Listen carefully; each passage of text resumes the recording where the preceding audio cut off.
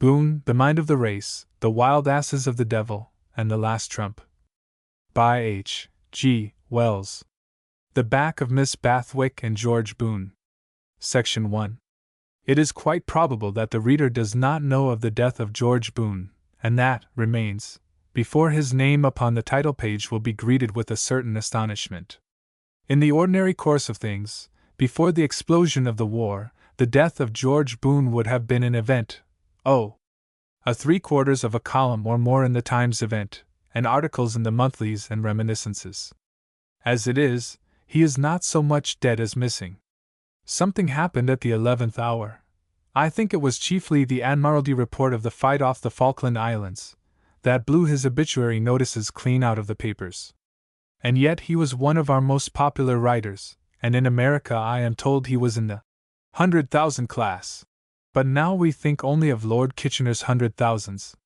It is no good pretending about it. The war has ended all that. Boon died with his age.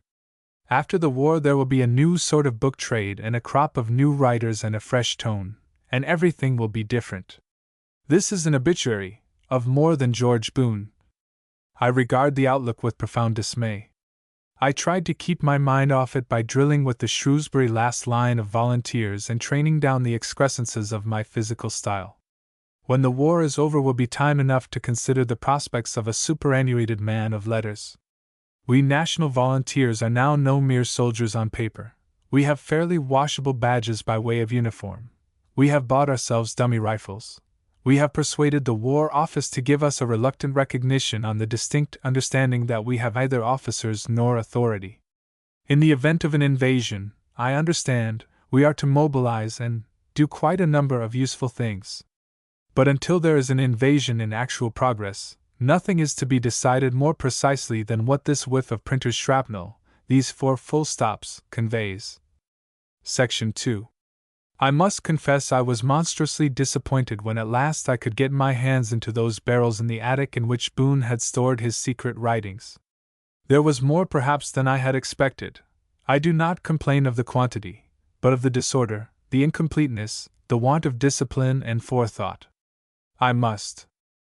Boon had talked so often and so convincingly of these secret books he was writing, he had alluded so frequently to this or that great project, he would begin so airily with, "In the 17th chapter of My Wild Asses of the Devil," or, "I have been recasting the 3rd part of Our Mind of the Race," that it came as an enormous shock to me to find there was no 17th chapter.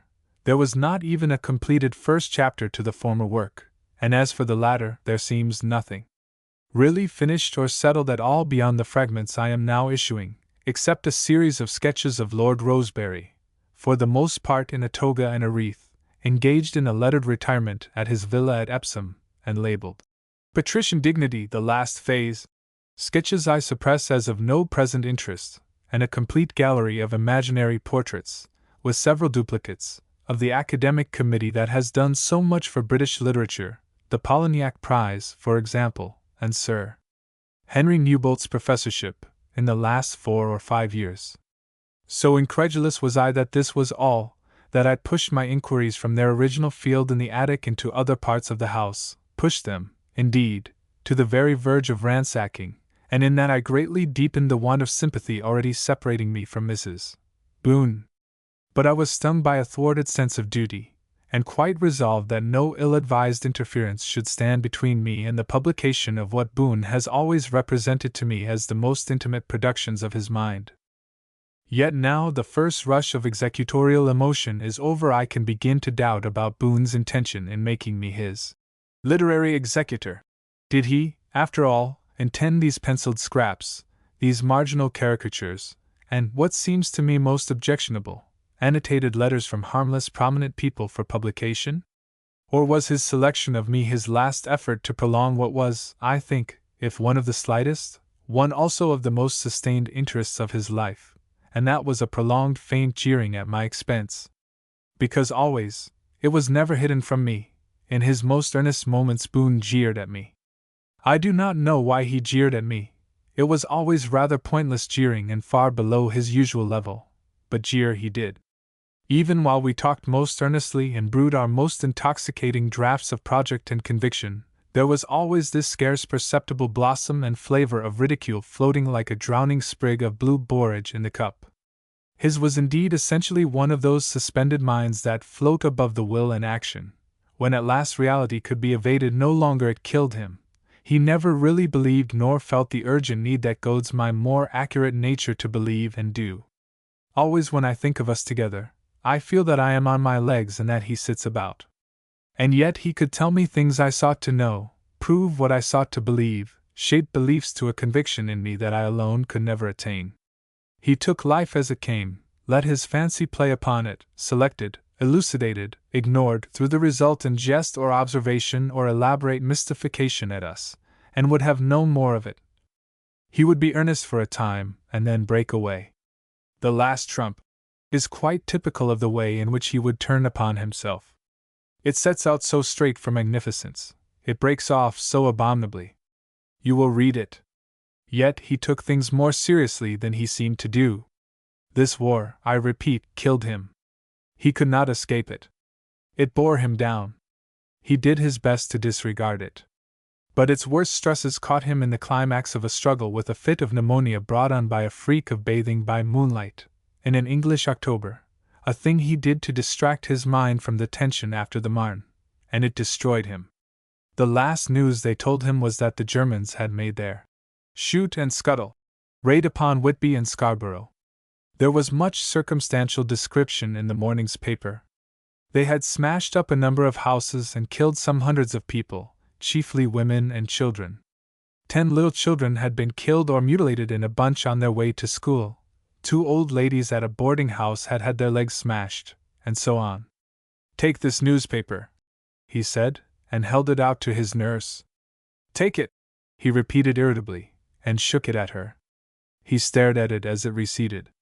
Then he seemed to be staring at distant things.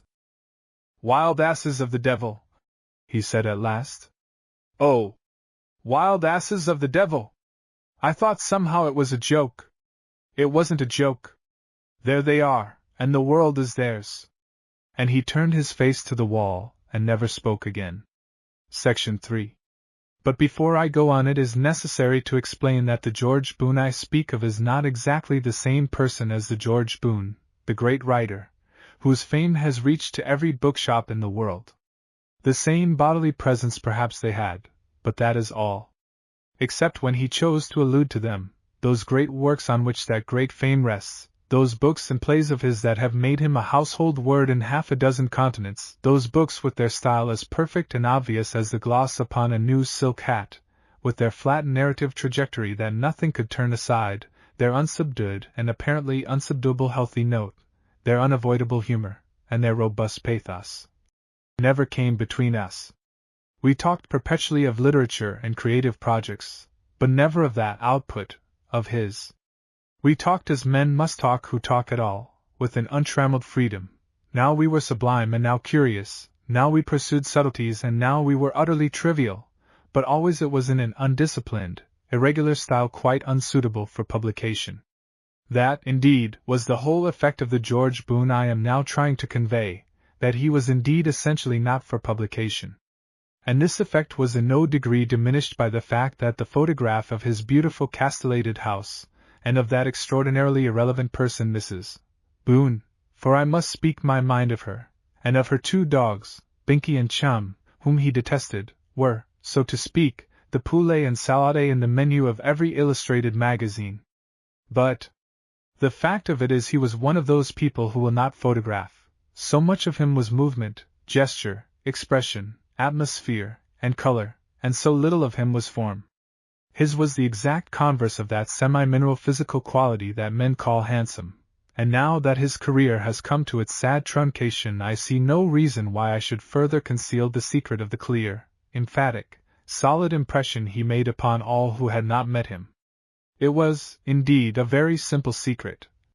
He never wrote anything for his public with his own hand. He did this of set intention. He distrusted a certain freakishness of his fingertips that he thought might have injured him with his multitudinous master. He knew his holograph manuscript would certainly get him into trouble. He employed a lady, the lady who figures in his will, Miss Bathwick, as his amanuensis. In Miss Bathwick was all his security. She was a large, cool, fresh-colored, permanently young lady, full of serious enthusiasms. She had been faultlessly educated in a girls' high school of a not-too-modern type, and she regarded Boon with an invincible respect. She wrote down his sentences, spelling without blemish in all the European languages, as they came from his lips, with the aid of a bright, efficient, new-looking typewriter. If he used a rare word or a whimsical construction, she would say, "I beg your pardon, Mr. Boon," and he would at once correct it, and if by any lapse of an always rather too nimble imagination he carried his thoughts into regions outside the tastes and interests of that enormous antebellum public it was his fortune to please, then, according to the nature of his divagation, she would either cough or sigh or, in certain eventualities, get up and leave the room. By this ingenious device, if one may be permitted to use the expression for so pleasant and trustworthy an assistant, he did to a large extent free himself from the haunting dread of losing his public by some eccentricity of behavior, some quirk of thought or fluctuation of attitude, that has pursued him ever since the great success of Captain Clayball, a book he wrote to poke fun at the crude imaginings of a particularly stupid schoolboy he liked, had put him into the forefront of our literary world. Section 4. He had a peculiar, and I think, a groundless terror of the public of the United States of America, from which country he derived the larger moiety of his income. In spite of our remonstrances, he subscribed to the New York Nation to the very end, and he insisted, in spite of fact, reason, and my earnest entreaties, having regard to the future unification of the English-speaking race, in figuring that continental empire as a vain, garrulous, and prosperous female of uncertain age, and still more uncertain temper, with unfounded pretensions to intellectuality and an ideal of refinement of the most negative description, entirely on the strength of that one sample. One might as well judge England by the Spectator. My protest seemed only to intensify his zest in his personification of Columbia as the aunt errant of Christendom, as a wild, sentimental, and advanced maiden lady of inconceivable courage and enterprise, whom everything might offend and nothing cow. "I know," he used to say, "something will be said or done, and she'll have hysterics. The temptation to smuggle something through Miss Bathwick's back is getting almost too much for me. I could, you know. Or someone will come along with something a little harder and purer and emptier and more emphatically handsome than I can hope to do. I shall lose her one of these days. How can I hope to keep forever that proud and fickle heart?" And then I remember he suddenly went off at a tangent to sketch out a great novel he was to call Aunt Columbia. No, he said, they would suspect that, Aunt Dove. She was to be a lady of great, unpremeditated wealth, living on a vast estate near a rather crowded and troublesome village. Everything she did and said affected the village enormously. She took the people's children into her employment. They lived on her surplus vegetables. She was to have a particularly troublesome and dishonest household of servants, and a spoiled nephew called Teddy. And whenever she felt dull or energetic, she drove down into the village and lectured and blamed the villagers for being overcrowded, for being quarrelsome, for being poor and numerous, for not, in fact, being spinster ladies of enormous good fortune. That was only the beginning of one of those vast schemes of his that have left no trace now in all the collection. His fear of shocking America was, I think, unfounded. At any rate, he succeeded in the necessary suppressions every time, and until the day of his death it was rare for the American press cuttings that were removed in basketfuls almost daily with the other debris of his breakfast table to speak of him in anything but quasi-amorous tones. He died for them the most spiritual as well as the most intellectual of men. Not simply intellectual, but lovable. They spoke of his pensive eyes, though, indeed, when he was not glaring at a camera they were as pensive as champagne, and when the robust pathos bumped against the unavoidable humor as they were swept along the narrow torrent of his story, they said with all the pleasure of an apt quotation that indeed in his wonderful heart laughter mingled with tears. Section 5. I think George Boon did on the whole enjoy the remarkable setting of his philosophical detachment very keenly. The monstrous fame of him that rolled about the world, that set out east and came back circumferentially from the west and beat again upon his doors. He laughed irresponsibly, spent the resulting money with an intelligent generosity, and talked of other things.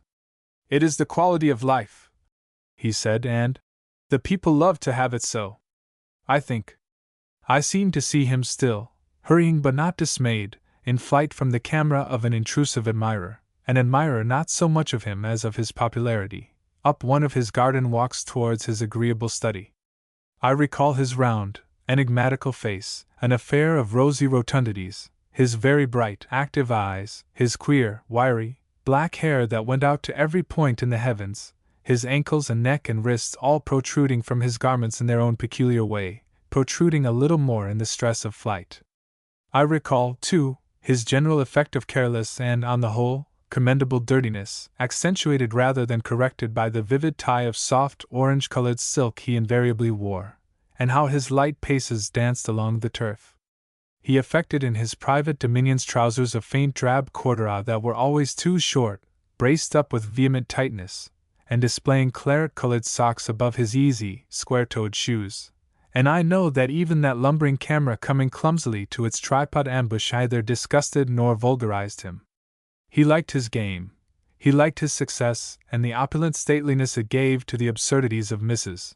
Boon and all the circumstances of his profoundly philosophical existence. And he liked it all none the worse because it was indeed nothing of himself at all, because he in his essence was to dull intelligences and commonplace minds a man invisible. A man who left no impression upon the camera plate, or moved by a hair's breadth the scale of a materialist's balance. Section 6. But I will confess the state of the remains did surprise and disappoint me. But his story of great literary enterprises, holographed and conducted in the profoundest secrecy, tallied so completely with, for example, certain reservations, withdrawals that took him out of one's company and gave him his evident best companionship, as it were, when he was alone. It was so entirely like him to concoct lengthy books away from his neatly ordered study, from the wise limitations of Miss Bathwick's significant cough and her still more significant back, that we all, I think, believed in these unseen volumes unquestioningly. While those fine romances, those large, bright plays, were being conceived in a publicity about as scandalous as a royal gestation, publicly planned and announced, developed, written, boomed, applauded, there was, we knew, this undercurrent of imaginative activity going on, concealed from Miss Bathwick's guardian knowledge, withdrawn from the stately rhythm of her keys. What more natural than to believe he was also writing it down? Alas! I found nothing but fragments. The work upon which his present fame is founded was methodical, punctual and careful, and it progressed with a sort of inevitable precision from beginning to end, and so on to another beginning. Not only in tone and spirit but in length, that most important consideration, he was absolutely trustworthy. His 100,000 words of good, healthy, straightforward story came out in 5 months with a precision almost astronomical. In that sense he took his public very seriously. To have missed his morning's exercises behind Miss Bathwick's back would have seemed to him the most immoral, nay, worse, the most uncivil of proceedings. She wouldn't understand it, he would say, and sigh and go. But these scraps and fragments are of an irregularity diametrically contrasting with this. They seem to have been begun upon impulse at any time, and abandoned with an equal impulsiveness, and they are written upon stationery of a variety and nature that alone would condemn them in the eyes of an alienist. The handwriting is always atrocious and frequently illegible, the spelling is strange, and sometimes indecently bad, the punctuation is sporadic, and many of the fragments would be at once put out of court as modern literature by the fact that they are written in pencil on both sides of the paper. Such of the beginnings as achieve a qualified completeness are of impossible lengths.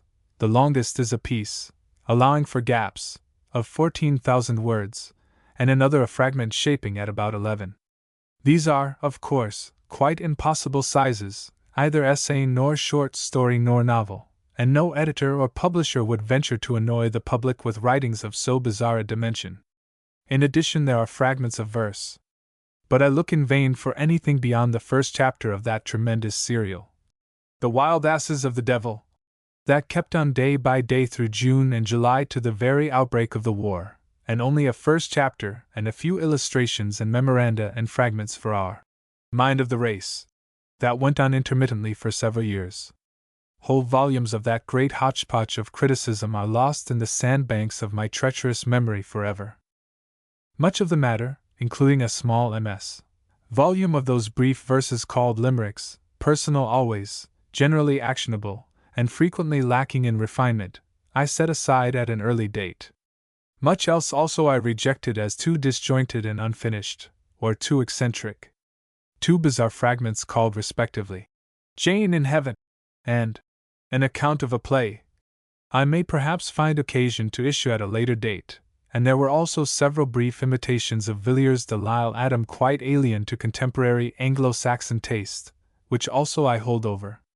Sometimes upon separate sheets, sometimes in the margins of other compositions, and frequently at the end of letters received by him I found a curious abundance of queer little drawings, caricatures of his correspondence, burlesque renderings of occurrences, disrespectful side notes to grave and pregnant utterances, and the like. If ever the correspondence of George Boon is published, it will have to be done in facsimile. There is a considerable number of impressions of the back of Miss Bathwick's head, with and without the thread of velvet she sometimes wore about her neck, and quite a number of curiously idealized studies of that American reading public he would always so grotesquely and annoyingly insist on calling her. And among other things I found a rendering of myself as a short, flattened little object that has a touch of malignity in it I had no reason to expect. Few or none of these quaint comments are drawn with Indian ink upon millboard in a manner suitable for reproduction, and even were they so, I doubt whether the public would care for very many of them. I give my own portrait. It is singularly unlike me, to show the style of thing he did. Of the Mind of the Race, I may perhaps tell first. I find he had written out and greatly embellished the singularly vivid and detailed and happily quite imaginary account of the murder of that eminent literator, Dr. Tomlinson Keyhole, with which the Mind of the Race was to have concluded, and there are an extraordinarily offensive interview with Mr. Raymond Blathwayt, which, since it now dates so markedly, I have decided to suppress altogether, and an unfinished study of the literary statesmen of the transition years from the 19th to the 20th centuries, including a lengthy comparison of the greatness of Lords Bryce and Morley, a eulogy of Lord Morley and a discussion whether he has wit or humor, that were new to me. And perhaps I may note at this point the 26-penny washing books in which Boon had commenced what I am firmly convinced is a general index of the works of Plato and Aristotle. It is conceivable he did this merely as an aid to his private reading, though the idea of a popular romancer reading anything will come to the general reader with a little shock of surprise. When asked, "Why in modern dress?" Boon replied simply that he would be. For my own part, and having in memory his subtle and elusive talk, I am rather inclined to think that at one time he did go so far as to contemplate a familiar and humorous commentary upon these two pillars of the world's thought. An edition of them edited and copiously illustrated by him would, I feel sure, have been a remarkable addition to any gentleman's library. If he did turn his mind to anything of the sort, he speedily abandoned the idea again, and with this mention and the note that he detested Aristotle, those 26 washing books may very well follow the bulk of the drawings and most of the verse back into their original oblivion. Boon absolutely rejected the Indian Bacchus bust as a portrait of Plato. When asked why, he remarked merely that it wasn't like him. Section 7. But now you will begin to understand the nature of the task that lies before me. If I am to do any justice to the cryptic George Boon, if indeed I am to publish anything at all about him, I must set myself to edit and convey these books whose only publication was in fact by word of mouth in his garden arbors, using these few fragments as the merest accessories to that. I have hesitated, I have collected unfavorable advice, but at last I have resolved to make at least one experimental volume of Boon's remains. After all, whatever we have of Aristotle and Socrates and all that we most value of Johnson comes through the testimony of hearers. And though I cannot venture to compare myself with Boswell, but I know the dangers I shall run in this attempt to save my friend from the devastating expurgations of his written ostensible career. I confess I cannot conceal from myself that, for example, I must needs show Boon, by the standards of every day, a little treacherous. When I thrust an arm into one or other of the scores of densely packed bins of press cuttings that cumber the attics of his castellated mansion and extract a sample clutch, I find almost invariably praise, not judicious or intelligent praise perhaps, but slab and generous praise, paragraphs, advice, photographs, notices, notes, allusions and comparisons. Praise of the unparalleled gloss on his style by Dr. Tomlinson Keyhole under the pseudonym of Simon Up to Snuff.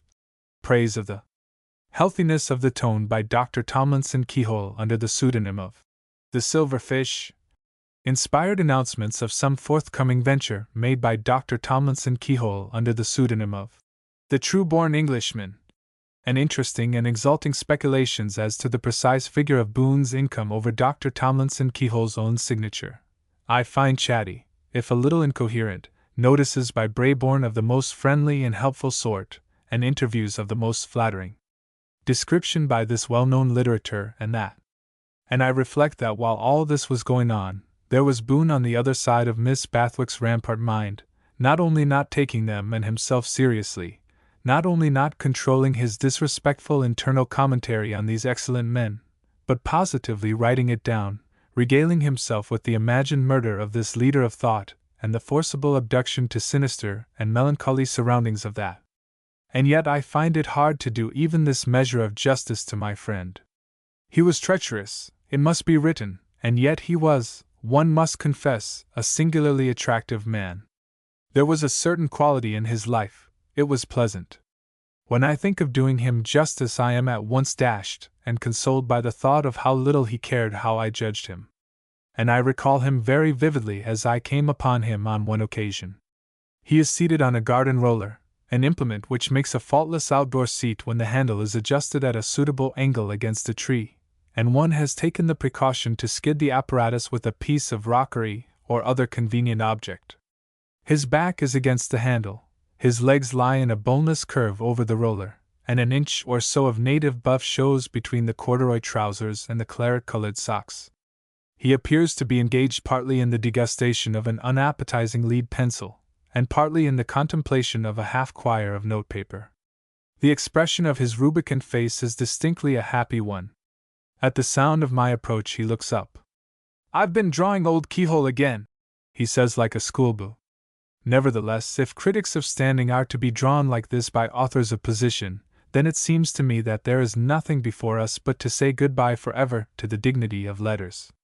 Chapter the second being the first chapter of The Mind of the Race. Being the first chapter of The Mind of the Race. Section 1. It was one of Boon's peculiarities to maintain a legend about every one he knew, and to me it was his humor to ascribe a degree of moral earnestness that I admit only too sadly is altogether above my quality. Having himself invented this great project of a book upon the mind of the race which formed always at least the thread of the discourse when I was present, he next went some way towards foisting it upon me. He would talk to me about it in a tone of remonstrance, raise imaginary difficulties to propositions I was supposed to make and superstitions I entertained, speak of it as this book Bliss is going to write, and at the utmost admit no more than collaboration. Possibly I contributed ideas, but I do not remember doing so now very distinctly. Possibly my influence was quasi-moral. The proposition itself fluctuated in his mind to suit this presentation, and that it had more steadfastness in mine. But if I was the anchorage, he was the ship. At any rate, we planned and discussed a book that Boon pretended that I was writing and that I believed him to be writing, in entire concealment from Miss Bathwick, about the collective mind of the whole human race. Edwin Dodd was with us, I remember, in one of those early talks, when the thing was still taking form, and he sat on a large inverted flower pot. We had camped in the greenhouse after lunch, and he was smiling, with his head slightly on one side and a wonderfully foxy expression of being on his guard that he always wore with Boon.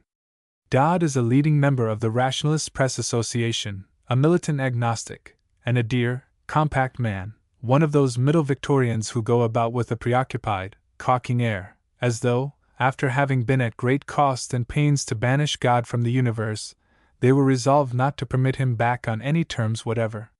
He has constituted himself a sort of alert customs officer of a materialistic age, saying suspiciously, "Here, now, what's this rapping under the table here?"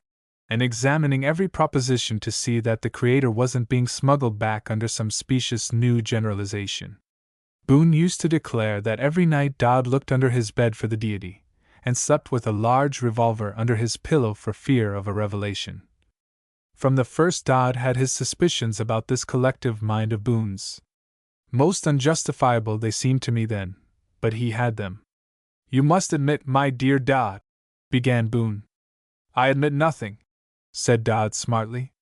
"You perceive something more extensive than individual wills and individual processes of reasoning in mankind, a body of thought, a trend of ideas and purposes, a thing made up of the synthesis of all the individual instances, something more than their algebraic sum, losing the old as they fall out, taking up the young, a common mind expressing the species."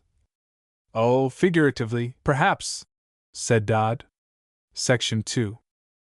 For my own part, one could not see where Dodd's, figuratively, comes in. The mind of the race is as real to me as the mind of Dodd or my own. Because Dodd is completely made up of Dodd's right leg plus Dodd's left leg plus Dodd's right arm plus Dodd's left arm plus Dodd's head and Dodd's trunk, it doesn't follow that Dodd is a mere figurative expression. 4. Dodd, I remember, protested he had a self-consciousness that held all these constituents together, but there was a time when Dodd was 6 months old, let us say, and there are times now when Dodd sleeps or is lost in some vivid sensation or action, when that clear sense of self is in abeyance. There is no reason why the collective mind of the world should not presently become at least as self-conscious as Dodd. Boon, indeed, argued that that was happening even now, that our very talk in the greenhouse was to that synthetic overbrain like a child's first intimations of the idea of me. "It's a fantastic notion," said Dodd, shaking his head. But Boon was fairly launched now upon his topic, and from the first, I will confess, it took hold of me. "You mustn't push the analogy of Dodd's mind too far," said Boon. "These great overminds." "So there are several," said Dodd. "They fuse, they divide. These great overminds, these race minds, share nothing of the cyclic fate of the individual life. There is no birth for them, no pairing and breeding, no inevitable death. That is the lot of such intermediate experimental creatures as ourselves. The creatures below us, like the creatures above us, are free from beginnings and ends. The amoeba never dies, it divides at times, parts of it die here and there, it has no sex, no begetting. Existence without a love interest. My God! How it sets a novelist craving, neither has the germ plasm. These overminds, which for the most part clothe themselves in separate languages and maintain a sort of distinction, stand to us as we stand to the amoebae or the germ cells we carry. They are the next higher order of being, they emerge above the intensely defined struggle of individuals which is the more obvious substance of lives at the rank of ours. They grow, they divide, they feed upon one another. They coalesce and rejuvenate. So far they are like amoebae. But they think, they accumulate experiences, they manifest a collective will. Nonsense, said Dodd, shaking his head from side to side. But the thing is manifest. I've never met it. You met it, my dear Dodd, the moment you were born. Who taught you to talk? Your mother, you say. But whence the language? Who made the language that gives a bias to all your thoughts? And who taught you to think, Dodd?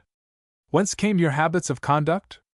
Your mother, your schoolmaster were but mouthpieces, the books you read the mere forefront of that great being of voices. There it is, your antagonist today.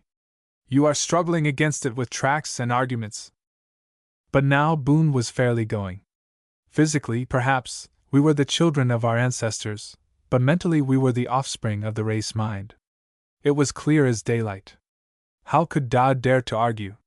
We emerged into a brief independence of will, made our personal innovation, became, as it were, new thoughts in that great intelligence, new elements of effort and purpose, and were presently incorporated or forgotten or both in its immortal growth. Would the race mind incorporate Dodd or dismiss him? Dodd sat on his flower pot, shaking his head and saying, "Pooh!" to the cinerarias, and I listened, never doubting that Boon felt the truth he told so well. He came near making the race soul incarnate. One felt it about us, receptive and responsive to Boon's words. He achieved personification. He spoke of wars that peoples have made, of the roads and cities that grow and the roots that develop, no man planning them. He mentioned styles of architecture and styles of living. The Gothic cathedral, I remember, he dwelt upon, a beauty that arose like an exhalation out of scattered multitudes of men. He instanced the secular abolition of slavery and the establishment of monogamy as a development of Christian teaching, as things untraceable to any individual's purpose. He passed to the mysterious consecutiveness of scientific research, the sudden determination of the European race mind to know more than chance thoughts could tell it. "Francis Bacon?" said Dodd. "Men like Bacon are no more than bright moments, happy thoughts, the discovery of the inevitable word. The race mind it was took it up, the race mind it was carried it on." "Mysticism," said Dodd. "Give me the rock of fact." He shook his head so violently that suddenly his balance was disturbed. Clap went his feet, the flower pot broke beneath him, and our talk was lost in the consequent solicitudes. Section 3. Now that I have been searching my memory, I incline rather more than I did to the opinion that the bare suggestion at any rate of this particular book did come from me. I probably went to Boon soon after this talk with Dodd and said a fine book might be written about the mind of humanity, and in all likelihood I gave some outline, I have forgotten what. I wanted a larger picture of that great being his imagination had struck out. I remember at any rate Boon taking me into his study, picking out Goldsmith's Inquiry into the Present State of Polite Learning, turning it over and reading from it. "Something in this line?" he said, and read. Now, complaints of our degeneracy in literature as well as in morals I own have been frequently exhibited of late. The dullest critic who strives at a reputation for delicacy, by showing he cannot be pleased. The old thing, you see. The weak protest of the living. He turned over the pages. He shows a proper feeling, but he's a little thin. He says some good things. But the age of Louis XIV, notwithstanding these respectable names, is still vastly superior, is it? Guess the respectable names that age of Louis XIV could override Voltaire, Rousseau, Diderot, Montesquieu, D'Alembert. And now tell me the respectable names of the age of Louis XIV. And the conclusion of the whole matter. Thus the man who, under the patronage of the great, might have done honor to humanity, when only patronized by the bookseller, becomes a thing a little superior to the fellow who works at the press. The patronage of the great. Fellow who works at the press. Goldsmith was a damnably genteel person at times in spite of the vicar. It's printed with the long S, you see. It all helps to remind one that times have changed. I followed his careless footsteps into the garden. He went gesticulating before me, repeating, "An inquiry into the state of polite learning. That's what your mind of the race means. Suppose one did it now, we should do it differently in every way from that." "Yes, but how should we do it?" said I. The project had laid hold upon me. I wanted a broad outline of the whole apparatus of thinking and determination in the modern state, something that should bring together all its various activities, which go on now in a sort of deliberate ignorance of one another, which would synthesize research, education, philosophical discussion, moral training, public policy. "There is," I said, "a disorganized abundance now. It's a sort of subconscious mind," said Boon, seeming to take me quite seriously, "with a half-instinctive will." We discussed what would come into the book. One got an impression of the enormous range and volume of intellectual activity that pours along now, in comparison with the jejune trickle of Goldsmith's days. Then the world had, what? A few English writers, a few men in France, the Royal Society, the New Berlin Academy, conducting its transactions in French, all resting more or less upon the insecure patronage of the great, a few schools, public and private, a couple of dozen of universities in all the world, a press of which the Gentleman's Magazine was the brightest ornament. Now, It is a curious thing that it came to us both as a new effect, this enormously greater size of the intellectual world of today. We didn't at first grasp the implications of that difference, we simply found it necessitated an enlargement of our conception. And then a man's thoughts lived too in a world that had been created, lock, stock, and barrel, a trifle under 6,000 years ago. We fell to discussing the range and divisions of our subject. The mainstream, we settled, was all that one calls literature, in its broader sense. We should have to discuss that principally. But almost as important as the actual development of ideas, suggestions, ideals, is the way they are distributed through the body of humanity, developed, rendered, brought into touch with young minds and fresh minds, who are drawn so into participation, who themselves light up and become new thoughts. One had to consider journalism, libraries, book distribution, lecturing, teaching. Then there is the effect of laws, of inventions. Done in a large, dull, half-abstract way, said Boon, one might fill volumes. One might become an eminent sociologist. You might even invent terminology. It's a chance. We let it pass. He went on almost at once to suggest a more congenial form, a conversational novel. I followed reluctantly. I shared the general distrust of fiction as a vehicle of discussion.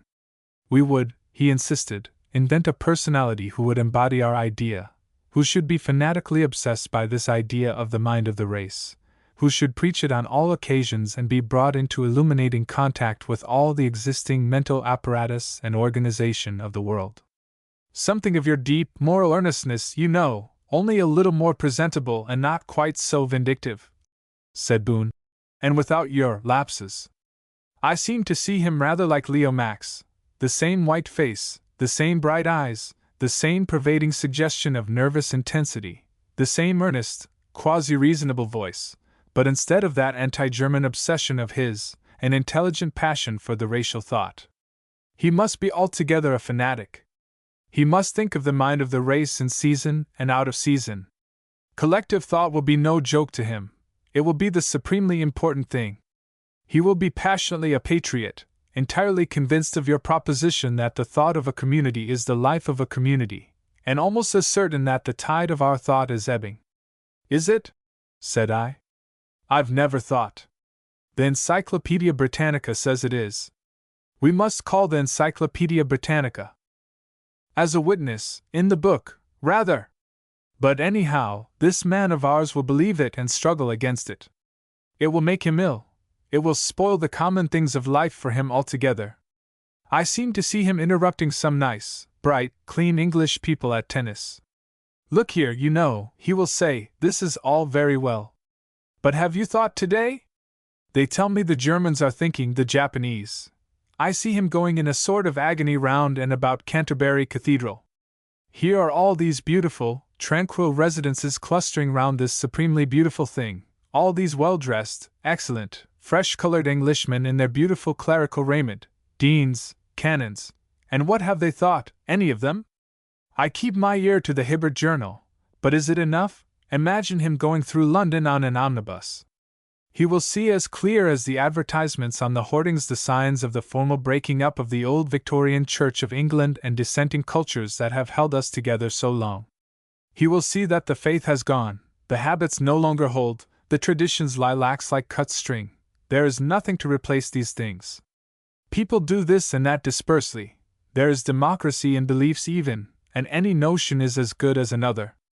And there is America. Like a burst haggis. Intellectually. The mind is confused, the race in the violent ferment of new ideas, in the explosive development of its own contrivances, has lost its head. It isn't thinking any more, it's stupefied one moment and the next it's diving about. It will be as clear as day to him that a great effort of intellectual self-control must come if the race is to be saved from utter confusion and dementia. And nobody seems to see it but he. He will go about wringing his hands, so to speak. I fancy him at last at a writing desk, nervous white fingers clutched in his black hair. How can I put it so that they must attend and see? So we settled on our method and principal character right away. But we got no farther because Boon insisted before doing anything else on drawing a fancy portrait of this leading character of ours and choosing his name. We decided to call him Hollery, and that he should look something like this. That was how The Mind of the Race began, the book that was to have ended at last in grim burlesque with Hollery's murder of Dr. Tomlinson Keyhole in his villa at Hampstead, and the conversation at dawn with that incredulous but literate policeman at Highgate. He was reading a world's classic, to whom Hollery gave himself up. Chapter the third: The Great Slump, the Revival of Letters, and the Garden by the Sea. The Great Slump, the Revival of Letters, and the Garden by the Sea. Section 1. The story, as Boon planned it, was to begin with a spacious introduction.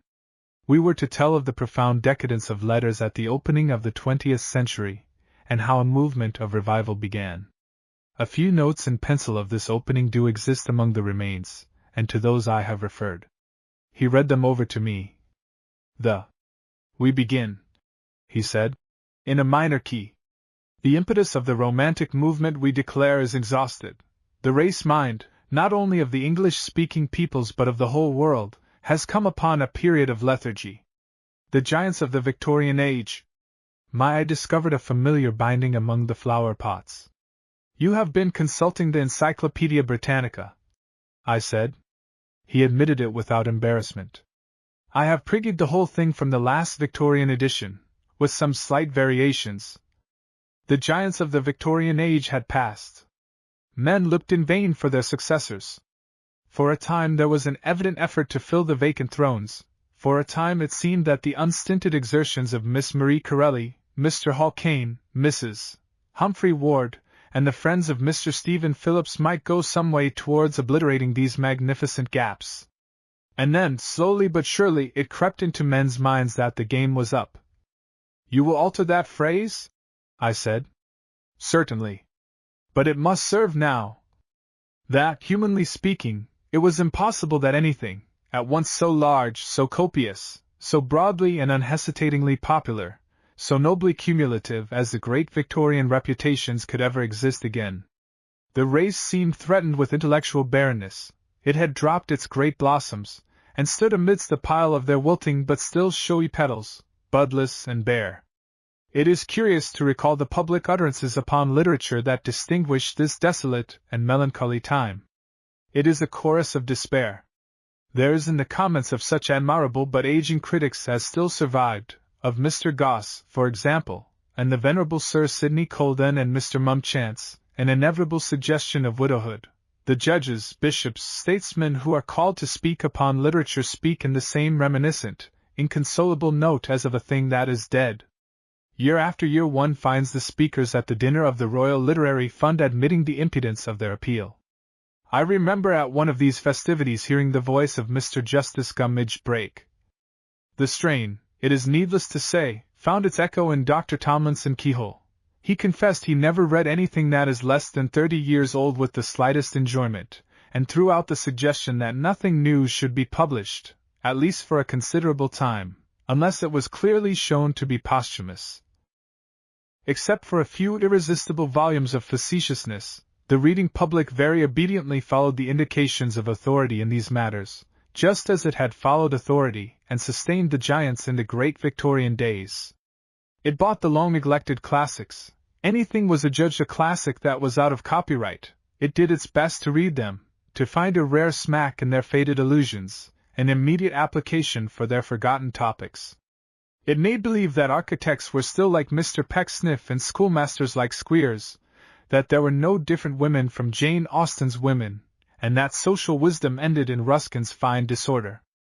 But with the decay of any intellectual observation of the present, these past things had lost their vitality. A few resolute people maintained an artificial interest in them by participation in quotation-hunting competitions and the like. But the great bulk of the educated classes ceased presently to read anything whatever. The classics were still bought by habit, as people who have lost faith will still go to church, but it is only necessary to examine some surviving volume of this period to mark the coruscation of printers' errors, the sheets bound in upside down or accidentally not inked in printing or transferred from some sister classic in the same series. To realize that these volumes were mere receipts for the tribute paid by the pockets of stupidity to the ancient prestige of thought. An air of completion rested upon the whole world of letters.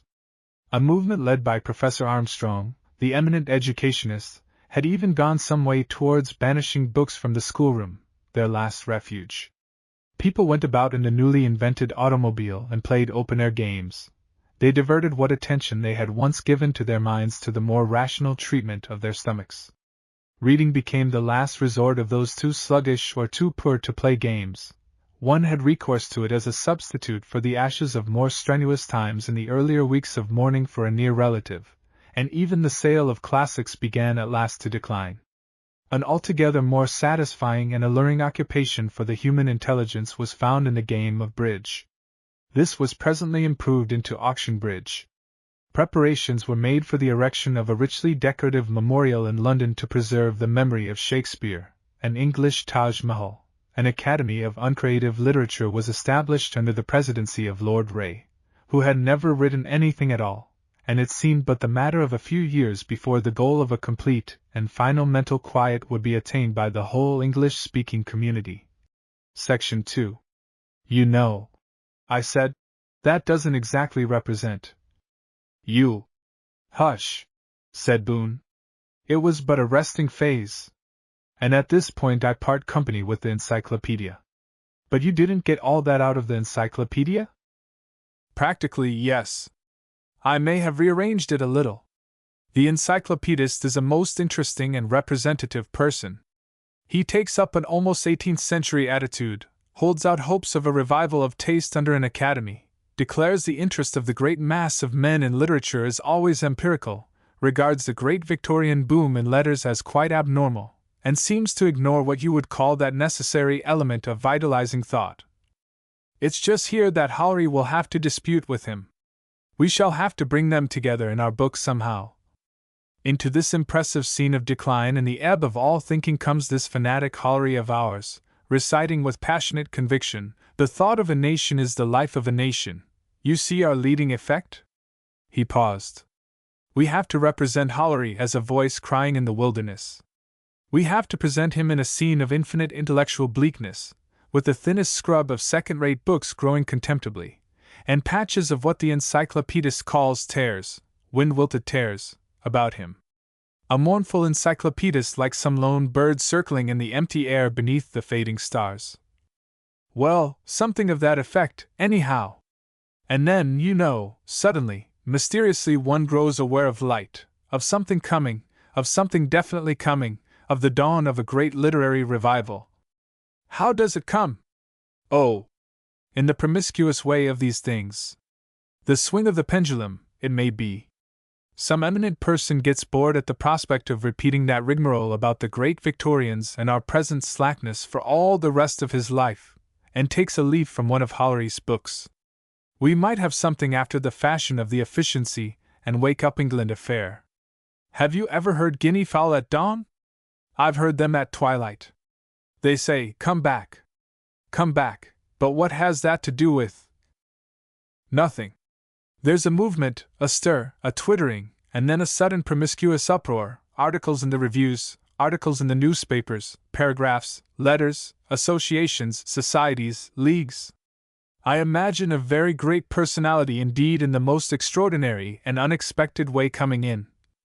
It was one of Boon's less amiable habits to impute strange and uncanny enterprises, the sudden adoption of movements, manias, propagandas, adhesion to vegetarianism, socialism, the strangest eccentricities, to the British royal family.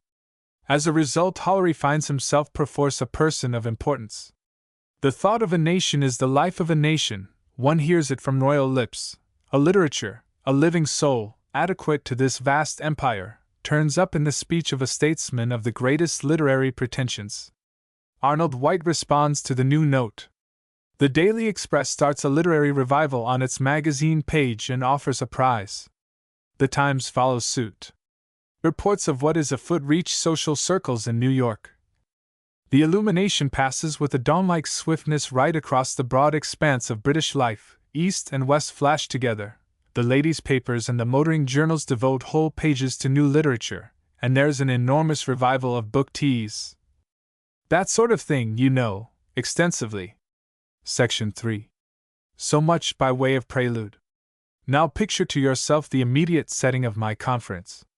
Just hand me that book by the encyclopedia. So. It was Malloch's New Republic.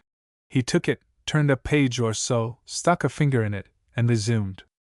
It is in a narrow, ill-kept road by the seaside, Bliss. A long wall, plaster-faced, blotched and peeling, crested with uncivil glass against the lower orders, is pierced by cast-iron gates clumsily classical, and through the iron bars of these there is visible the deserted gatekeeper's lodge, its cracked windows opaque with immemorial dirt, and a rich undergrowth of nettles beneath the rusty cypresses and stone pines that border the carriageway. An automobile throbs in the road, its occupants regard a board leaning all askew above the parapet, and hesitate to descend. On the board, which has been enriched by the attentions of the passing boy with innumerable radiant mud pellets, one reads with difficulty.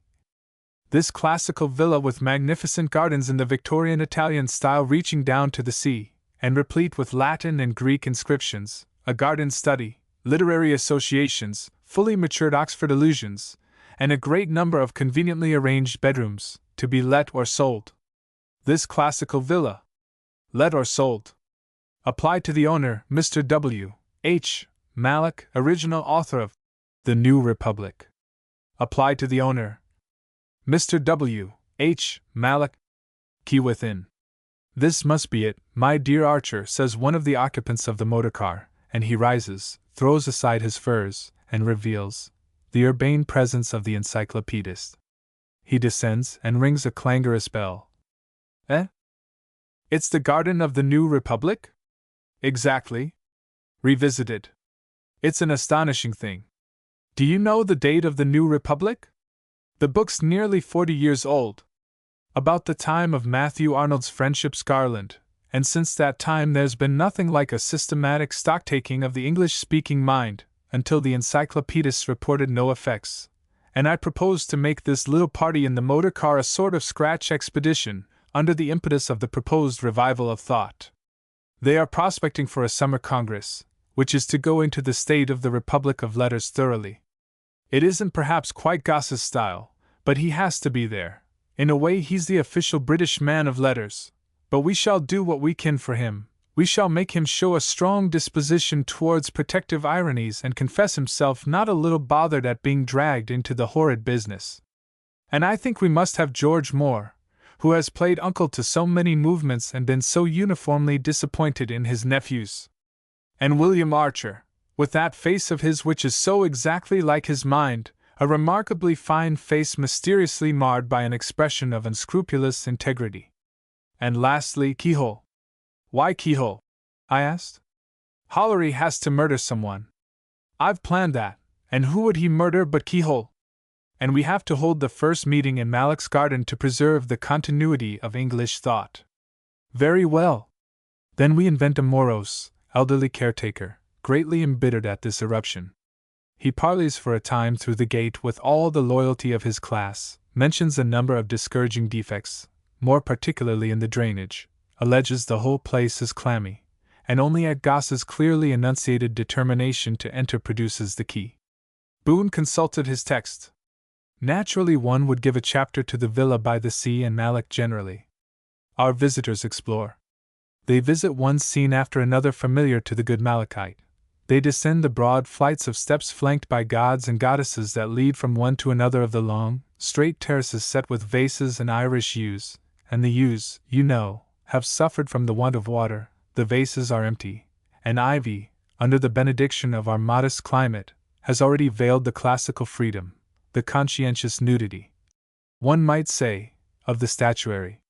The laurels have either grown inordinately or perished, and the busts of orators, poets, and philosophers with Latin inscriptions stand either bleakly exposed or else swallowed up in a thicket. There is a pleasing struggle to translate the legends, and one gathers scholarship is not extinct in England. The one oasis in a universal weediness is the pond about the scaly Triton, which has been devoted to the culture of spring onions, a vegetable to which the aged custodian quite superfluously avows himself very partial. The visitors return to the house, walk along its terrace, survey its shuttered front, and they spend some time going through its musty rooms. Dr. Keyhole distinguishes himself by the feverish eagerness of his curiosity about where Leslie slept and where was the boudoir of Mrs. Sinclair. He insists that a very sad and painful scandal about these two underlies the new republic, and professes a thirsty desire to draw a veil over it as conspicuously as possible. The others drag him away to the summer dining room, now a great briar tangle, where once Lady Grace so pleasantly dined her guests. The little arena about the fountain in a porphyry basin they do not find, but the garden study they peer into, and see its inkpot in the shape of a classical temple, just as Mr. Mallock has described it, and the windowless theatre, and in addition, they find a small private gasworks that served it. The old man lets them in, and by the light of uplifted vestas they see the decaying, rat-disordered ruins of the scene before which Jenkinson, who was Jowett, and Herbert, who was Ruskin, preached. It is as like a gorge in the Indian Caucasus as need be. The Brocken drop above hangs low enough to show the toes of the young witch, still brightly pink. They go down to the beach, and the old man, with evil chuckles, recalls a hitherto unpublished anecdote of mixed bathing in the 70s, in which Mrs.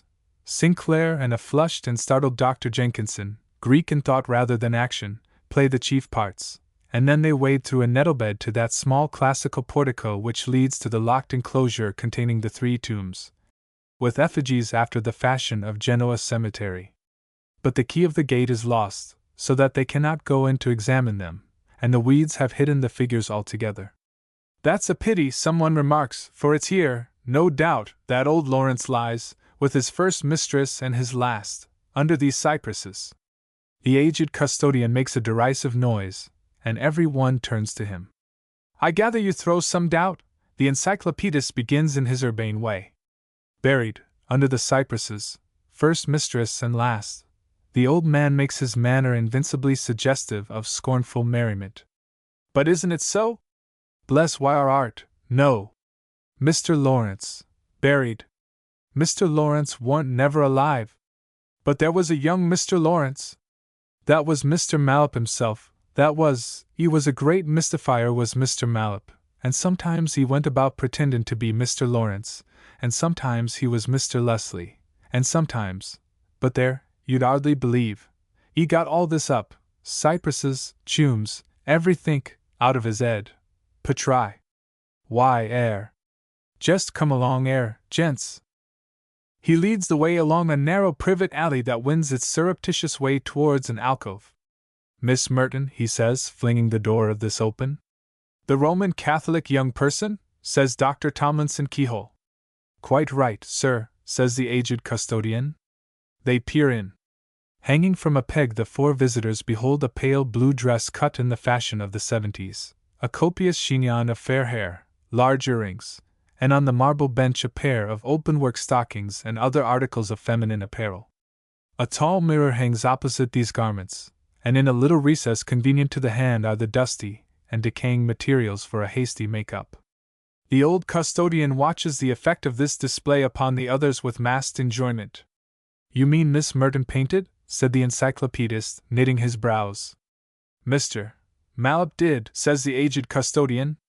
You mean? Mr. Mallop was Miss Merton, he got her up too. Parster orf as a young lady he did. Oh, he was a great mystifier was Mr. Mallop. None of the 3 of them wasn't real people, really, he got 'em all up. She had sad-looking eyes, a delicate, proud mouth, and a worn, melancholy look, muses Mr. Archer. And young Lawrence was in love with her, adds the encyclopedist. There was all Mr. Mallop, says the aged custodian, made up out of his head, and the gents that pretended they was Mr. Uxley and Mr. Tyndall in disguise. One was Bill Smithers, the chemist's assistant, and the other was the chap that used to write and print the Margate Advertiser before the Noel papers come. Chapter the 4th of Art, of Literature, of Mr. Henry James. Of Art, of Literature, of Mr. Henry James. Section 1. The Garden by the Sea chapter was to have gone on discursively with a discussion upon this project of a conference upon the mind of the race. The automobile full of gentlemen who had first arrived was to have supplied the opening interlocutors, but presently they were to have been supplemented by the most unexpected accessories. It would have been an enormously big dialogue if it had ever been written, and Boon's essentially lazy temperament was all against its ever getting written. There were to have been disputes from the outset as to the very purpose that had brought them all together. A sort of literary stocktaking was to have been Mr. Archer's phrase. Repeated. Unhappily, its commercialism was to upset Mr. Gosse extremely. He was to say something passionately bitter about its utter lack of dignity. Then, relenting a little, he was to urge as an alternative some controlling influence, some standard and restraint, a new and better academic influence. Dr. Keyhole was to offer his journalistic services in organizing an academic plebiscite, a suggestion which was to have exasperated Mr. Gosse to the pitch of a gleaming silence. In the midst of this conversation, the party is joined by Hollery and an American friend, a quiet Harvard sort of man speaking meticulously accurate English, and still later by emissaries of Lord Northcliffe and Mr. Hurst, by Mr. Henry James, rather led into it by a distinguished hostess, by Mr. W. B. Yates, late but keen, and by that Sir Henry Lunn who organizes the Swiss winter sports hotels. All these people drift in with an all too manifestly simulated accidentalness that at last arouses the distrust of the elderly custodian, so that Mr. Orridge, the gifted editor of the New Age, arriving last, is refused admission. The sounds of the conflict at the gates do but faintly perturb the conference within, which is now really getting to business, but afterwards Mr. Orridge, slightly wounded in the face by a dexterously plied rake and incurably embittered, makes his existence felt by a number of unpleasant missiles discharged from over the wall in the direction of any audible voices. Ultimately, Mr. Orridge gets into a point of vantage in a small pine tree overlooking the seaward corner of the premises, and from this he contributes a number of comments that are rarely helpful, always unamiable, and frequently in the worst possible taste. Such was Boon's plan for the second chapter of The Mind of the Race. But that chapter he never completely planned. At various times Boon gave us a number of colloquies, never joining them together in any regular order. The project of taking up the discussion of the mind of the race at the exact point Mr. Mallock had laid it down, and taking the villa by the sea for the meeting place, was at once opposed by Hollery and his American friend with an evidently preconcerted readiness. They pointed out the entire democratization of thought and literature that had been going on for the past 4 decades. It was no longer possible to deal with such matters in the old aristocratic country house style. It was no longer possible to take them up from that sort of beginning. The center of mental gravity among the English-speaking community had shifted socially and geographically. What was needed now was something wider and ampler, something more in the nature of such a conference as the annual meeting of the British Association. Science left the gentleman's mansion long ago. Literature must follow it, had followed it. To come back to Mr. Lancaster's villa by the sea was to come back to a beaten covert. The Hearst representative took up a strongly supporting position, and suggested that if indeed we wished to move with the times, the thing to do was to strike out boldly for a special annex of the Panama exhibition at San Francisco and for organization upon sound American lines. It was a case, he said, even for exhibits. Sir Henry Lunn, however, objected that in America the Anglo-Saxon note was almost certain to be too exclusively sounded, that we had to remember there were vigorous cultures growing up more and more detachedly upon the continent of Europe. We wanted, at least, their reflected lights, some more central position. In fact, Switzerland, where also numerous convenient hotels, patronized, he gathered from the illustrated papers, by Lord Lytton, Mrs. Asquith, Mr. F. R. Benson, and all sorts of helpful leading people. Section 2. Meanwhile, Boon's plan was to make Mr. George Moore and Mr. Henry James wander off from the general dispute, and he invented a dialogue that even at the time struck me as improbable, in which both gentlemen pursue entirely independent trains of thought. Meanwhile, Mr. Moore's conception of the projected symposium was something rather in the vein of the journeyings of Shelley, Byron, and their charming companions through France to Italy, but magnified to the dimensions of an enormous pilgrimage, enlarged to the scale of a stream of refugees. "What, my dear James," he asked, "is this mind of humanity at all without a certain touch of romance, of adventure? Even Malik appreciated the significance of frou-frou, but these fellows behind here. Frou-frou. To illustrate his meaning better, he was to have told, with an extraordinary and loving mastery of detail, of a glowing little experience that had been almost forced upon him at Nimes by a pretty little woman from Nebraska, and the peculiar effect it had had, and particularly the peculiar effect that the coincidence that both Nebraska and Nimes begin with an N, and end so very differently, had had upon his imagination. Meanwhile Mr. James, being anxious not merely to state but also to ignore, labored through the long cadences of his companion as an indefatigable steam-tug might labor endlessly against a rolling sea, elaborating his own particular point about the proposed conference. "Owing it as we do," he said, "very, very largely to our friend Goss, to that peculiar, that honest but restless and, as it were, at times almost malignantly ambitious organizing energy of our friend, I cannot altogether, even if in any case I should have taken so extreme, so devastatingly isolating a step as, to put it violently, stand out, yet I must confess to a considerable anxiety, a kind of distress, an apprehension, the terror, so to speak, of the curbstone, at all this stream of intellectual trafficking, of going to and fro, in a superb and towering manner enough no doubt, but still essentially going to and fro rather than in any of the completed senses of the word getting there, that does so largely constitute the aggregations and activities we are invited to traverse.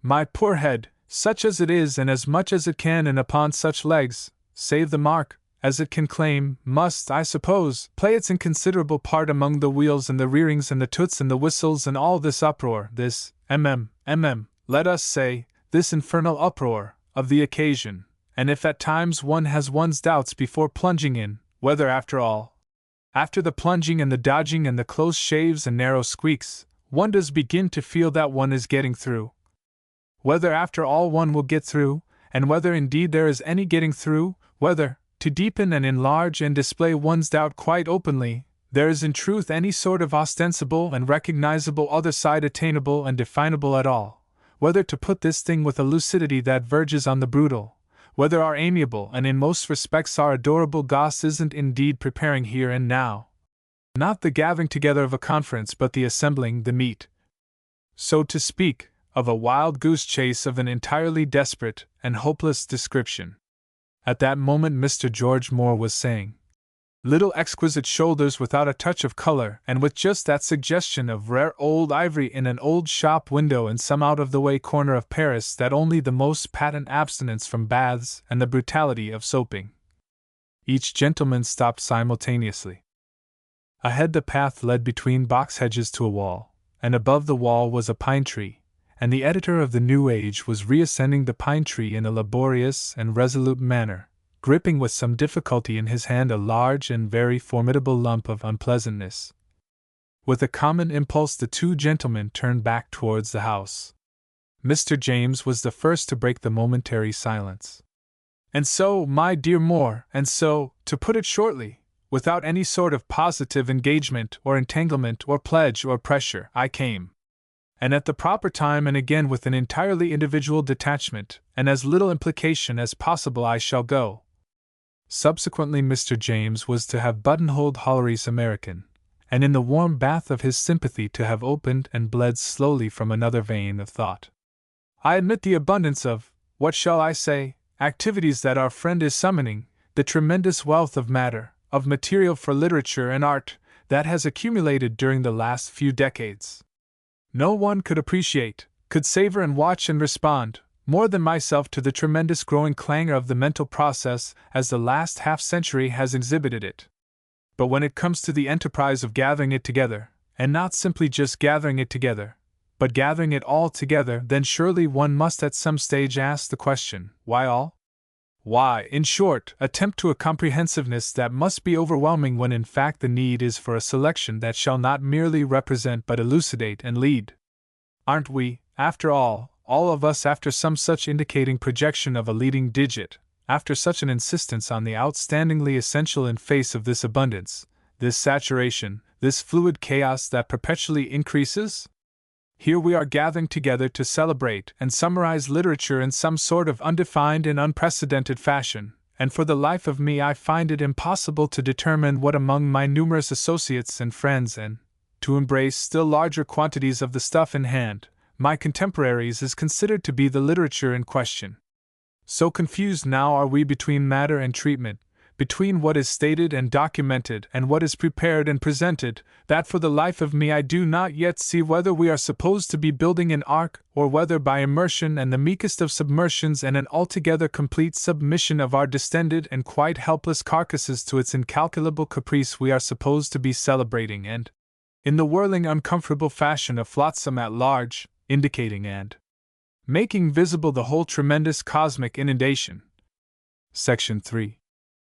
It was entirely in the quality of Boon's intellectual untidiness that for a time he should go off at a tangent in pursuit of Mr. Henry James and leave his literary picnic disseminated about the grounds of Mr. Mallock's villa. There, indeed, they remained. The story when he took it up again picked up at quite a different point. I remember how Boon sat on the wall of his vegetable garden and discoursed upon James, while several of us squatted about on the cucumber frames and big flower pots and such like seats, and how over the wall Ford Madox Hueffer was beating Wilkins at badminton. Hueffer wanted to come and talk too. James is one of his countless subjects, and what an omniscient man he is too, but Wilkins was too cross to let him off. So that all that Hueffer was able to contribute was an exhortation not to forget that Henry James knew Turgenev, and that he had known them both, and a flat denial that Dickens was a novelist. This last was the tale of that pre-Raphaelite feud begun in Household Words, generations ago. "Got you there, my boy," said Wilkins. 7:12. We heard no more from Hueffer. "You see," Boon said, "you can't now talk of literature without going through James. James is unavoidable. James is to criticism what Immanuel Kant is to philosophy, a partially comprehensible essential, an inevitable introduction. If you understand what James is up to and if you understand what James is not up to, then you are placed. You are in the middle of the critical arena. You are in a position to lay about you with significance. Otherwise, I want to get this Hollery of mine, who is to be the hero of the mind of the race, into a discussion with Henry James, but that, you know, is easier said than imagined. Hollery is to be one of those enthusiastic thinkers who emit highly concentrated opinion in gobbets, suddenly. James isn't." Boon meditated upon his difficulties. Hollery's idea of literature is something tremendously comprehensive, something that pierces always down towards the core of things, something that carries and changes all the activities of the race. This sort of thing. He read from a scrap of paper. The thought of a community is the life of that community, and if the collective thought of a community is disconnected and fragmentary, then the community is collectively vain and weak. That does not constitute an incidental defect but essential failure. Though that community have cities such as the world has never seen before, fleets and hosts and glories, though it count its soldiers by the army corps and its children by the million, yet if it hold not to the reality of thought and formulated will beneath these outward things, it will pass, and all its glories will pass, like smoke before the wind, like mist beneath the sun. It will become at last only one more vague and fading dream upon the scroll of time, a heap of mounds and pointless history, even as are Babylon and Nineveh. "I've heard that before somewhere," said Dodd. "Most of this dialogue will have to be quotation," said Boon. "He makes literature include philosophy? Everything. It's all the central things. It's the larger Bible to him, a thing about which all the conscious direction of life revolves. It's alive with passion and will. Or if it isn't, then it ought to be. And then as the antagonist comes this artist, this man who seems to regard the whole seething brew of life as a vat from which you skim, with slow, dignified gestures, works of art whose only claim is their art. Hollery is going to be very impatient about art. Ought there to be such a thing as a literary artist? Someone said. Ought there, in fact, to be Henry James? Said Dodd. I don't think so. Hollery won't think so. You see, the discussion will be very fundamental. There's contributory art, of course, and a way of doing things better or worse. Just as there is in war or cooking. But the way of doing isn't the end. First, the end must be judged, and then, if you like, talk of how it is done. Get there as splendidly as possible. But get there. James and George Moore, either of them, take it like that. They leave out getting there, or the thing they get to is so trivial as to amount to scarcely more than an omission. Boon reflected. In early life, both these men poisoned their minds in studios. Thought about pictures even might be less studio-ridden than it is. But James has never discovered that a novel isn't a picture. That life isn't a studio. He wants a novel to be simply and completely done. He wants it to have a unity, he demands homogeneity. Why should a book have that? For a picture it's reasonable, because you have to see it all at once. But there's no need to see a book all at once. It's like wanting to have a whole county done in one style and period of architecture. It's like insisting that a walking tour must stick to one valley. But James begins by taking it for granted that a novel is a work of art that must be judged by its oneness. Judged first by its oneness. Someone gave him that idea in the beginning of things, and he has never found it out. He doesn't find things out. He doesn't even seem to want to find things out. You can see that in him. He is eager to accept things, elaborately. You can see from his books that he accepts etiquettes, precedences, associations, claims. That is his peculiarity. He accepts very readily and then elaborates. He has, I am convinced, one of the strongest, most abundant minds alive in the whole world, and he has the smallest penetration. Indeed, he has no penetration. He is the culmination of the superficial type. Or else he would have gone into philosophy and been greater even than his wonderful brother. But here he is, spinning about, like the most tremendous of waterboatmen. You know those insects, kept up by surface tension. As if, when once he pierced the surface, he would drown. It's incredible. A waterboatman as big as an elephant. I was reading him only yesterday, The Golden Bowl. It's dazzling how never for a moment does he go through. Recently he's been explaining himself, said Dodd. His notes on novelists. It's one sustained demand for the picture effect, which is the denial of the sweet complexity of life, of the pointing this way and that, of the spider on the throne. Philosophy aims at a unity and never gets there. That true unity which we all suspect, and which no one attains, if it is to be got at all, it is to be got by penetrating down and through. The picture, on the other hand, is forced to a unity because it can see only one aspect at a time. I am doubtful even about that. Think of Hogarth or Carpaccio. But if the novel is to follow life, it must be various and discursive. Life is diversity and entertainment, not completeness and satisfaction. All actions are half-hearted, shot delightfully with wandering thoughts, about something else. All true stories are a felt of irrelevances. But James sets out to make his novels with the presupposition that they can be made continuously relevant. And perceiving the discordant things, he tries to get rid of them. He sets himself to pick the straws out of the hair of life before he paints her. But without the straws she is no longer the mad woman we love.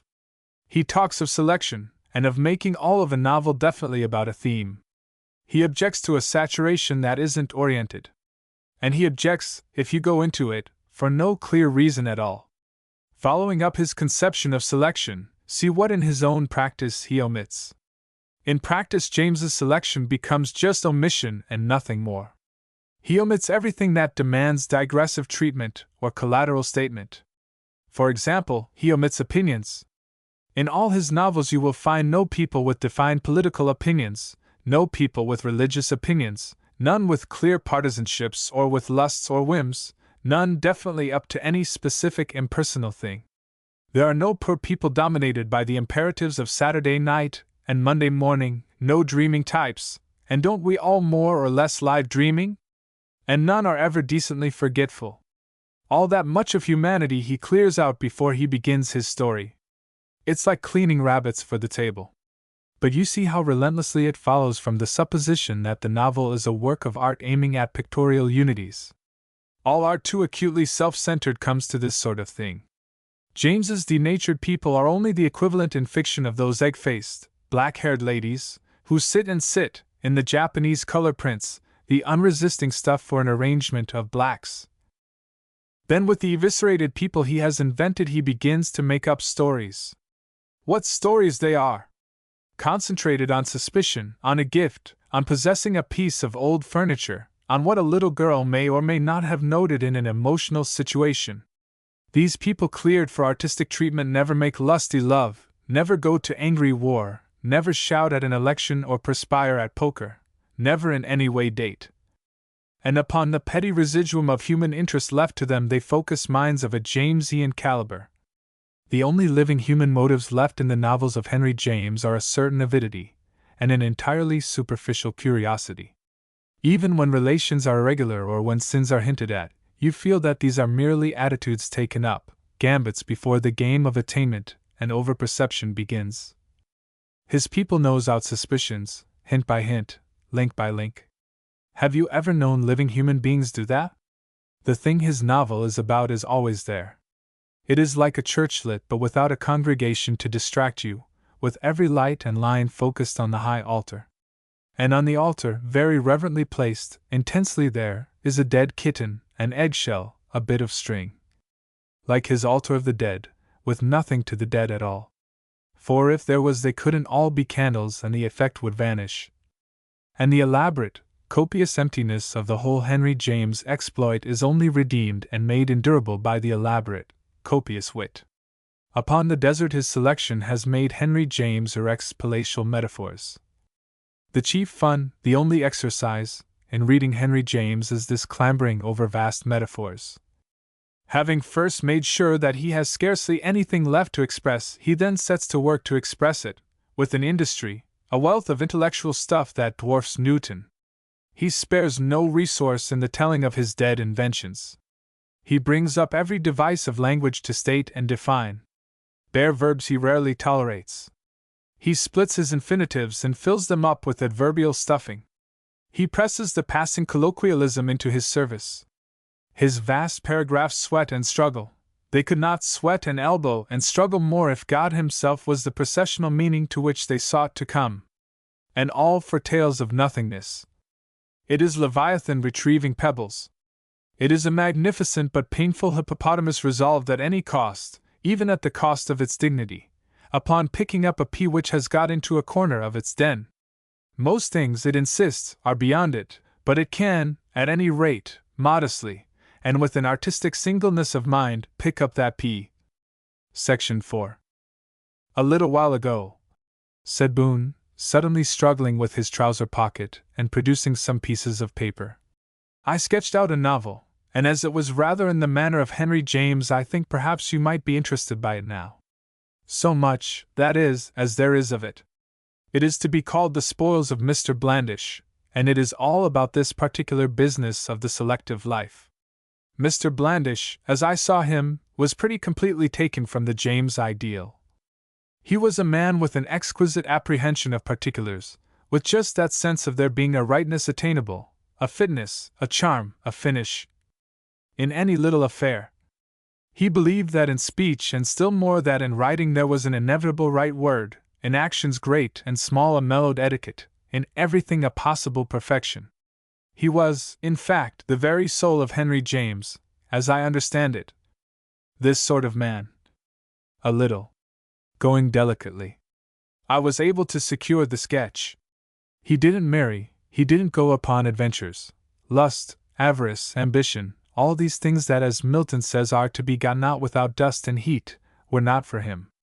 Blood and dust and heat, he ruled them out.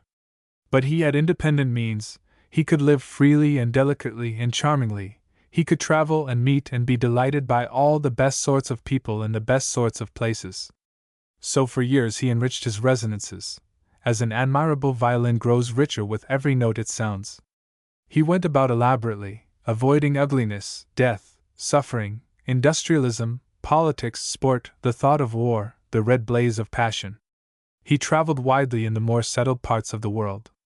Chiefly he visited interesting and ancient places, putting his ever more exquisite sensorium at them, consciously taking delicate impressions upon the refined wax of his being. In a manner most carefully occasional, he wrote. Always of faded places. His ypres was wonderful. his Bruges and his hour of Van Eyck. Such, said Boon, is the hero. The story begins so, quite in the James manner with, he read. At times it seemed inaccessible, a thing beyond hope, beyond imagining, and then at times it became so concrete in imagination, a desire so specific, so nearly expressed, as to grow if not to the exact particulars of longitude and latitude, yet at any rate so far as county and district and atmosphere were concerned, so far indeed as an intuition of proximity was concerned. An intimation that made it seem at last at certain moments as if it could not possibly be very much farther than just round the corner or over the crest. But I've left a good bit of that to write up.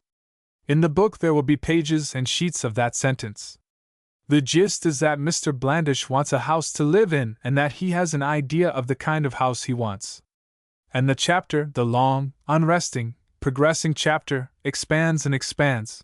It never jumps you forward, it never lets you off, you can't skip and you can't escape, until there comes at last a culminating distension of statement in which you realize more and more clearly, until you realize it with the unforgettable certainty of a thing long fought for and won at last, that Mr. Blandish has actually come upon the house and with a vigor of decision as vivid as a flash of lightning in a wilderness of troubled clouds, as vivid indeed as the loud, sonorous bursting of a long-blown bladder, has said this is it, on that this is it my chapter ends, with an effect of enormous relief, with something of the beautiful serenity that follows a difficult parturition. The story is born. And then we leap forward to possession. And here he was, in the warmest reality, in the very heart of the materialization of his dream. He has, in fact, got the house. For a year or so from its first accidental discovery he had done nothing but just covet the house, too fearful of an overwhelming disappointment even to make a definite inquiry as to its accessibility. But he has, you will gather, taken apartments in the neighborhood. Thither he visits frequently, and almost every day when he walks abroad the coveted house draws him. It is in a little seaside place on the east coast, and the only available walks are along the shore or inland across the golf links. Either path offers tempting digressions towards it. He comes to know it from 100 aspects, and under 1,000 conditions of light and atmosphere. And while still in the early stage he began a curious and delicious secret practice in relationship. You have heard of the Spaniard in love with a woman he had seen but once, whom he might never see again, a princess, etiquette defended, a goddess, and who yet, seeing a necklace that became her, bought it for the joy of owning something that was at least by fitness hers. Even so did Mr. Blandish begin to buy first one little article and then, the fancy growing upon him more and more, things, pieces they call them, that were in the vein of Samphire House. And then came the day, the wonderful day, when as he took his afternoon feast of the eye, the door opened, someone came out towards him. It was incredible.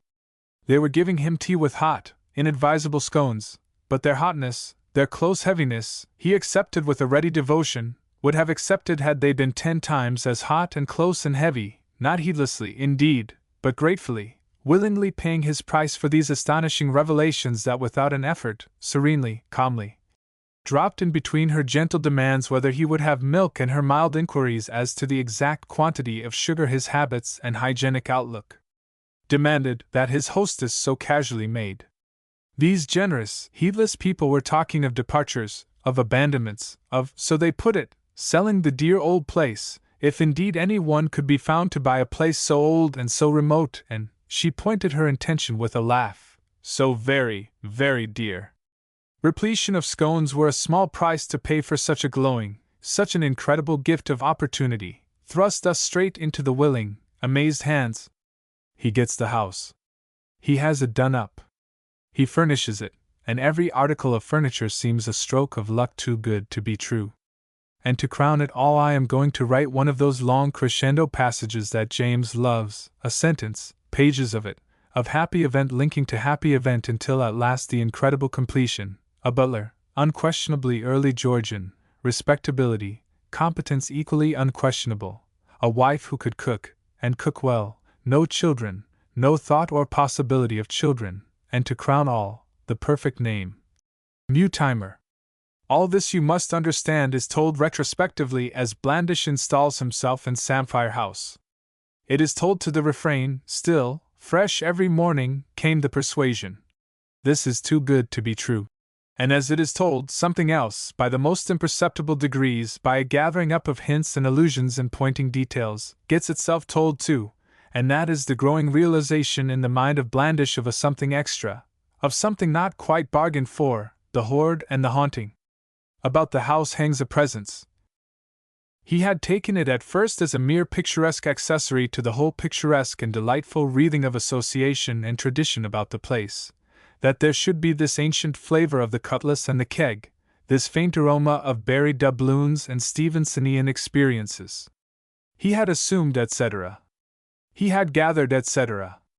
And it was in the most imperceptible manner that beyond his sense of these takings and assumptions and gatherings there grew his perception that the delicate quiver of appreciation, at first his utmost tribute to these illegal and adventurous and sanguinary associations, was broadening and strengthening, was, one hardly knew whether to say developing or degenerating, into a nervous reaction. More spinal and less equivocally agreeable, into the question, sense rather than actually thought or asked, whether in fact the place didn't in certain lights and certain aspects, and at certain unfavorable moments come near to evoking the ghost, if such sorites are permissible in the world of delicate shades, of the ghost of a shiver, of aversion. And so at page 150 or thereabouts we begin to get into the story, said Boon.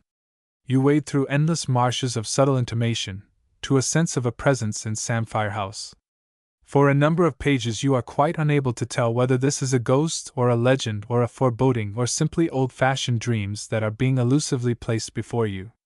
But there is an effect piled up very wonderfully, of Mr. Blandish, obsessed, uneasy, watching furtively and steadfastly his guests, his callers, his domestics, continually asking himself, do they note it? Are they feeling it? We break at last into incidents. A young friend of the impossible name of Deshman helps evolve the story. He comes to stay. He seems to feel the influence from the outset. He cannot sleep. He wanders about the house. Do others know? Others? The gardener takes to revisiting the gardens after nightfall. He is met in the shrubbery with an unaccountable spade in his hand and answers huskily. Why should a gardener carry a spade? Why should he answer huskily? Why should the presence, the doubt, the sense of something else elusively in the air about them, become intensified at the encounter? Oh! Conceivably, of course, in many places, but just there. As some sort of protection, it may be. Then suddenly, as Mr. Blandish sits at his lonely but beautifully served dinner, he becomes aware for the first time of a change in Mutimer. Something told him in that instant that Mutimer also knew. Deshman comes again with a new and disconcerting habit of tapping the paneling and measuring the thickness of the walls when he thinks no one is looking, and then a sister of Mr. Blandish and a friend, a woman, yet not so much a woman as a disembodied intelligence in a feminine costume, with one of those impalpable relationships with Deshman that people have with one another in the world of Henry James, an association of shadows.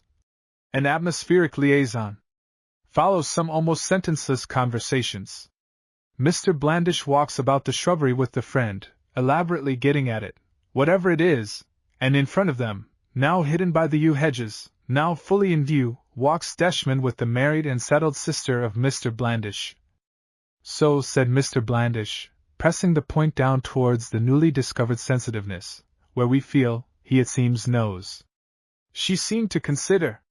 He doesn't know completely, was her qualification. But he has something tangible. If he can make it tangible. On that the mind of Mr. Blandish played for a time. Then it isn't altogether tangible yet? It isn't tangible enough for him to go upon. Definitely something. Her assent was mutely concise. That we on our part? But we seem to trouble her. He knows more than you do, she yielded.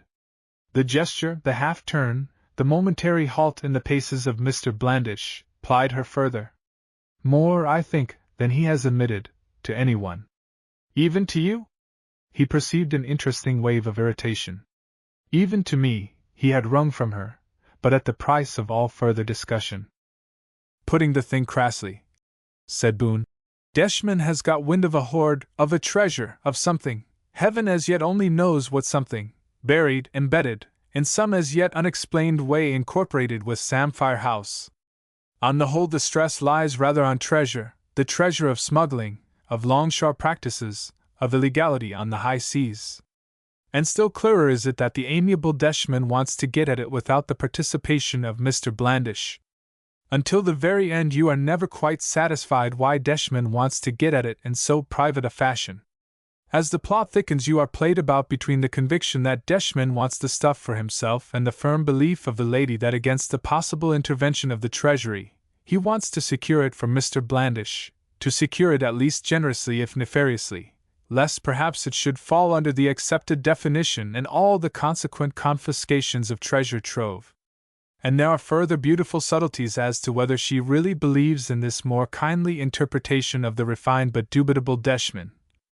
A friend of Deshman's, shameless under the incredible name of Mimbleton, becomes entangled in this thick, sweet flow of narrative. The James method of introducing a character always reminds me of going round with the lantern when one is treacling for moths. Mimbleton has energy. He presses. Under a summer dawn of delicious sweetness, Mimbleton is found insensible on the croquet lawn by Mr. Blandish, who, like most of the characters in the narrative from first to last, has been unable to sleep. And at the near corner of the house, close to a never-before-remarked ventilator, is a hastily and inaccurately refilled excavation. Then events come hurrying in a sort of tangled haste, making Sibyl-like gestures.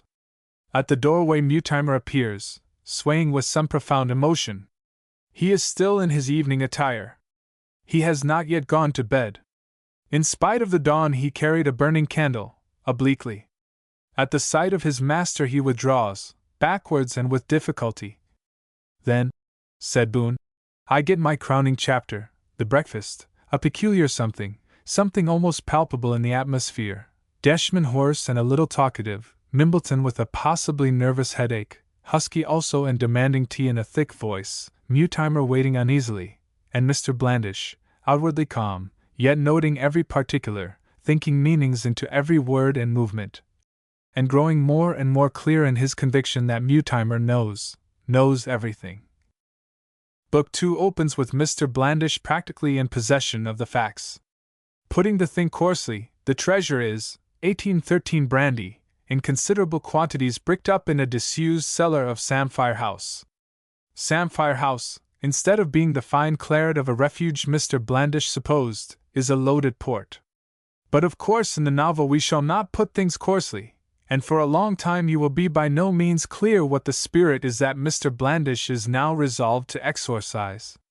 He is, in fact, engaged in trying to get that brandy away, trying to de-alcoholize his existence, trying, if one must put the thing in all the concrete crudity of his fundamental intention, to sell the stuff. Now in real life you would just go and sell it. But people in the novels of Henry James do not do things in the inattentive, offhand, rather confused, and partial way of reality. They bring enormous brains to bear upon the minutest particulars of existence.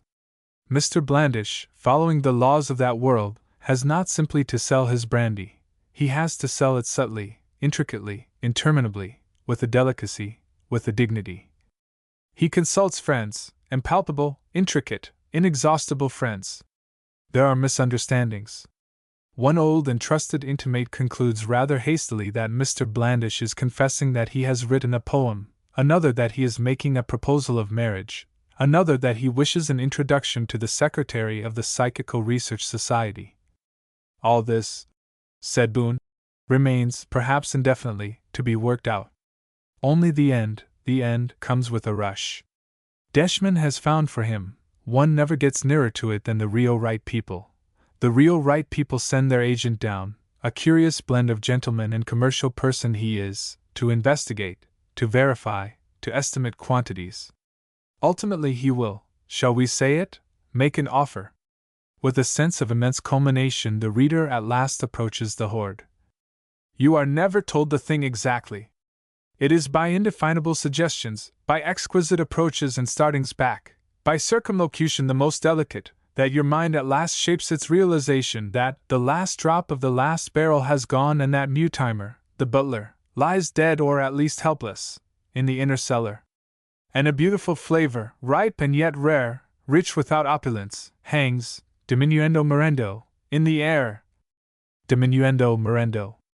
Chapter the 5th of the Assembling and Opening of the World Conference on the Mind of the Race. Of the Assembling and Opening of the World Conference on the Mind of the Race.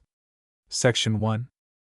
It must be borne in mind that not even the opening chapter of this huge book, The Mind of the Race, was ever completely written. The discussion in the garden by the sea existed merely so far as the fragment of dialogue I have quoted took it. I do not know what Mr. Gosse contributed except that it was something bright, and that presently he again lost his temper and washed his hands of the whole affair and went off with Mr. Yates to do a little academy thing of their own round a corner, and I do not know what became of the emissaries of Lord Northcliffe and Mr. Hurst. One conversation drops out of mind and another begins. It is like the Battle of the Aisne passing slowly into the Battle of the Yser.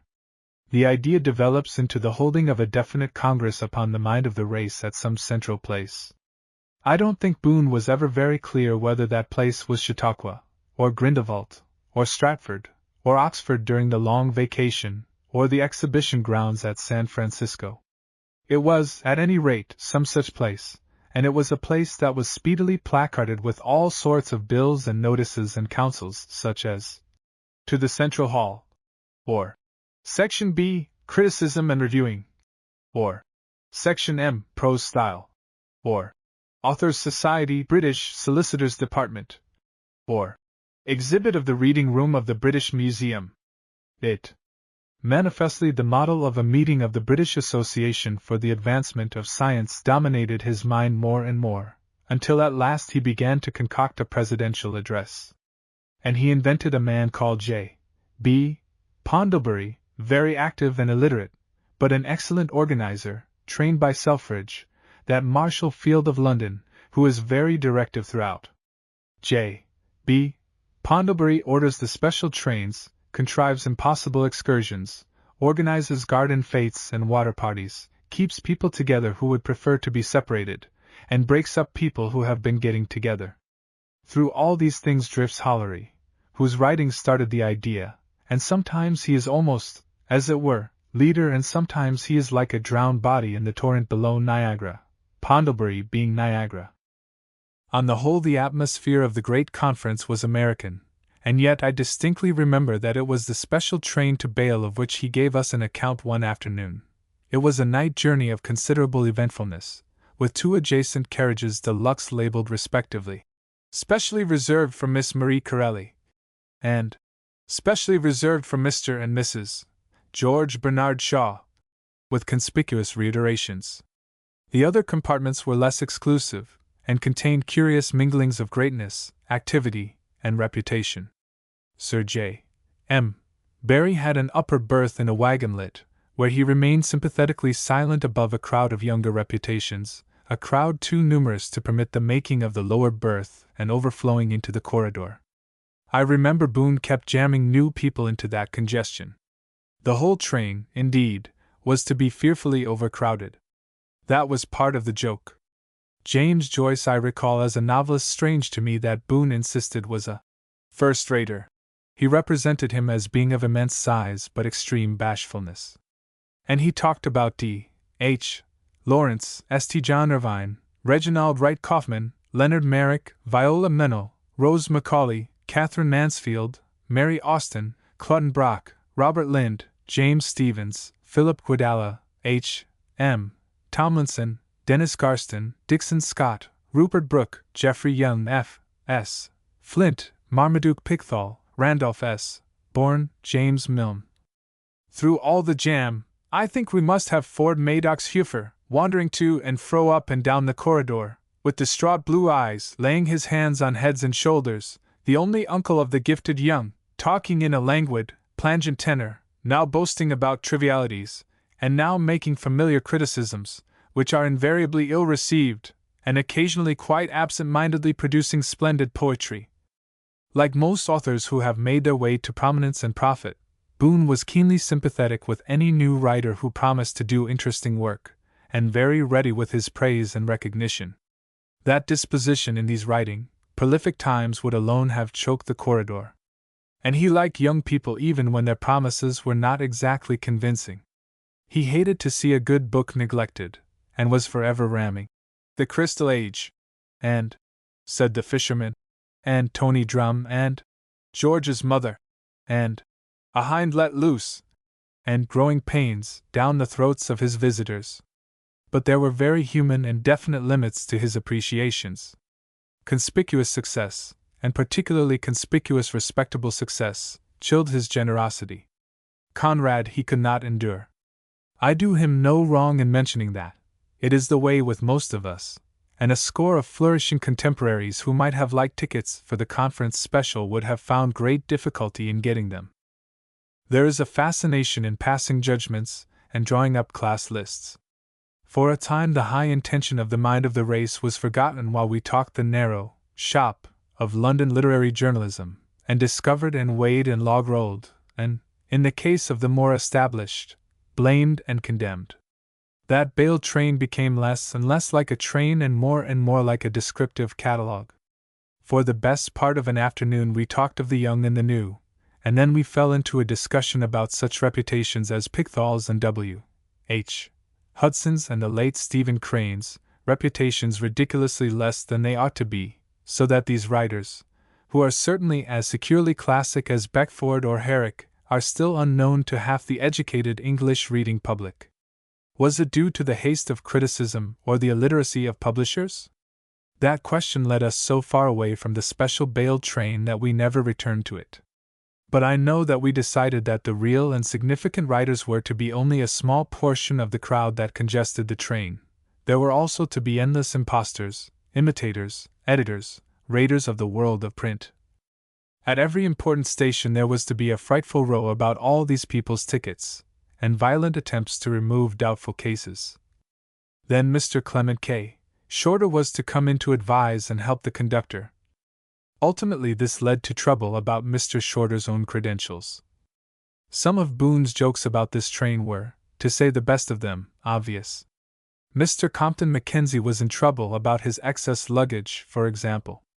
Mr. Upton Sinclair, having carried out his ideal of an innocent frankness to a logical completeness in his traveling equipment, was forcibly wrapped in blankets by the train officials. Mr. Thomas Hardy had a first-class ticket but traveled by choice or mistake in a second-class compartment, his deserted place being subsequently occupied by that promising young novelist Mr. Hugh Walpole, provided with a beautiful fur rug, a fitted dressing bag, a writing slope, a gold-nibbed fountain pen, innumerable introductions, and everything that a promising young novelist can need. The brothers Chesterton, Mr. Maurice Baring, and Mr. Belloc sat up all night in the wagon restaurant consuming beer enormously and conversing upon immortality, and whether it extends to Semitic and Oriental persons. At the end of the train, I remember, there was to have been a horse van containing Mr. Maurice Hewlett's charger. Mr. Hewlett himself, I believe, was left behind by accident at the Gare de Lyons, Mr. Cunningham Graham's Arab steed, and a large, quiet sheep, the inseparable pet of Mr. Arthur Christopher Benson. There was also, I remember, a description of the whole party running for early coffee, which gave Boon ample and regrettable opportunities for speculations upon the deshabille of his contemporaries. Much of the detail of that invention I prefer to forget, but I remember Mr. Shaw was fully prepared for the emerging with hand-painted pajamas, over which he was wearing a saffron dressing-gown decorated in green and purple scrolls by one of the bolder artists associated with Mr. Roger Fry. And as these special train allusions are all that I can ever remember Boon saying about Shaw, and as the drawing does in itself amount to a criticism, I give it here. Deshabille. Section 2. Boon was greatly exercised over the problem of a president. Boon. Why have a president? Dodd helped. There must be a presidential address, said Boon. And these things always do have a president. Lord Rosebery, suggested Wilkins. Lord Morley, said Dodd. Lord Bryce. Then we looked at one another. For my own part, said Boon, if we are going in for that sort of thing, I favor Lord Ray. You see, Lord Ray has never done anything at all connected with literature. Morley and Bryce and Rosebery have at any rate written things, historical studies, addresses, things like that. But Ray has never written anything, and he let Gollancz make him president of the British Academy without a murmur. This seems to mark him out for this further distinction. He is just the sort of man who would be made, and who would let himself be made, president of a British affair of this sort, and they would hoist him up and he would talk for 2 or 3 hours without a blush. Just like that other confounded peer, what was his name, who bored and bored and bored at the Anatole France dinner. In the natural course of things it would be one of these literary lords. What would he say? Asked Dodd. Maunderings, of course. It will make the book rather dull. I doubt if I can report him at length. He will speak upon contemporary letters, the lack of current achievement. I doubt if a man like Lord Ray ever reads at all. One wonders sometimes what these British literary aristocrats do with all their time. Probably he left off reading somewhere in the 80s. He won't have noted it, of course, and he will be under the impression that nothing has been written for the past 30 years.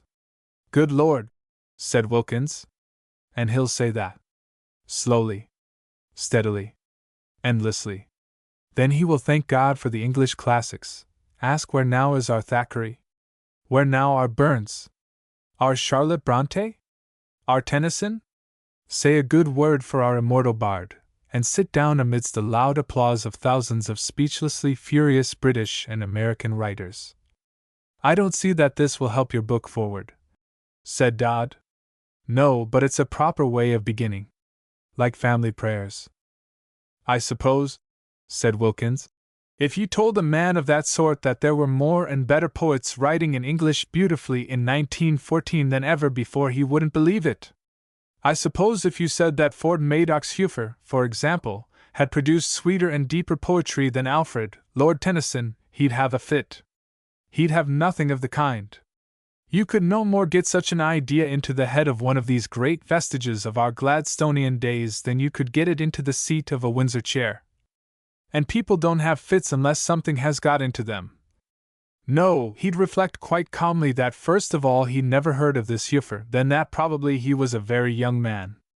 And anyhow, one didn't meet him in important places. And after inquiry he would find out he was a journalist. And then probably he'd cease to cerebrate upon the question. Section 3. Besides, said Boon, we must have one of our literary peers because of America. Besides. You're unjust to America, I said. No, said Boon. But Aunt Dove, I know her ways. That led to a long, rambling discussion about the American literary atmosphere. Nothing that I could say would make him relent from his emphatic assertion that it is a spinster atmosphere, an atmosphere in which you can't say all sorts of things and where all sorts of things have to be specially phrased. And she can't stand young things and crude things. America, said Wilkins. The America I mean.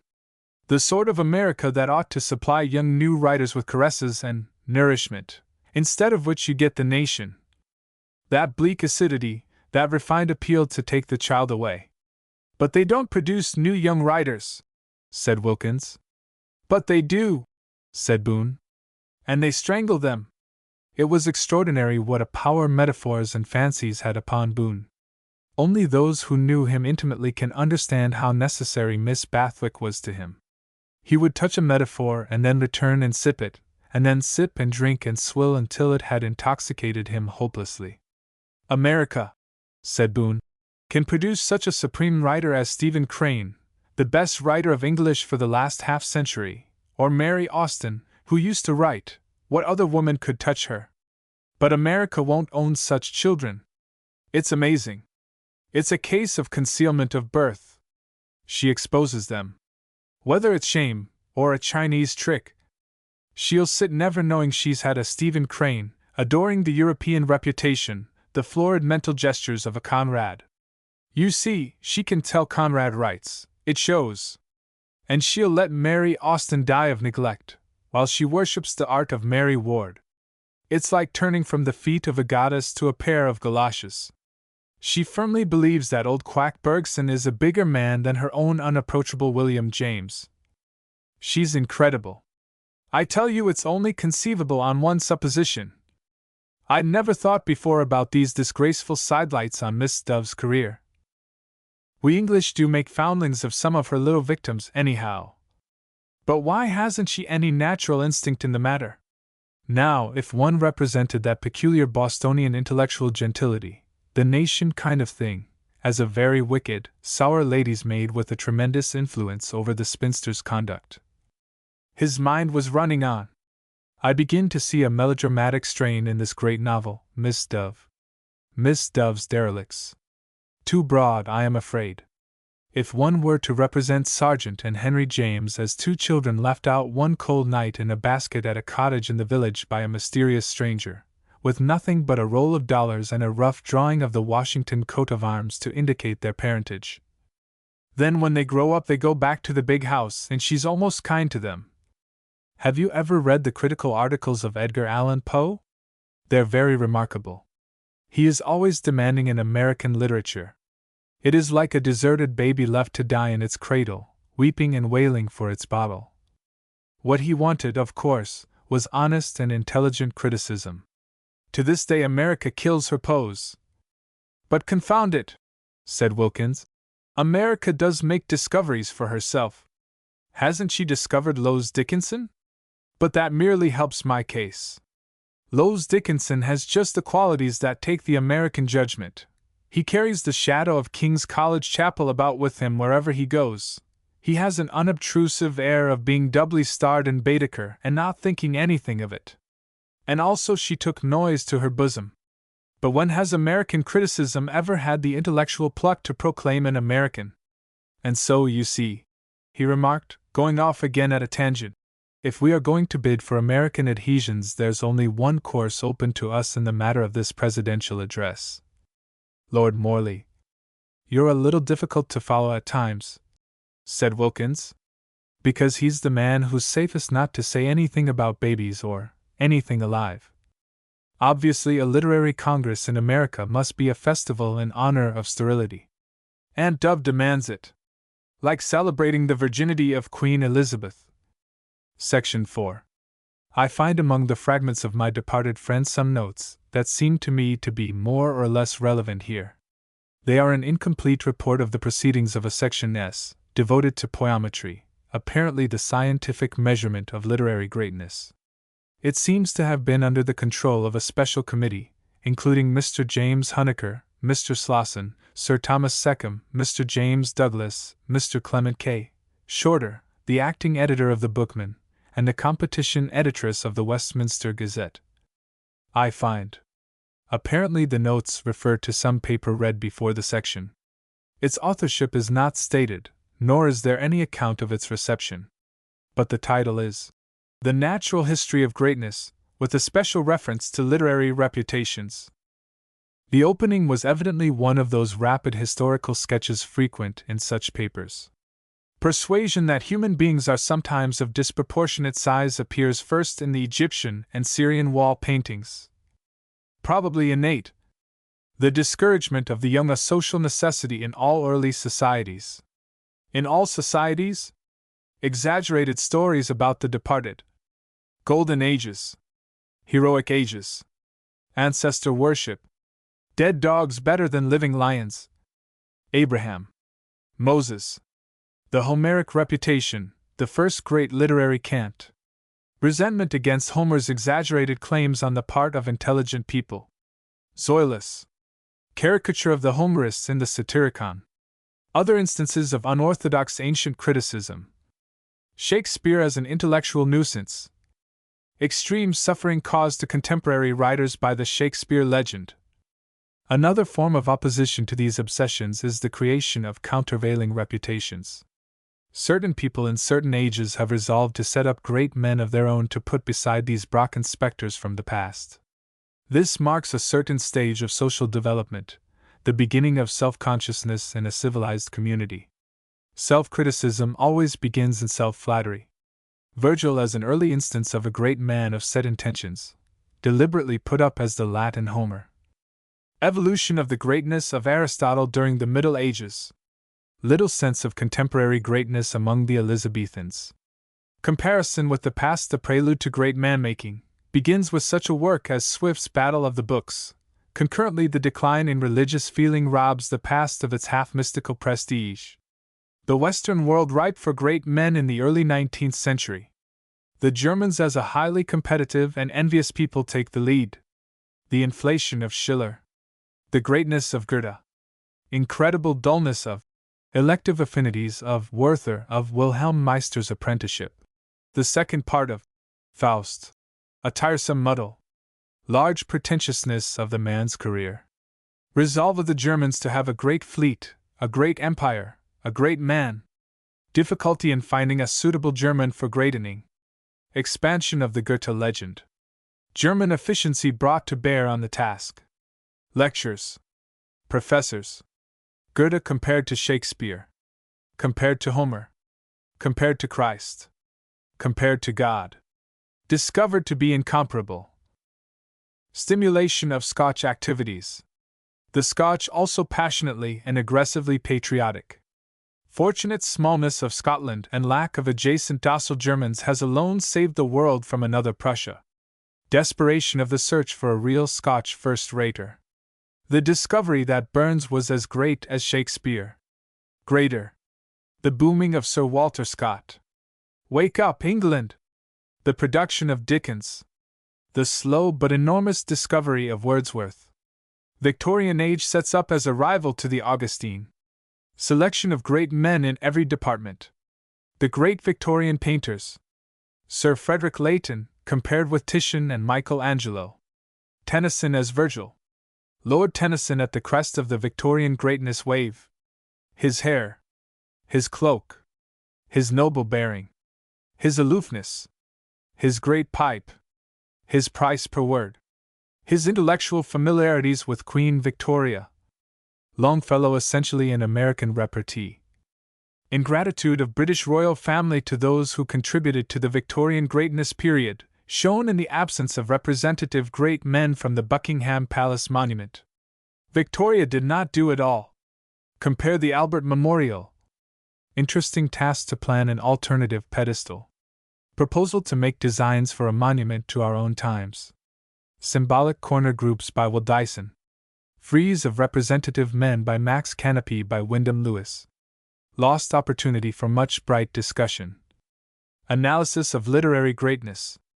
Is any literary achievement essential to greatness? Probably a minute minimum indispensable. Burns. Fitzgerald. But compare Lord Acton and Lord Ray. Necessity of a marked personality. Weaknesses, but no unpopular vices. Greatness blighted by want of dignity. Lawrence Sterne. Reciprocal duty of those made great not to distress their public. But imperfectly established scandal or complexity of relationship may give scope for vindications and research. Or a certain irregularity of life may create a loyal and devoted following of sympathizers. Shelley. Then capable advocacy is needed and a critical world large enough to be effective but small enough to be unanimous. Part an able publisher may play in establishing and developing a great man. Quiet push, not noisy push. Injury done by tactless advertisement. The element of luck. These are the seeds of greatness, but the growth depends upon the soil. The best soil is a large uncritical public newly come to reading, a little suspicious of the propriety of the practice, and in a state of intellectual snobbishness. It must also be fairly uniform and on some common basis of ideas.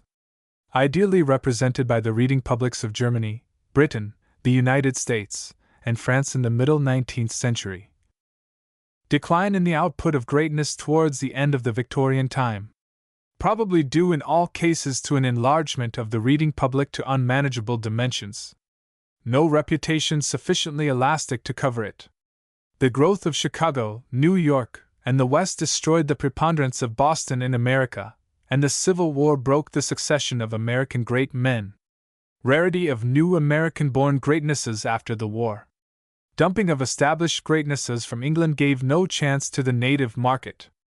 No protection for America in this respect. In Great Britain, the board schools create big masses of intelligent people inaccessible to the existing machinery by which greatness is imposed. The greatness output in Britain declines also in consequence. Mrs.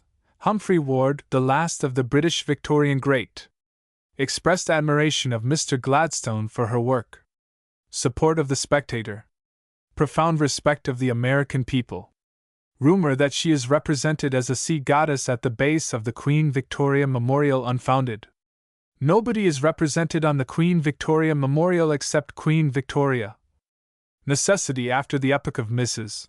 Ward of more and more flagrant advertisement to reach the enlarged public, so that at last touch is lost with the critical centers. Great men beyond the limit. Self-exploded candidates for greatness. Boomsters. Bestsellers. Mr. Hall Caine as the shocking example. Other causes contributing to the decay of greatness among literary men. Competition of politicians, princes, personages generally for the prestige of the literary man. Superior initial advantage in conspicuousness. The genuine writer handicapped.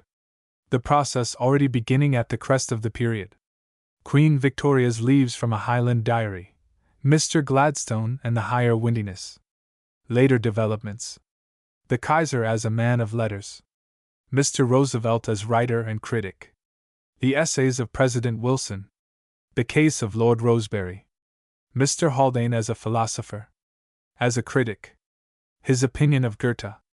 Compare the royal and noble authors of Byzantium. Compare the Roman emperor becoming Pontifex Maximus. Compare the cannibal chief in a general's hat. Return of the literary men as such to a decent obscurity, from which they are unlikely to emerge again. This an unmixed blessing. So long as good writing and sound thinking are still appreciated, the less we hear about authors the better.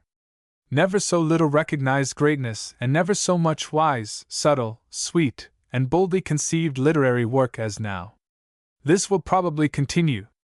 He was writing before the war. The English reading literary world too large now for the operations of greatening.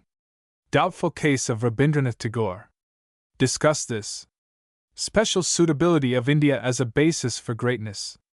India probably on the verge of a greatness period. Disrespect a natural disposition in the young. Checked and subdued in small societies, but now happily rampant in the uncontrollable English-speaking communities. The new undignified criticism. The English Review. Mr. Austin Harrison and the Street Boy Style. The literature of the chalked fence. The New Age. Literary carbolic acid, with an occasional substitution of vitriol. Insurrection of the feminine mind against worship. Miss Rebecca West as the last birth of time. A virile-minded generation of young women indicated. Mrs. Humphrey Ward blushes publicly for the free woman in the Times. Hitherto greatness has demanded the applause of youth and feminine worship as necessary conditions. As necessary to its early stages as down to an eider chick. Impossible to imagine incipient greatness nestling comfortably upon Orridge, Austin Harrison, and Rebecca West. Dearth of young Sidney Coldens. Unhappy position of various derelict and still imperfectly developed greats surviving from the old times. Arnold Bennett as an aborted great man. Would have made a great Victorian and had a crowd of satellite helpers. Now no one will ever treasure his old hats and pipes. Idea of an experimental resurrection of those who still live in our hearts.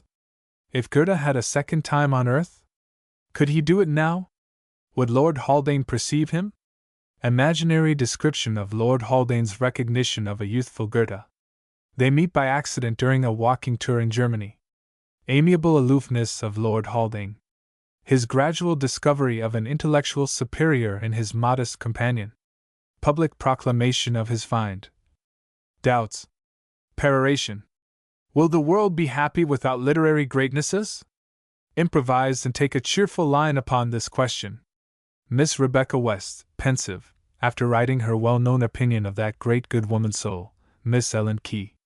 Section 5. Ultimately, against every possibility of the case, Boon decided that the president of his conference must be Hollery. And he wrote his presidential address. But he never read that address to us. Some shyness, I think, restrained him. I dig it out here now for the first time, a little astonished at it, disposed to admire something in its spirit. But yet one has to admit that it shows an extraordinary lapse from Boon's accustomed mocking humor. Ultimately, here is the opening. Hollery then advanced to the edge of the platform and fumbled with his manuscript. His face was very white and his expression bitterly earnest. With an appearance of effort he began, omitting in his nervousness any form of address to his audience. For the most part, the life of human communities has been as unconscious as the life of animals. They have been born as unknowingly as the beasts. They have followed unforeseen and unheeded destinies, and destruction has come to them from forces scarcely anticipated and not understood. Tribes, nations beyond counting, have come and passed, with scarcely a mental activity beyond a few legends, a priestly guess at cosmogony, a few rumors and traditions, a list of kings as bare as a schoolboy's diary, a war or so, a triumph or so. We are still only in the beginning of history, in the development, that is, of a racial memory. We have as yet hardly begun to inquire into our racial origins, our racial conditions, our racial future. Philosophy, which is the discussion of the relation of the general to the particular, of the whole to the part, of the great and yet vague life of the race to the intense yet manifestly incomplete life of the individual, is still not 3,000 years old. Man has lived consciously as man it may be for hundreds of thousands of years. He has learned of himself by talking to his fellows. He has expressed personal love and many personal feelings with a truth and beauty that are well nigh final. But the race does but begin to live as a conscious being. It begins to live as a conscious being, and as it does so, the individual too begins to live in a new way, a greater, more understanding, and more satisfying way. His thoughts apprehend interests beyond himself and beyond his particular life. At this point Hollery became so acutely aware of his audience that for some seconds he could not go on reading. A number of people in various parts of the hall had suddenly given way to their coughs. A bald-headed gentleman about the middle of the assembly had discovered a draught, and was silently but conspicuously negotiating for the closing of a window by an attendant, and at the back a cultivated-looking young gentleman was stealing out on tiptoe. For a moment Hollery was distressed by the thought that perhaps he might have taken a more amusing line than the one he had chosen, and then, realizing how vain were such regrets and rather quickening his pace, he resumed the reading of his address. You see that I am beginning upon a very comprehensive scale, for I propose to bring within the scope of this conference all that arises out of these two things, out of the realization of the incompleteness of man's individual life on the one hand and out of the realization of a greater being in which man lives, of a larger racial life and ampler references upon the other. All this much, and with a full awareness of just how much it is, I am going to claim as literature and our province.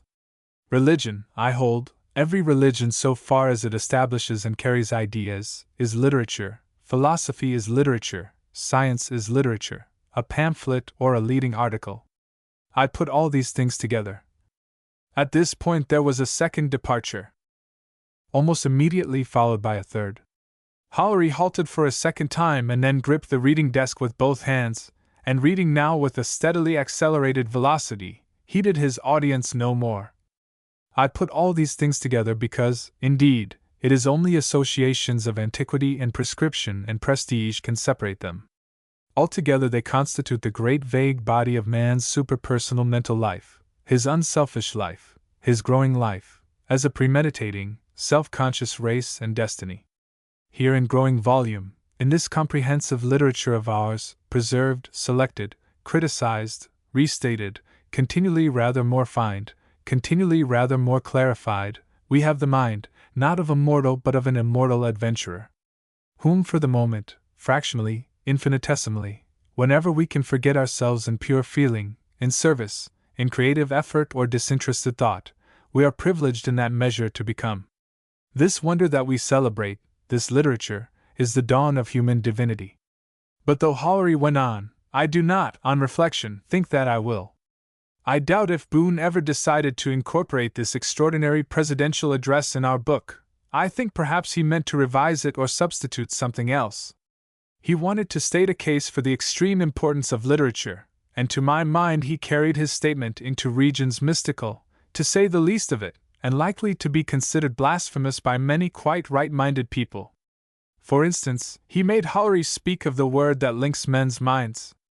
He brings our poor, mortal, mental activities into the most extraordinary relationship with those greater things outside our lives which it is our duty to revere as much as possible and to think about as little as possible. He draws no line between them. He never, I say, read the paper to us. I cannot guess whether he did not read it to us because he doubted himself or because he doubted us, and I do not even care to examine my own mind to know whether I do or do not believe in the thesis he sets so unhesitatingly down. In a sense, it is no doubt true that literature is a kind of overmind of the race, and in a sense, no doubt, the Bible and the Quran, the Talmud and the Prayer Book are literature. In a sense, Mr. Upton Sinclair's Bible for socialists of bits from ancient and modern writings is literature. In a sense, too, literature does go on rather like a continuous mind thinking. But I feel that all this is just in a sense. I don't really believe it. I am not quite sure what I do really believe, but I certainly recoil from anything so crudely positive as Hollery's wild assertions. It would mean worshipping literature. Or at least worshipping the truth in literature. Of course, one knows that real literature is something that has to do with leisure, and cultivated people and books and shaded lamps and all that sort of thing. But Hollery wants to drag in not only cathedrals and sanctuaries, but sky signs and hoardings. He wants literature to embrace whatever is in or whatever changes the mind of the race, except purely personal particulars. And I think Boon was going to make Hollery claim this, just in order to show up against these tremendous significances the pettiness of the contemporary literary life, the poverty and levity of criticism, the mean business side of modern bookmaking and bookselling. Turning over the pages of this rejected address, which I am sure the reader would not thank me for printing, I do come upon this presentable passage, which illustrates what I am saying. So that every man who writes to express or change or criticize an idea, every man who observes and records a fact in the making of a research, every man who hazards or tests a theory, every artist of any sort who really expresses, does thereby, in that very act, participate, share in, become for just that instant when he is novel and authentically true, the mind of the race, the thinking divinity. Do you not see, then, what an arrogant worship, what a sacramental thing it is to lift up brain and hand and say, I too will add? We bring our little thoughts as the priest brings a piece of common bread to consecration, and though we have produced but a couplet or a dozen lines of prose, we have nevertheless done the parallel miracle. And all reading that is reading with the mind, all conscious subjugation of our attention to express beauty, or express truth, is sacramental, is communion with the immortal being. We lift up our thoughts out of the little festering pit of desire and vanity which is one's individual self into that greater self. So he talks, and again presently of that worldwide immortal communion incessant as the march of sun and planets amidst the stars. And then, going on with his vast comparison, for I cannot believe this is more than a fantastic parallelism. And if the mind that does, as we say, create is like the wafer that has become miraculously divine, then though you may not like to think of it, all you who give out books, who print books and collect books, and sell books and lend them, who bring pictures to people's eyes, set things forth in theaters, hand out thought in any way from the thinking to the attentive mind, all you are priests, you do a priestly office, and every bookstall and hoarding is a wayside shrine, offering consolation and release to men and women from the intolerable prison of their narrow selves. Section 6.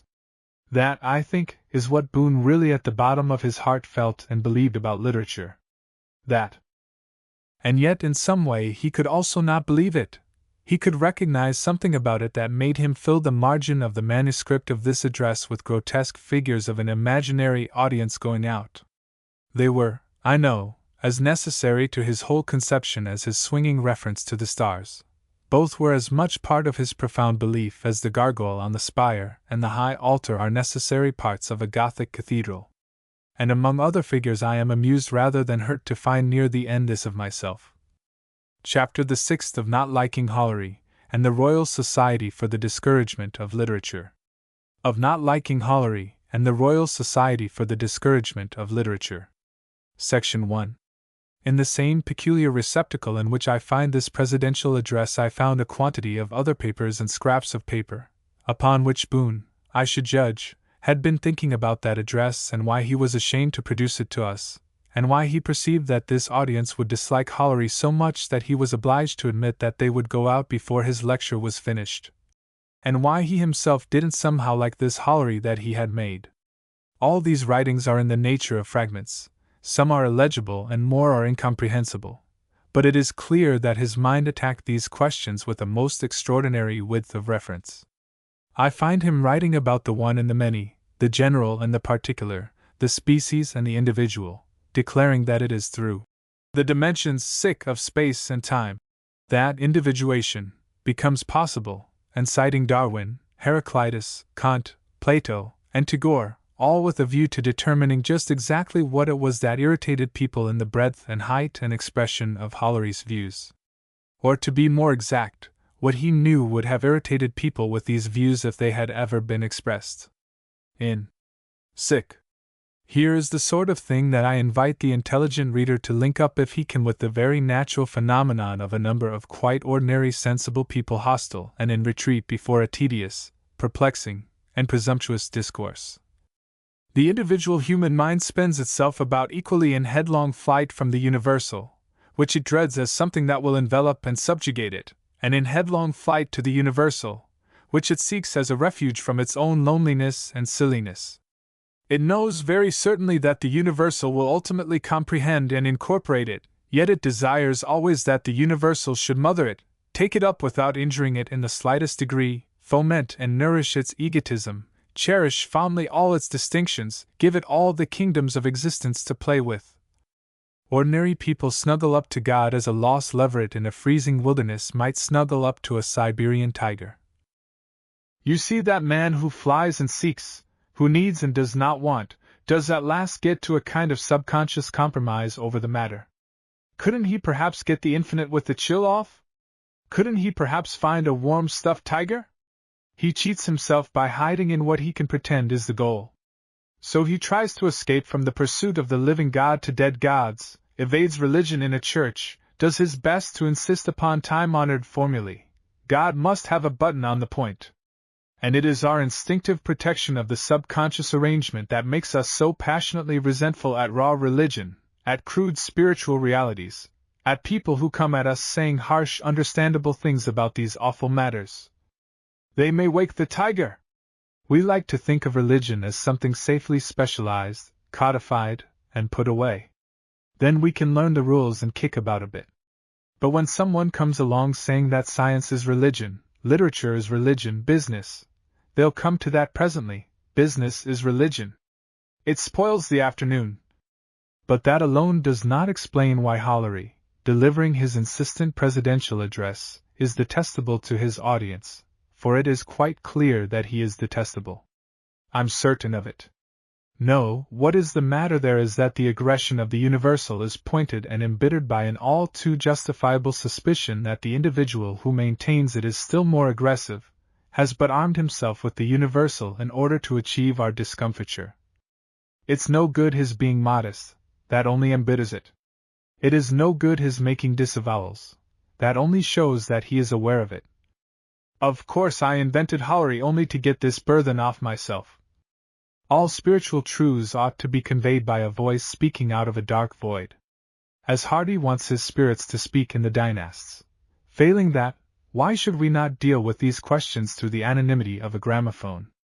A modern religion founded on a mysterious gramophone which was discovered carefully packed in a box of peculiar construction on a seat upon Primrose Hill. How well the great organized religions have understood this! How sound is the effort to meet it by shaving a priest's head or obliging him to grow a beard, putting him into canonicals, drilling him and regimenting him, so as to make him into a mere type. If I were to found a religion, I think I should insist upon masked priests. Section 2. This idea that the defensive instinct of the individuality, jealousy, is constantly at war not only with other individualities but with all the great de-individualizing things, with faith, with science, with truth, with beauty, that out of its resentments and intricate devices one may draw the explanation of most of the perplexities and humors of the intellectual life. Indeed, the explanation of most life and of most motives is the quintessence of Boon. The mind of the race toils through this jungle of jealous individuality to emerge. And the individual, knowing that single-handed he hasn't a chance against the immortal, allies himself with this and that, with sham immortalities, and partially effaced and partially confuted general things. And so it sets up its greatnesses, to save it from greatness, its solemnities to preserve it from the overwhelming gravity of truth. See, it can say, I have my gods already, thank you. I do not think we will discuss this matter further. I admit the difficulty of following Boon in this. I admit, too, that I am puzzled about his mind of the race. Does he mean by that expression a great wisdom and will that must be, or a great wisdom and will that might be? But here he goes on with the topic of Hollery again. I invented Hollery to get rid of myself, but, after all, Hollery is really no more than the shadow of myself. And if I were impersonal and well-bred, and if I spoke behind a black screen, it would still be as much my voice as ever. I do not see how it is possible to prevent the impersonal things coming by and through persons, but at any rate we can begin to recognize that the person who brings the message is only in his way like the messenger boy who brings the telegrams. The writer may have a sensitive mind, the messenger boy may have nimble heels. That does not make him the creator of the thing that comes. Then I think people will be able to listen to such lectures as this of Hollery's without remembering all the time that it's a particular human being with a white face and a lisp. And perhaps they will be able to respect literature and find thought for the sake of the general human mind for which they live and for the sake of their own receptiveness. Section 3. And from that Boon suddenly went off into absurdities. And, should all literature be anonymous? He asks at the head of a sheet of notes. But one wants an author's name as a brand. Perhaps a number would suffice. Would authors write if they remained unknown? Mixed motives. Could one run a church with an unsalaried priesthood? But certainly now the rewards are too irregular. Successful authors are absurdly flattered and provoked to impossible ambitions. Could we imitate the modern constitutional state by permitting limited ambitions but retaining all the higher positions inaccessible to mere enterprise and merit? Hereditary novelists, poets, and philosophers, for example. The real ones undistinguished. Hereditary historians and scientific men are already practical reality. Then such mischievous rewards and singlings out as the Nobel Prize could be distributed among these official intellectuals by lot or, better, by seniority. It would prevent much heartburning.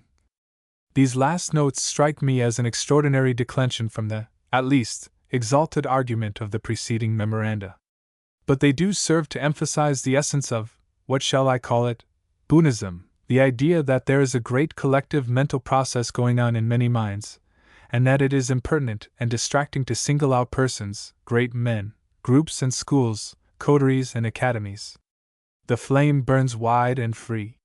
It is here, it is gone. You had it, you have it not. And again you see it plainly, stretching wide across the horizon. Section 4. But after these scrappy notes about jealousy and how people protect their minds against ideas, and especially the idea which is God, and against the mental intrusions of their fellow creatures conveying ideas, I understand better the purport of that uninvited society, which he declared insisted upon coming to the great conference upon the mind of the race, and which held such enthusiastic and crowded meetings that at last it swamped all the rest of the enterprise. It was, he declared, to the bitter offense of Dodd, a society with very much the same attitude towards all impersonal mental activities that the Rationalist Press Association has to religion, and it was called the Royal Society for the Discouragement of Literature. But, why royal? I asked. Oh, obviously, he said. This Royal Society was essentially an organization of the conservative instincts of man. Its aim was to stop all this thinking. And yet, in some extraordinary way that either I did not note at the time or that he never explained, it became presently the whole conference. The various handbills, pamphlets in outline, notes for lectures, and so forth, that accompanied his notes of the proceedings of the Royal Society may either be intended as part of the sectional proceedings of the great conference, or as the production of this hostile organization. I will make a few extracts from the more legible of these memoranda which render the point clearer. Section 5. Publishers and Book Distributors. publishers and book distributors. Comparable to the priest who hands the elements, and as much upon their honor. The publisher regrets that the copy for this section is missing, and fears that the substance of it must be left to the imagination of the reader. This is the more regrettable as the section was probably of a highly technical nature. Section 6. The Young Reviewer. The Young Reviewer. Here, again, Mr. Boon's notes are not to be found, and repeated applications to Mr. Bliss have produced nothing but a vague telegram to go ahead. Here. Section 7. The Schoolmaster and Literature. The Schoolmaster and Literature. Essentially, the work of the schoolmaster is to prepare the young and naturally over-individualized mind for communion with the mind of the race. Essentially, his curriculum deals with modes of expression, with languages, grammar, the mathematical system of statement, the various scientific systems of statement, the common legend of history. All leads up, as the scholar approaches adolescence, to the introduction to living literature, living thought, criticism, and religion. But when we consider how literature is taught in schools, essentially, here the writing leaves off abruptly, and then there is written in very minute letters far down the page and apparently after an interval for reflection. Scholastic humor. Oh God! Chapter the 7th. Wilkins makes certain objections. Wilkins makes certain objections. Section 1. Wilkins the author began to think about the mind of the race quite suddenly. He made an attack upon Boon as we sat in the rose arbor smoking after lunch. Wilkins is a man of a peculiar mental constitution. He alternates between a brooding sentimental egotism and a brutal realism, and he is as weak and false in the former mood as he is uncompromising in the latter. I think the attraction that certainly existed between him and Boon must have been the attraction of opposites. For Boon is as emotional and sentimental in relation to the impersonal aspects of life as he is pitiless in relation to himself. Wilkins still spends large portions of his time thinking solemnly about some ancient trouble in which he was treated unjustly. I believe I once knew what it was, but I have long since forgotten. Yet when his mind does get loose from his own case, for a bit it is, I think, a very penetrating mind indeed. And at any rate, he gave a lot of exercise to Boon. Wilkins. All through this book, Boon, he began. What book? Asked Dodd. This one we are in. All through this book you keep on at the idea of the mind of the race. It is what the book is about, it is its theme. Yet, I don't see exactly what you are driving at. Sometimes you seem to be making out this mind of the race to be a kind of god. A synthetic god, said Boon. If it is to be called a god at all. Dodd nodded as one whose worst suspicions are confirmed. Then one has to assume it is a continuing, coherent mind that is slowly becoming wider, saner, profounder, more powerful? Boon never likes to be pressed back upon exact statements. Yes, he said reluctantly. In general, on the whole, yes. What are you driving at? It includes all methods of expression from the poster when a play is produced at His Majesty's Theatre, from the cheering of the crowd when a fireman rescues a baby, up to Walter Pater. So far as Pater expresses anything, said Boon. Then you go on from the elevation this idea of a secular quasi-divine racial mental progress gives you, to judge and condemn all sorts of decent artistic and literary activities that don't fall in or don't admit that they fall in. Something of that idea, said Boon, growing a little testy. Something of that idea. It gives you an opportunity of annoying a number of people you don't like. If I offend, it is their fault, said Boon hotly. Criticism can have no friendships. If they like to take it ill. My criticism is absolutely honest. Some of them are my dearest friends. They won't be, said Wilkins, when all this comes out. But anyhow, your whole case, your justification, your thesis is that there is this mind of the race, overriding, dominating, and that you are its prophet. Because a man confesses a belief, Wilkins, that doesn't make him a prophet. I don't set up, I express. Your mind of the race theory has an elegance, a plausibility, I admit, said Wilkins. Dodd's expression indicated that it didn't take him in. He compressed his lips. Not a bit of it. But is this in reality true? Is this what exists and goes on? We people who sit in studies and put in whole hours of our days thinking and joining things together do get a kind of coherence into our ideas about the world. Just because there is leisure and time for us to think. But are you sure that is the race at all? That is my point. Aren't we intellectually just a byproduct? If you went back to the time of Plato, you would say that the idea of his republic was what was going on in the mind of the race then. But I object that that was only the feudal fancy of a gentleman of leisure. What was really going on was the gathering up of the Macedonian power to smash through Greece, and then make Greece conquer Asia. Your literature and philosophy are really just the private entertainment of old gentlemen out of the hurly-burly and ambitious young men too delicate to hunt or shoot. Thought is nothing in the world until it begins to operate in will and act, and the history of mankind doesn't show now, and it never has shown, any consecutive relation to human thinking. The real mind of the race is, I submit, something not literary at all, not consecutive, but like the inconsecutive incoherences of an idiot. No, said Boon, of a child. You have wars, you have great waves of religious excitement, you have patriotic and imperial delusions, you have ill-conceived and surprising economic changes. As if humanity as a whole were a mere creature of chance and instinct, said Boon. Exactly, said Wilkins. I admit that, said Boon. But my case is that sanity grows. That what was ceases to be. The mind of reason gets now out of the study into the marketplace. You mean really, Boon, that the mind of the race isn't a mind that is, it is just a mind that becomes. That's what it's all about, said Boon. And that is where I want to take you up, said Wilkins.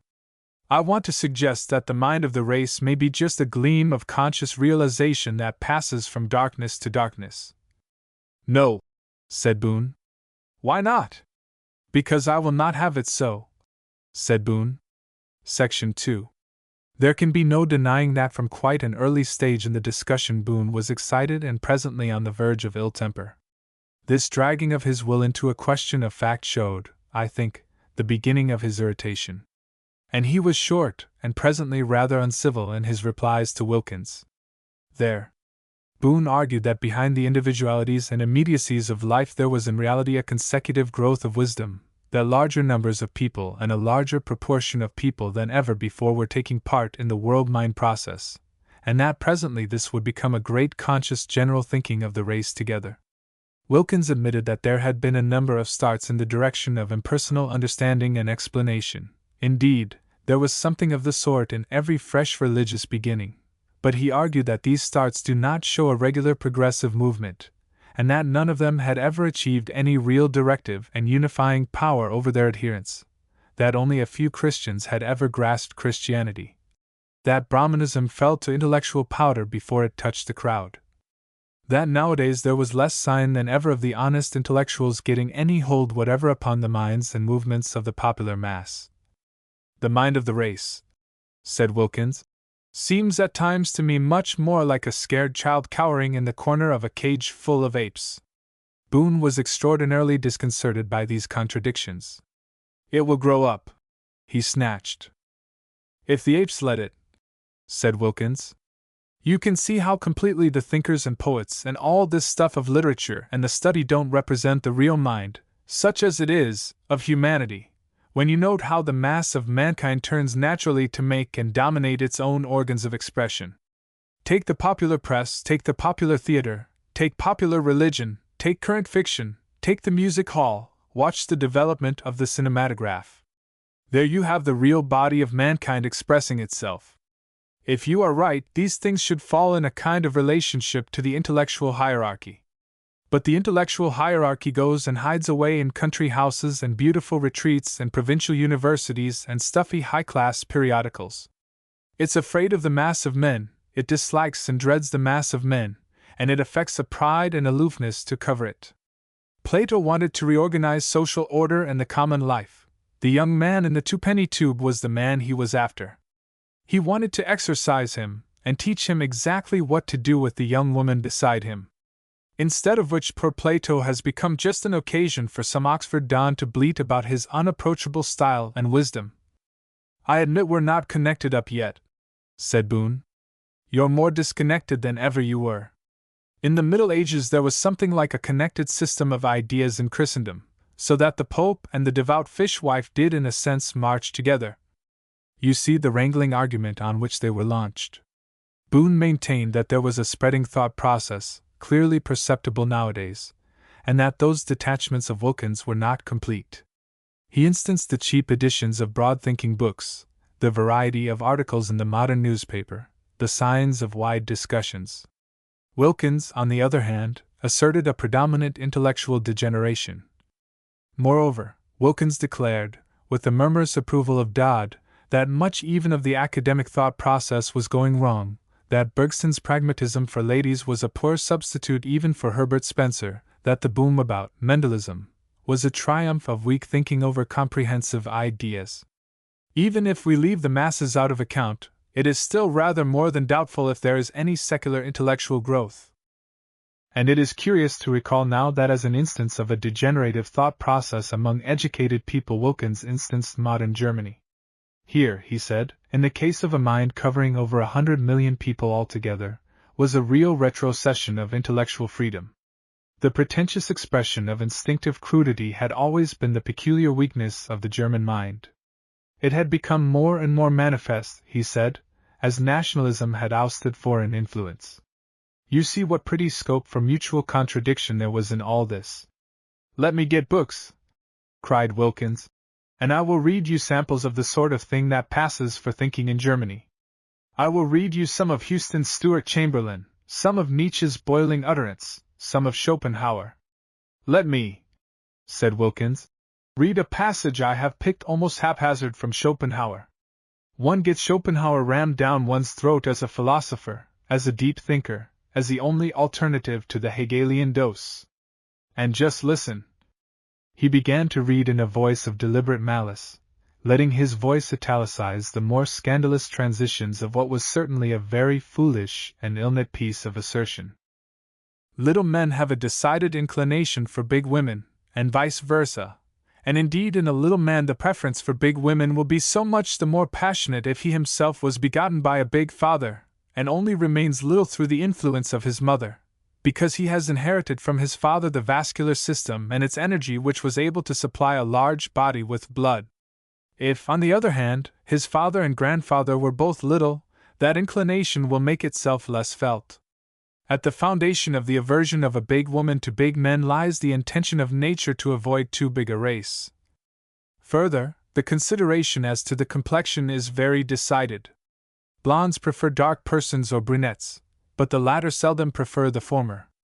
The reason is that fair hair and blue eyes are in themselves a variation from the type, almost an abnormity, analogous to white mice, or at least to gray horses. In no part of the world, not even in the vicinity of the pole, are they indigenous, except in Europe, and are clearly of Scandinavian origin. I may here express my opinion in passing that the white color of the skin is not natural to man, but that by nature he has a black or brown skin, like our forefathers the Hindus, that consequently a white man has never originally sprung from the womb of nature, and that thus there is no such thing as a white race, much as this is talked of, but every white man is a faded or bleached one. Forced into this strange world, where he only exists like an exotic plant, and like this requires in winter the hothouse, in the course of thousands of years man became white. The Gypsies, an Indian race which immigrated only about 4 centuries ago, show the transition from the complexion of the Hindu to our own. Therefore in sexual love nature strives to return to dark hair and brown eyes as the primitive type. But the white color of the skin has become second nature, though not so that the brown of the Hindu repels us. Finally, each one also seeks in the particular parts of the body the corrective of his own defects and aberrations, and does so the more decidedly the more important the part is. Therefore snub-nosed individuals have an inexpressible liking for hook noses, parrot faces, and it is the same with regard to all other parts. Men with excessively slim, long bodies and limbs can find beauty in a body which is even beyond measure stumpy and short. Whoever is himself in some respects very perfect does not indeed seek and love imperfection in this respect, but is yet more easily reconciled to it than others, because he himself insures the children against great imperfection of this part. For example, Whoever is himself very white will not object to a yellow complexion, but whoever has the latter will find dazzling whiteness divinely beautiful. You will note that he perceives he has practically contradicted this a few lines before, and that evidently he has gone back and stuck in that saving clause about a white skin being second nature. The rare case in which a man falls in love with a decidedly ugly woman occurs when, beside the exact harmony of the degree of sex explained above, the whole of her abnormities are precisely the opposite, and thus the corrective, of his. The love is then wont to reach a high degree. Vice versa. And so on, said Wilkins. Just a foolish, irresponsible saying of things. And all this stuff, this celibate cerebration, you must remember, is not even fresh. It was said far more funnily and pleasantly by old Campanella in his City of the Sun, and mind you, this isn't a side issue Schopenhauer is upon, it isn't a moment of relaxation. This argument is essential to the whole argument of his philosophy. But after all, said Boon, Schopenhauer is hardly to be considered a modern. He was pre-Darwinian. Exactly why I begin with him, said Wilkins. He was a contemporary of Darwin, and it was while Darwin was patiently and industriously building up evidence that this nonsense, a whole torrent of it, a complete doctrine about the will to live, was being poured out. But what I want you to notice is that while the sort of cautious massing of evidence, the close reasoning, the honesty and veracity, that distinguished the method of Darwin and Huxley, are scarcely to be met with anywhere today, this spouting style of doing things is everywhere. Take any of the stuff of that intellectual jackdaw, Bernard Shaw, and you will find the Schopenhauer method in full development. Caught-up ideas, glib, irrational transitions, wild assertions about the life force, about the effects of alcohol, about fear-poison meat, about medical science, about economic processes, about Russia, about the Irish temperament and the English intelligence, about the thoughts and mental processes of everybody and every sort of mind, stuff too incoherent and recklessly positive ever to be systematically answered. And yet half at least of the English-speaking intelligentsia regards Shaw as a part of the thought process of the world. Schopenhauer was a pioneer in the game of impudent assertion, very properly disregarded by his own generation. Shaw's dementia samples this age. You see my case? In any rationally trained, clear-headed period Shaw would have been looked into, dissected, and disposed of long ago. And here I have two other of the voices that this time respects. It is all my argument that they are respected now enormously, Boon, not merely that they exist. Men to talk and write foolishly, to make groundless positive statements, and to misapprehend an opponent there have always been, but this age now tolerates and accepts them. Here is that invalid Englishman, Houston Stewart Chamberlain, who found a more congenial, intellectual atmosphere in Germany, and this is his great book, The Foundations of the 19th Century. This book has been received with the utmost solemnity in the highest quarters. Nowhere has it been handed over to the derision which is its only proper treatment. You remember a rather readable and rather pretentious history we had in our school days, full of bad ethnology about Celts and Anglo-Saxons, called J.R. Green's History of the English People. It was part of that movement of professorial barbarity, of braggart race imperialism and anti-Irishism, of which Froude and Freeman were leaders. It smelt of Carlyle and Germany, it helped provoke the Celtic Renaissance. Well, that was evidently the germ of her Chamberlain.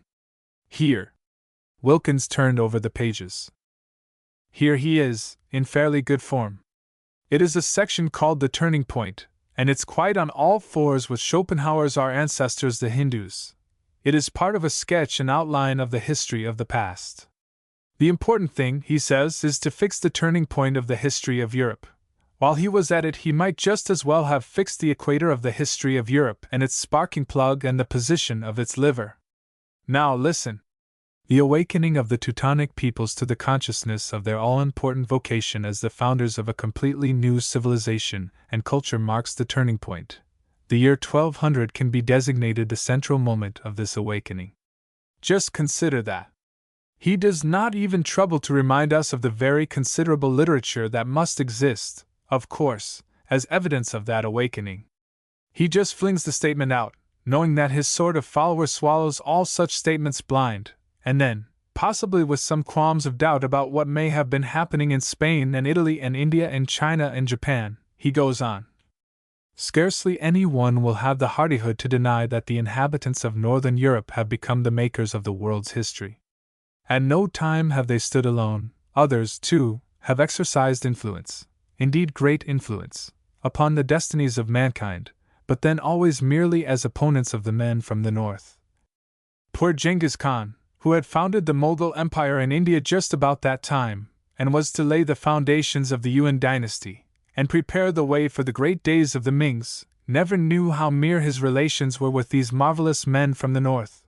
The Tartars, it is true, were sacking Moscow somewhere about 1200.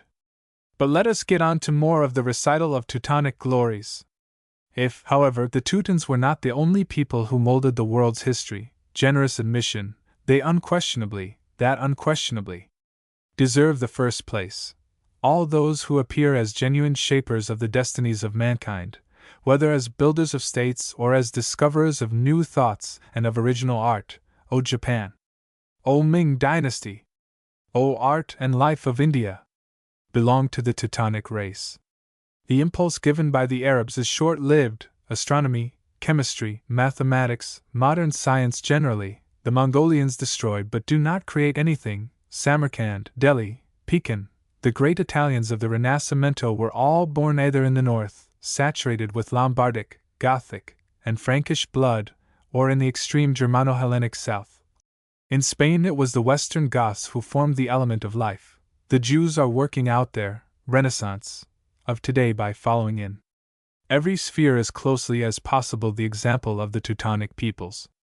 Rinascimento. That dodge of claiming all the great figures of the non-Teutonic nations as Teutons is carried out to magnificent extremes. Dante is a Teuton on the strength of his profile and his surname, and there is some fine play about the race of Christ. He came from Galilee, notoriously non-Jewish, and so on. But Lord Redesdale, who writes a sympathetic introduction, sets the seal on the Teutonic nationality of Christ by reminding us that Joseph was only the putative father. It makes a born Teuton like myself feel his divinity, said Wilkins, and read, browsing. From the moment the Teuton awakes, a new world begins to open out. Oh, here we are again. It is equally untrue that our culture is a renaissance of the Hellenic and the Roman. It was only after the birth of the Teutonic peoples that the renaissance of past achievements was possible and not vice versa. I wonder what exactly vice versa means there. The mightiest creators of that epoch, a Shakespeare, a Michelangelo, do not know a word of Greek or Latin. Vice versa. Vice versa. The stalwart ignorance of it. Little Latin and less Greek even Ben Jonson allowed our William, and manifestly he was fed on Tudor translations.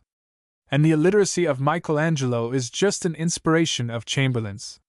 He knows his readers. Now, in itself there is no marvel in this assertive, prejudiced, garrulous ignorance. It is semi-sober beer hall chatter, written down, and God forgive us! Most of us have talked in this way at one time or another. The sign and the wonder for you, Boon, is that this stuff has been taken quite seriously by all Germany and England and America, that it is accepted as first-rank stuff, that it has never been challenged, cut up, and sent to the butterman. It is modern thought. It is my second sample of the contemporary mind of the race. And now, gentlemen, we come to the third great intellectual high-kicker, Nietzsche.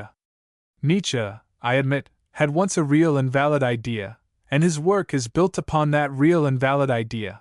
It is an idea that comes into the head of every intelligent person who grasps the idea of the secular change of species, the idea of Darwinism, in the course of 5 or 6 minutes after the effective grasping.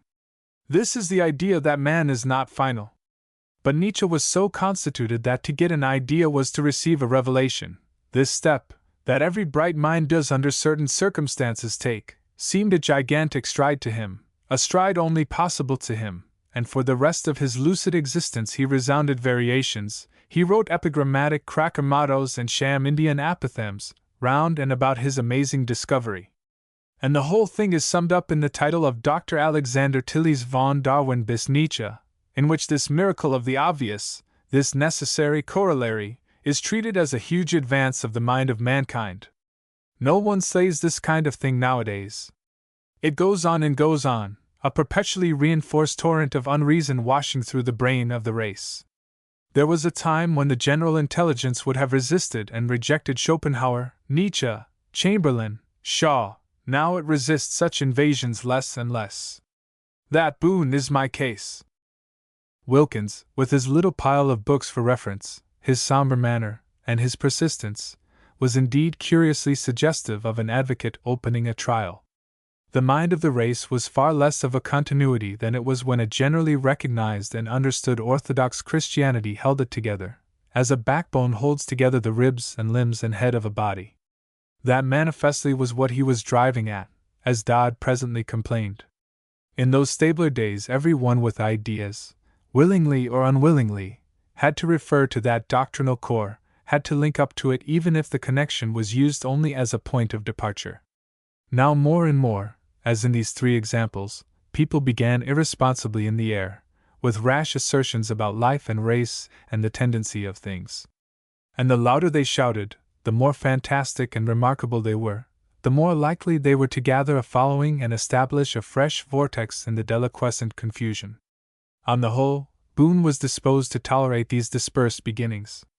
"We attack truth in open order," he said, "instead of in column."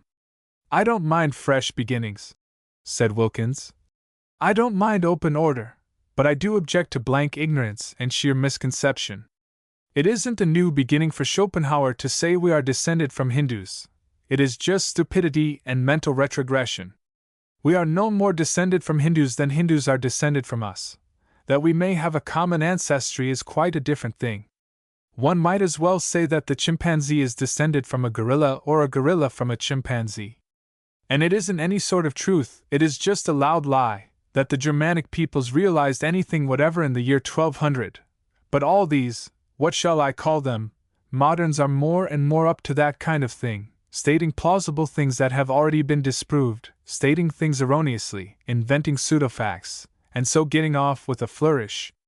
In the fields of ideas, and presently in the fields of action, these wildly kicking personalities have swamped any orderly progress. They have arrested and disowned all that clearing up of thought and all that patient, triumphant arrangement of proven fact which characterized the late 18th and the first half of the 19th century.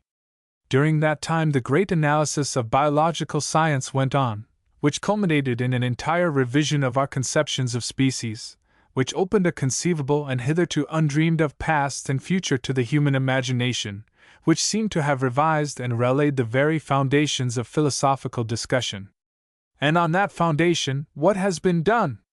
Naturally, cried Boon, after a great achievement there must be a pause. The mind of the race must have its digestive interludes.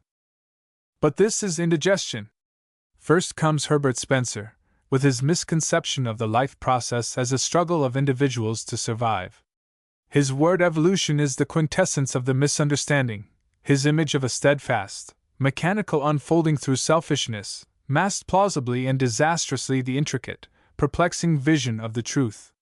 From that sort of thing we go at a stride to the inevitable Superman, the megatherium individual of futurity, the large egoist, and all that nonsense.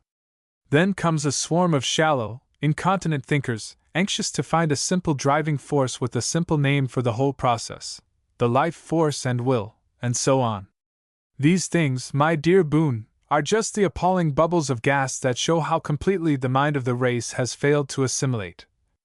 It is remarkable, said Boon, how a metaphor may run away with the clearest of thinkers. The mind of the race is not so consistently gastric as all that. You started the metaphor, said Wilkins, and you mounted it, and it bolted with you to these unpleasant consequences. Well, I hold, on the contrary, that after the superficialities of the 60s and 70s and 80s people's minds have been getting a firmer and firmer grip upon the reality of specific instability. The new body of intellectual experiment, which isn't indigestion at all but only a preliminary attack, is all that mass of trial thinking that one lumps together in one's mind when one speaks of pragmatism. With the breakdown of specific boundaries, the validity of the logical process beyond finite ends breaks down. We make our truth for our visible purposes as we go along, and if it does not work, we make it afresh. We see life once more as gallant experiment. The boundaries of our universe recede not only in time and space but thought. The hard and fast line between the scientific and the poetic method disappears. And you get Bergson, said Wilkins triumphantly. Bergson is of that class and type that exploits the affairs of thought. But I refuse to have pragmatism judged by Bergson. He takes hold of the unfinished inquiries that constitute the movement of pragmatism, and he makes a soft skepticism for delicate minds with easy ways back to any old established orthodoxy they may regret. But here is my case again, said Wilkins. It is only through Bergson that the mind of the race, the great operating mass mind out there, can take hold of this new system of ideas. Section 3. But now Boon and Wilkins were fairly launched upon a vital and entirely inconclusive controversy. Was the thought process of the world growing, spreading, progressing, or was it going to pieces? The one produced 100 instances of the enlarging and quickening of men's minds, the other replied by instancing vulgarities, distortions, wide acceptance of nonsense. Did public advertisements make a more intelligent or less intelligent appeal now than they used to do? For half an afternoon they fought over the alleged degeneration of the times, multiplying instances, comparing the Parnellism and Crime pamphlet with Lord Northcliffe's war indiscretions, and discussing the comparative merits of Mr. Moberly Bell's campaign to sell the 20-year-old Encyclopaedia Britannica, and found a book club that should abolish booksellers, with the displayed and illustrated advertisements of the new period. But the talk, you see, went high and low and came to no conclusion, but I think that on the whole Wilkins did succeed in shaking Boon's half-mystical confidence in the inevitableness of human wisdom. The honors, I think, lay with Wilkins.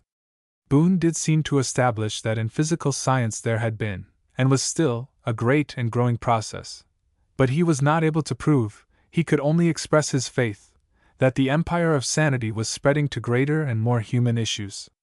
He had to fall back upon prophecy. Presently there would be another big lunge forward, and so forth. But Wilkins, on his side, was able to make a case for a steady rotting in political life, an increase in loudness, emptiness, and violence in the last 20 years. He instanced Carsonism, the methods of tariff reform, the vehement feminist movement, the malignant silliness of the rebel labor press, the rankness of German patriotism. But there are young people thinking, said Boon at last. It isn't just these matured showings. Where one you thought 30 years ago, 50 are thinking now. These wild, loud things are just an eruption. Just an eruption. The mocker was distressed. The idea of active intellectual wrongness distressed him so much that he cast aside all his detachment from Hollery, and showed plainly that to this imaginary Hollery's idea of a secular growth of wisdom in mankind he himself was quite passionately clinging. Section 4. He was so distressed that one day he talked about it to me alone for some time. Wilkins, he said, insists on facts. It is difficult to argue with him on that basis. You see, I don't intend Hollery's view to be an induction from facts. It's a conviction, an intuition. It is not the sort of thing one perceives after reading the newspaper placards or looking at the bookshelves in the British Museum. It's something one knows for certain in the middle of the night. There is the mind of the race, I mean.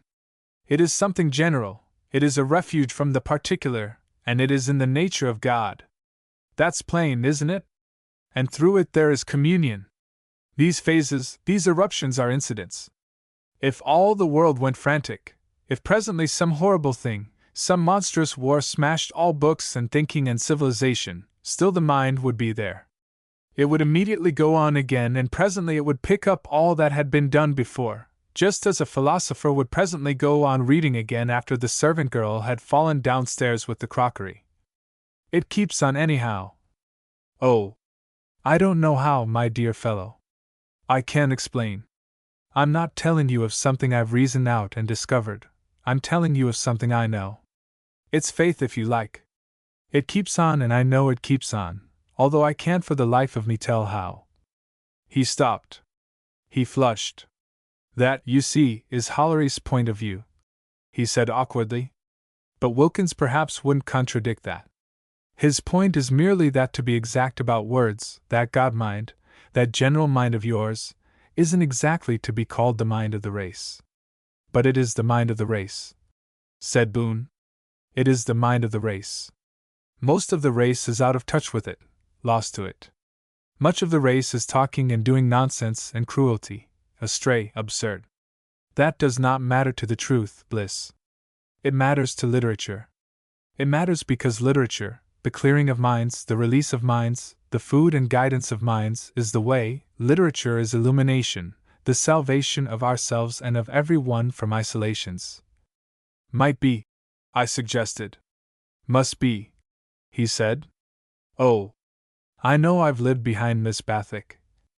But I'm breaking out. One of these days I will begin to dictate to her, and not mind what she does. I'm a successful nobody, superficially, and it's only through my private thoughts and private jeering that I've come to see these things. Chapter the 8th. The beginning of The Wild Asses of the Devil. The beginning of The Wild Asses of the Devil. Section 1. One day, a little time after the argument with Wilkins, Boon told me he would read me a story. He read it from a penciled manuscript. After some anxious seeking, I have found most of it again and put it together. Only a few pages are missing. Here is the story. I am sorry to say it was never finished. But he gave me a very clear conception of the contemplated end. That I will indicate in its place. And I think you will see how its idea springs from the talk with Wilkins I have had to render in the previous chapter. 1. Section 2. There was once an author who pursued fame and prosperity in a pleasant villa on the south coast of England. He wrote stories of an acceptable nature and rejoiced in a growing public esteem, carefully offending no one and seeking only to please. He had married under circumstances of qualified and tolerable romance a lady who wrote occasional but otherwise regular verse. He was the father of a little daughter, whose reported sayings added much to his popularity, and some of the very best people in the land asked him to dinner. He was a deputy lieutenant and a friend of the Prime Minister. A literary knighthood was no remote possibility for him, and even the Nobel Prize, given a sufficient longevity, was not altogether beyond his hopes. And this amount of prosperity had not betrayed him into any un-English pride. He remembered that manliness and simplicity which are expected from authors. He smoked pipes and not the excellent cigars he could have afforded. He kept his hair cut and never posed. He did not hold himself aloof from people of the inferior and less successful classes. He habitually traveled third class in order to study the characters he put into his delightful novels. He went for long walks and sat in inns, accosting people. He drew out his gardener. And though he worked steadily, he did not give up the care of his body, which threatened a certain plumpness and, what is more to the point, a localized plumpness, not generally spread over the system but exaggerating the anterior equator. This expansion was his only care. He thought about fitness and played tennis, and every day, wet or fine, he went for at least an hour's walk. There. Yet this man, so representative of Edwardian literature, for it is in the reign of good King Edward the story begins, in spite of his enviable achievements and prospects, was doomed to the most exhausting and dubious adventures before his life came to its unhonored end. Because I have not told you everything about him. Sometimes, in the morning sometimes, he would be irritable and have quarrels with his shaving things, and there were extraordinary moods when it would seem to him that living quite beautifully in a pleasant villa and being well off and famous, and writing books that were always good-humored and grammatical and a little distinguished in an inoffensive way, was about as boring and intolerable a life as any creature with a soul to be damned could possibly pursue. Which shows only that God, in putting him together, had not forgotten that viscous deliver which is usual on such occasions. The winter at the seaside is less agreeable and more bracing than the summer, and there were days when this author had almost to force himself through the wholesome, necessary routines of his life. When the southwest wind savaged his villa and roared in the chimneys and slapped its windows with gusts full of rain and promised to wet that author thoroughly and exasperatingly down his neck and round his wrists and ankles directly he put his nose outside his door, and the grey waves he saw from his window came rolling inshore under the hurrying grey rain bursts, line after line, to smash along the undercliff into vast, feathering fountains of foam and sud and send a salt-tasting spindrift into his eyes. But manfully he would put on his puttees and his waterproof cape and his biggest briarwood pipe, and out he would go into the worry-below of it all, knowing that so he would be all the brighter for his nice story-writing after tea. On such a day he went out. He went out very resolutely along the seaside gardens of gravel and tamarisk and privet, resolved to oblige himself to go right past the harbor and up to the top of the east cliff before ever he turned his face back to the comforts of fire and wife and tea and buttered toast. And somewhere, perhaps half a mile away from home, he became aware of a queer character trying to keep abreast of him.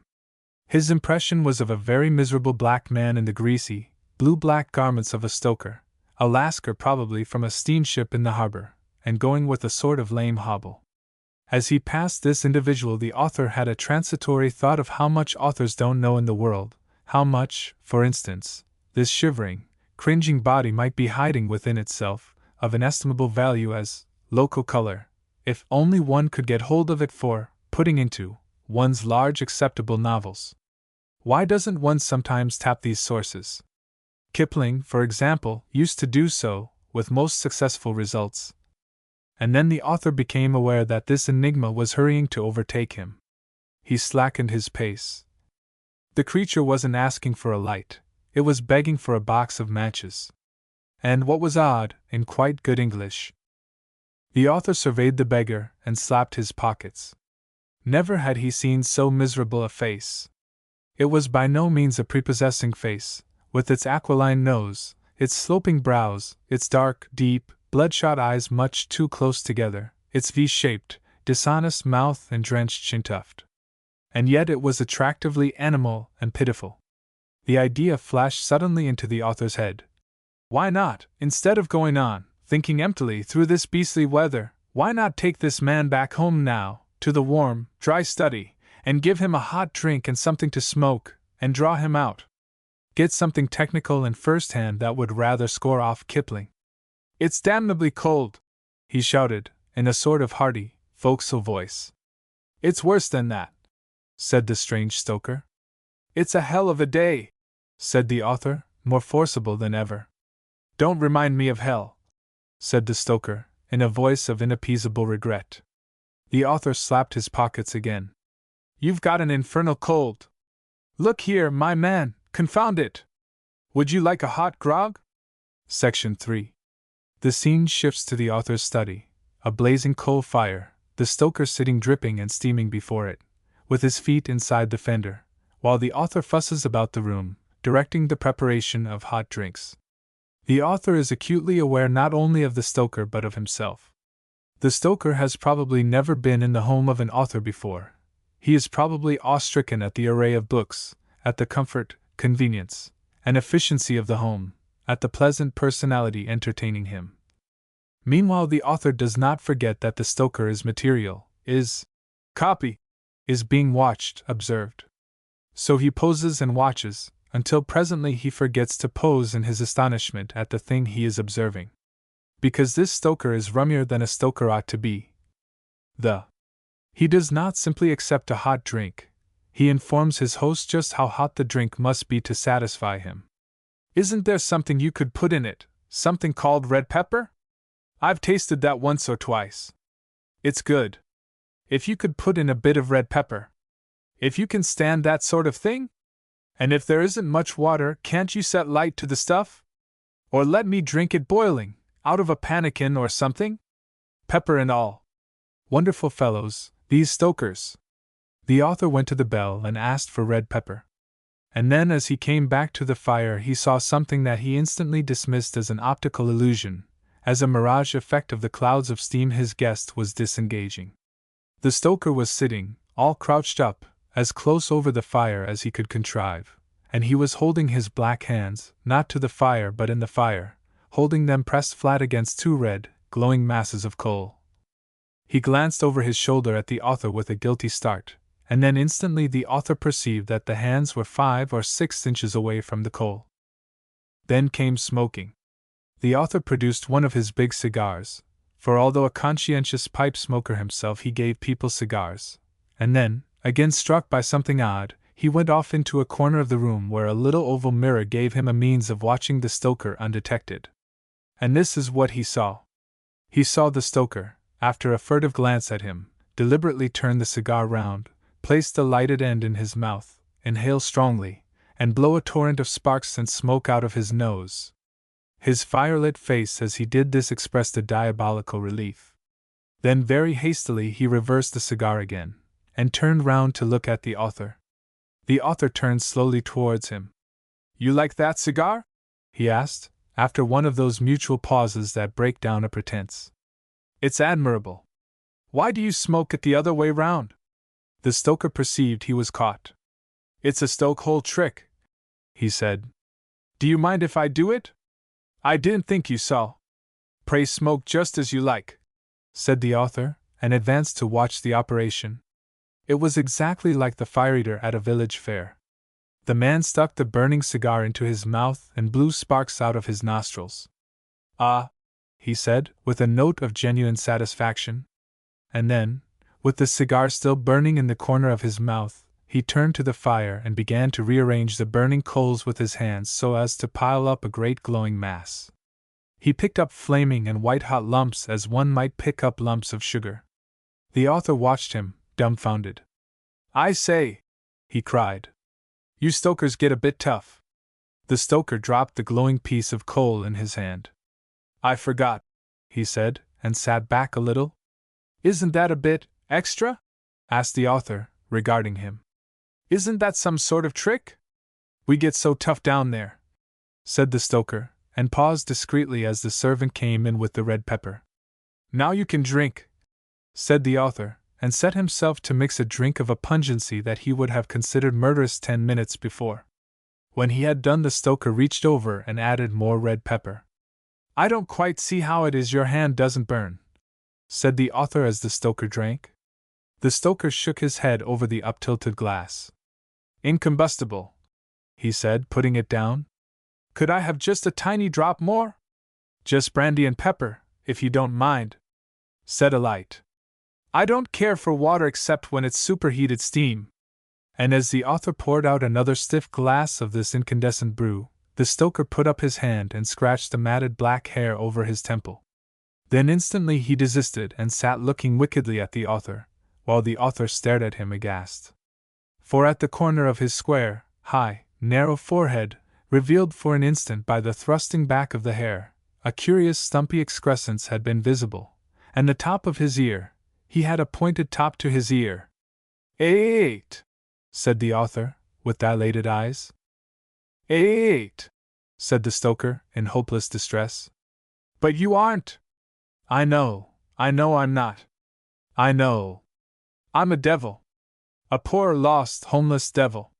And suddenly, with a gesture of indescribable despair, the apparent stoker buried his face in his hands and burst into tears. "Only man who's ever been decently kind to me," he sobbed. "And now, you'll chuck me out again into the beastly wet and cold. Beautiful fire. Nice drink. Almost homelike. Just to torment me. Boo!" And let it be recorded to the credit of our little author, that he did overcome his momentary horror, that he did go quickly round the table, and that he patted that dirty stoker's shoulder.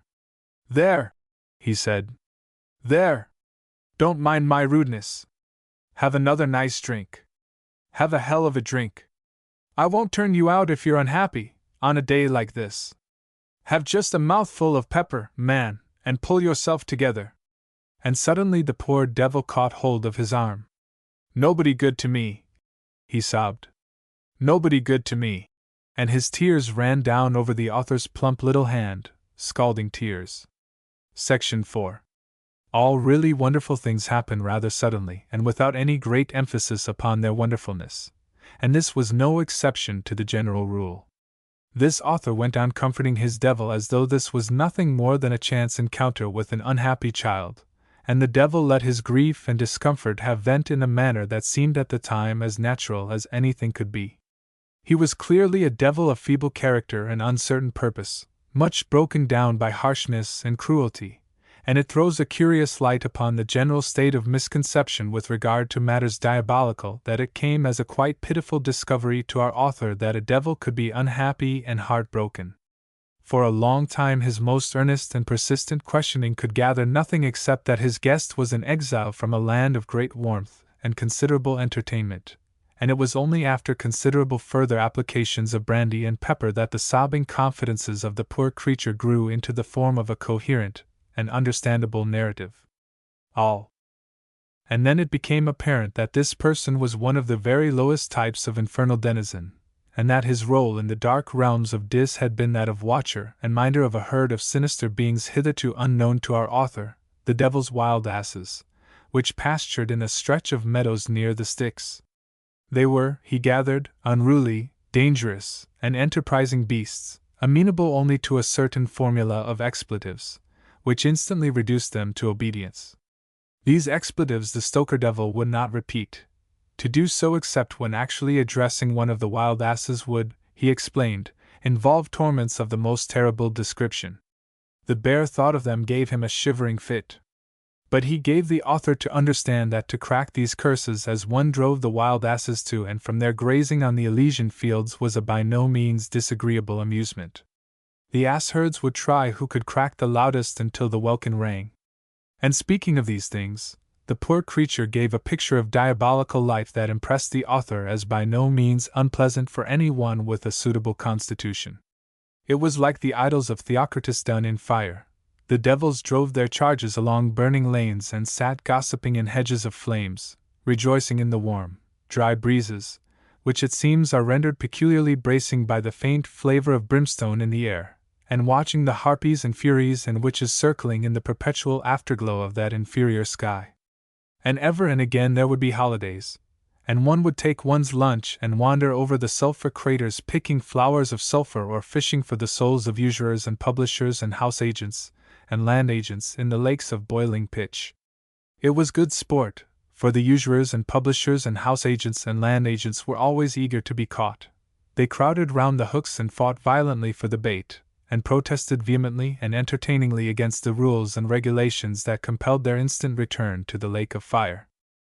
And sometimes when he was on holiday this particular devil would go through the Saltpetre dunes, where the witches' brooms grow and the blasted heath is in flower, to the landing place of the ferry whence the great road runs through the shops and banks of the Via Dolorosa to the new Judgment Hall, and watch the crowds of damned arriving by the steam ferry boats of the Consolidated Sharon Company.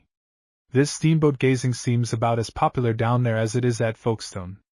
Almost every day notable people arrive, and as the devils are very well informed about terrestrial affairs, for of course all the earthly newspapers go straight to hell, whatever else could one expect? They get ovations of an almost undergraduate intensity. At times you can hear their cheering or booing, as the case may be, right away on the pastures where the wild asses feed. And that had been this particular devil's undoing. He had always been interested in the career of the R.T. Hahn, W. E. Gladstone. He was minding the wild asses. He knew the risks. He knew the penalties. But when he heard the vast uproar, when he heard the eager voices in the lane of fire saying, "It's Gladstone at last!" when he saw how quietly and unsuspiciously the wild asses cropped their pasture, the temptation was too much. He slipped away. He saw the great Englishman landed after a slight struggle. He joined in the outcry of, "Speech! Speech!" He heard the first delicious promise of a Home Rule movement which should break the last feeble links of celestial control. And meanwhile the wild asses escaped, according to the rules and the prophecies. Section 5. The little author sat and listened to this tale of a wonder that never for a moment struck him as incredible. And outside his rain-lashed window the strung-out fishing smacks pitched and rolled on their way home to Folkestone Harbor. The wild asses escaped. They got away to the world. And his superior officers took the poor herdsman, and tried him and bullied him and passed this judgment upon him, that he must go to the earth and find the wild asses, and say to them that certain string of oaths that otherwise must never be repeated, and so control them and bring them back to hell.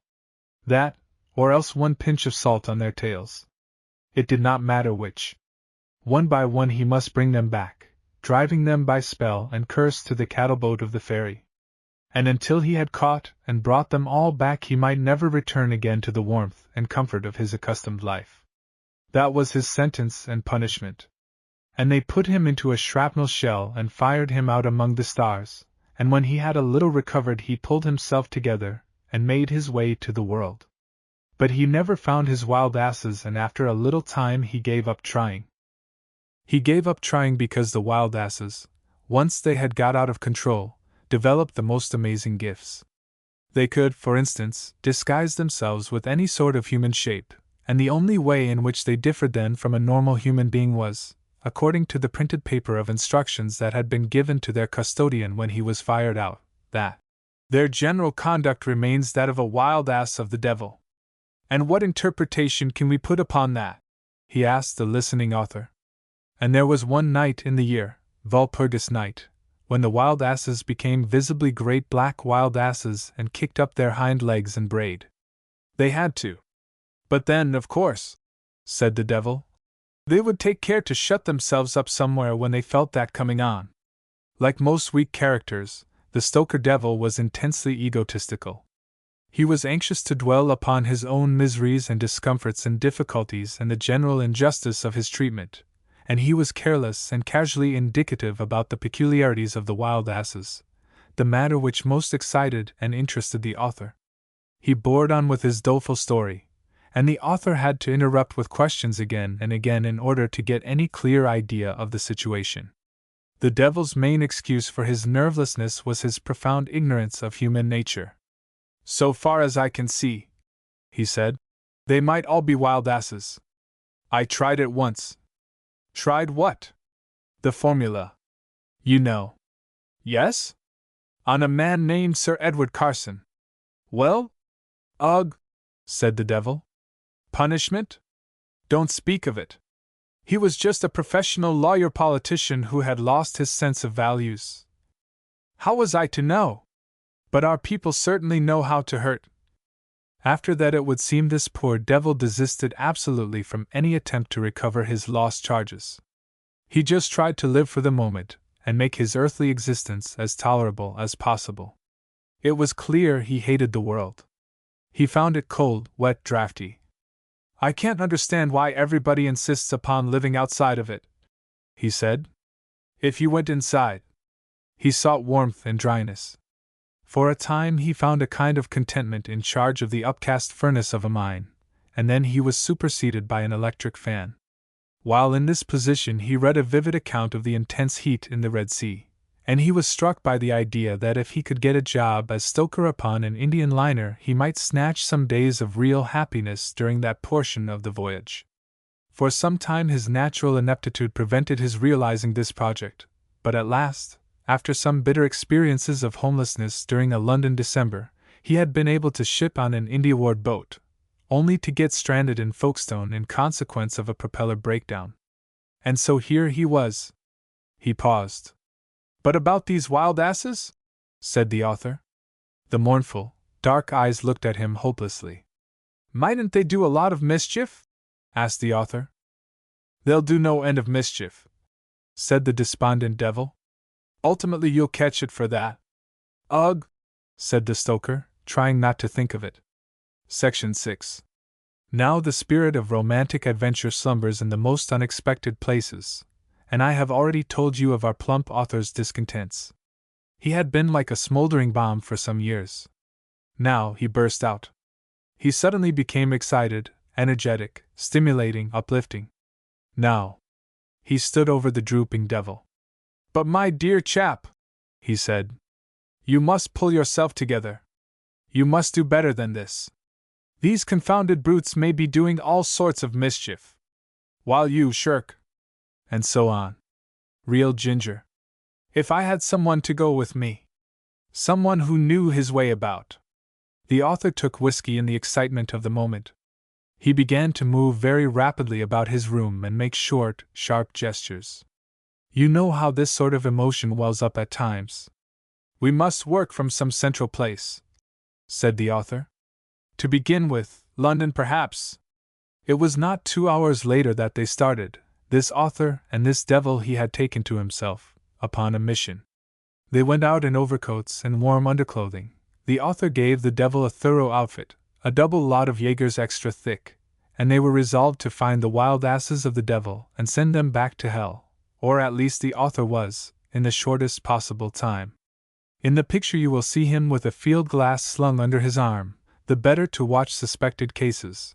In his pocket, wrapped in oiled paper, is a lot of salt to use if by chance he finds a wild ass when the devil and his string of oaths is not at hand. So he started. And when he had caught and done for the wild asses, then the author supposed that he would come back to his nice little villa and his nice little wife, and to his little daughter who said the amusing things, and to his popularity, his large gilt-edged popularity, and, except for an added prestige, be just exactly the man he had always been. Little knowing that whosoever takes unto himself a devil and goes out upon a quest from which there is no returning. Nevermore. Chapter the 9th. The Hunting of the Wild Asses of the Devil. The Hunting of the Wild Asses of the Devil. Section 1. At this point the surviving manuscript comes to an abrupt end. But Boon read or extemporized far beyond this point. He made a figure that was at once absurd and pitiful of his little author making this raid upon the world, resolved to detect and exorcise these suspected wild asses, and he told us at great length of how steadily and inevitably the poor enthusiast entangled himself in feuds and false accusations, libels and denunciations, free fights, burglaries, and so to universal execration in a perpetually tightening coil. "I'll stick to it," he squeaks, with every fresh blow of fate. Behind him, with a developing incurable bronchitis that could never be fatal, toiled the devil, more and more despondent, more and more draggle-tailed, voiceless and unhelpful. After a time he was perpetually trying to give his author the slip. But continually it is clearer that there were diabolical wild asses loose and active in the affairs of the world. One day the author had an inspiration. "Was your lot the only lot that ever escaped?" "Oh no," said the devil. "Ages before there were some. It led to an awful row. Just before the flood. They had to be drowned out. That's why they've been so stiff with me. I'm not quite sure whether they didn't interbreed. They say in hell that the world has never been quite the same place since." You see the scope this story gave Boon's disposition to derision. There were endless things that Boon hated, movements that seemed to him wanton and mischievous, outbreaks of disastrous violence, evil ideas. I should get myself into as much hot water as his author did if I were to tell all this poor man's adventures. He went to Ulster, he pursued prominent tariff reformers, he started off to Mexico and came back to investigate Pan-Germanism. I seem to remember his hanging for days about the entrance to Printing House Square. And there was a scene in the House of Commons. The author and the devil had been tracking a prominent politician, never mind whom, with the growing belief that here at last they had one of them. And Walpurgis Night grew near. Walpurgis Night came. "We must not lose sight of him," said the author, very alert and ruthless. "If necessary we must smash the windows, blow open doors." But the great man went down to the house as though nothing could possibly happen. They followed him. "He will certainly rush home," said the author, as the clock crept round to 11:30. "But anyhow let us get into the stranger's gallery, and keep our eyes on him to the last." They managed it with difficulty. I remember how vividly Boon drew the picture for us: the rather bored house, a coming and going of a few inattentive members, the nodding speaker and the clerks, the silent watchers in the gallery, a little flicker of white behind the grill. And then at 11:55 the honorable member arose. "We were wrong," said the author. "The draught here is fearful," said the devil. "Hadn't we better go?" The honorable member went on speaking showy, memorable, mischievous things. The seconds ticked away. And then it happened. The author made a faint rattling sound in his throat, and clung to the rail before him. The devil broke into a cold sweat. There, visible to all men, was a large black wild ass, kicking up its heels upon the floor of the house. And braying. And nobody was minding. The speaker listened patiently, one long finger against his cheek. The clerks bowed over the papers. The honorable member's two colleagues listened like men under an anesthetic, each sideways, each with his arm over the back of the seat. Across the house, one member was furtively writing a letter, and three others were whispering together.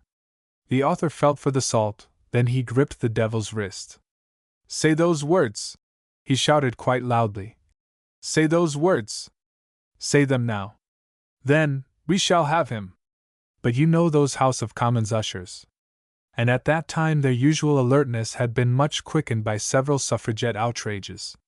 Before the devil had got through his second sentence, or the author could get his salt out of his pocket, both devil and author were traveling violently, scruff and pants seat irresistibly gripped, down St. Stephen's Hall. Section 2. "And you really begin to think," said Wilkins, "that there has been an increase in violence and unreasonableness in the world?" "And my case is that it is an eruption," said Boon. "But I do begin to see a sort of violence of mind and act growing in the world. There has always been something convulsive and extravagant in human affairs," said Wilkins. "No public thing, no collective thing, has ever had the sanity of men thinking quietly in a study." And so we fell to discussing the mind of the race again, and whether there was indeed any sanity growing systematically out of human affairs, or whether this mind of the race was just a poor tormented rag of partial understanding that would never control the blind forces that had made and would destroy it. And it was inevitable that such a talk should presently drift to the crowning human folly, to that crowned wild ass of the devil, aggressive militarism. That talk was going on, I remember, one very bright, warm, sunny day in May, or it may be in June, of 1914. And we talked of militarism as a flourish, as a kicking up of the national heels, as extravagance and waste. But, what seems to me so singular now, we none of us spoke of it or thought of it as a thing that could lead to the full horror of a universal war. Human memory is so strange and treacherous a thing that I doubt now if many English people will recall our habitual disregard in those days of war as a probability. We thought of it as a costly, foolish threatening, but that it could actually happen. Section 3. Some things are so shocking that they seem to have given no shock at all, just as there are noises that are silences because they burst the ears. And for some days after the declaration of war against Germany the whole business seemed a vast burlesque. It was incredible that this great people, for whom all Western Europe has mingled, and will to the end of time mingle, admiration with a certain humorous contempt, was really advancing upon civilization, enormously armed, scrupulously prepared, bellowing, "Deutschland, Deutschland über alles!" smashing, destroying, killing. We felt for a time, in spite of reason, that it was a joke, that presently Michael would laugh. But by Jove! The idiot wasn't laughing. For some weeks nobody in the circle about Boon talked of anything but the war. The wild asses of the devil became an illusion, to indicate all this that was kicking Europe to splinters. We got maps, and still more maps. We sent into the town for newspapers and got special intelligence by telephone. We repeated and discussed rumors. The Belgians were showing pluck and resource, but the French were obviously shockingly unprepared. There were weeks, one may confess it now that they have so abundantly proved the contrary, when the French seemed crumpling up like pasteboard. They were failing to save the line of the Meuse, Maubeuge, Lille, Laon. There were surrenders, there was talk of treachery, and General French, left with his flank exposed, made a costly retreat. It was one Sunday in early September that Wilkins came to us with a Sunday Observer. "Look," he said, "they are down on the Seine. They are sweeping right round behind the eastern line. They have broken the French in two. Here at Salis they are almost within sight of Paris." Then some London eavesdropper talked of the British retreat. "Kitchener says our army has lost half its fighting value. Our base is to be moved again from Havre to La Rochelle." Boon sat on the edge of his hammock. "The Germans must be beaten," he said. "The New World is killed. We go back 10,000 years. There is no light, no hope, no thought nor freedom any more unless the Germans are beaten. Until the Germans are beaten there is nothing more to be done in art, in literature, in life. They are a dull, envious, greedy, cunning, vulgar, interfering, and intolerably conceited people. A world under their dominance will be intolerable. I will not live in it. I had never believed they would do it, said Wilkins. Both my boys, said Dodd, have gone into the officers' training corps. They were in their cadet corps at school. Wasn't one an engineer? Asked Boon. The other was beginning to paint rather well, said Dodd. But it all has to stop. I suppose I shall have to do something, said the London eavesdropper. I'm 38. I can ride and I'm pretty fit. It's a nuisance. What is a man of my kind to do? Asked Wilkins. I'm 48. I can't believe the French are as bad as they seem, said Boon. But anyhow, we've no business to lean on the French. But I wonder now, pass me that map. Section 4. Next week things had mended, and the French and British were pushing the Germans back from the Marne to the Aisne. Whatever doubts we had felt about the French were dispelled in that swift week of recovery. They were all right. It was a stupendous relief, for if France had gone down, if her spirit had failed us, then we felt all liberalism, all republicanism, all freedom and light would have gone out in this world for centuries. Next. But then again at the Aisne the Germans stood, and our brisk rush of hope sobered down towards anxiety as the long flanking movement stretched towards the sea and the Antwerp situation developed. By imperceptible degrees our minds began to free themselves from the immediate struggle of the war, from strategy and movements, from the daily attempt to unriddle from reluctant and ambiguous dispatches, Dutch rumors, censored gaps, and uninforming maps what was happening. It became clear to us that there were to be no particular dramatic strokes, no sudden, decisive battles, no swift and clear conclusions. The struggle began to assume in our minds its true proportions, its true extent, in time, in space, in historical consequence. We had thought of a dramatic 3 months' conflict and a redrawn map of Europe. We perceived we were in the beginnings of a far vaster conflict, the end of an age, the slow, murderous testing and condemnation of whole systems of ideas that had bound men uneasily in communities for all our lives. We discussed, as all the world was discussing, the huge organization of sentiment and teaching that had produced this aggressive German patriotism, this tremendous national unanimity.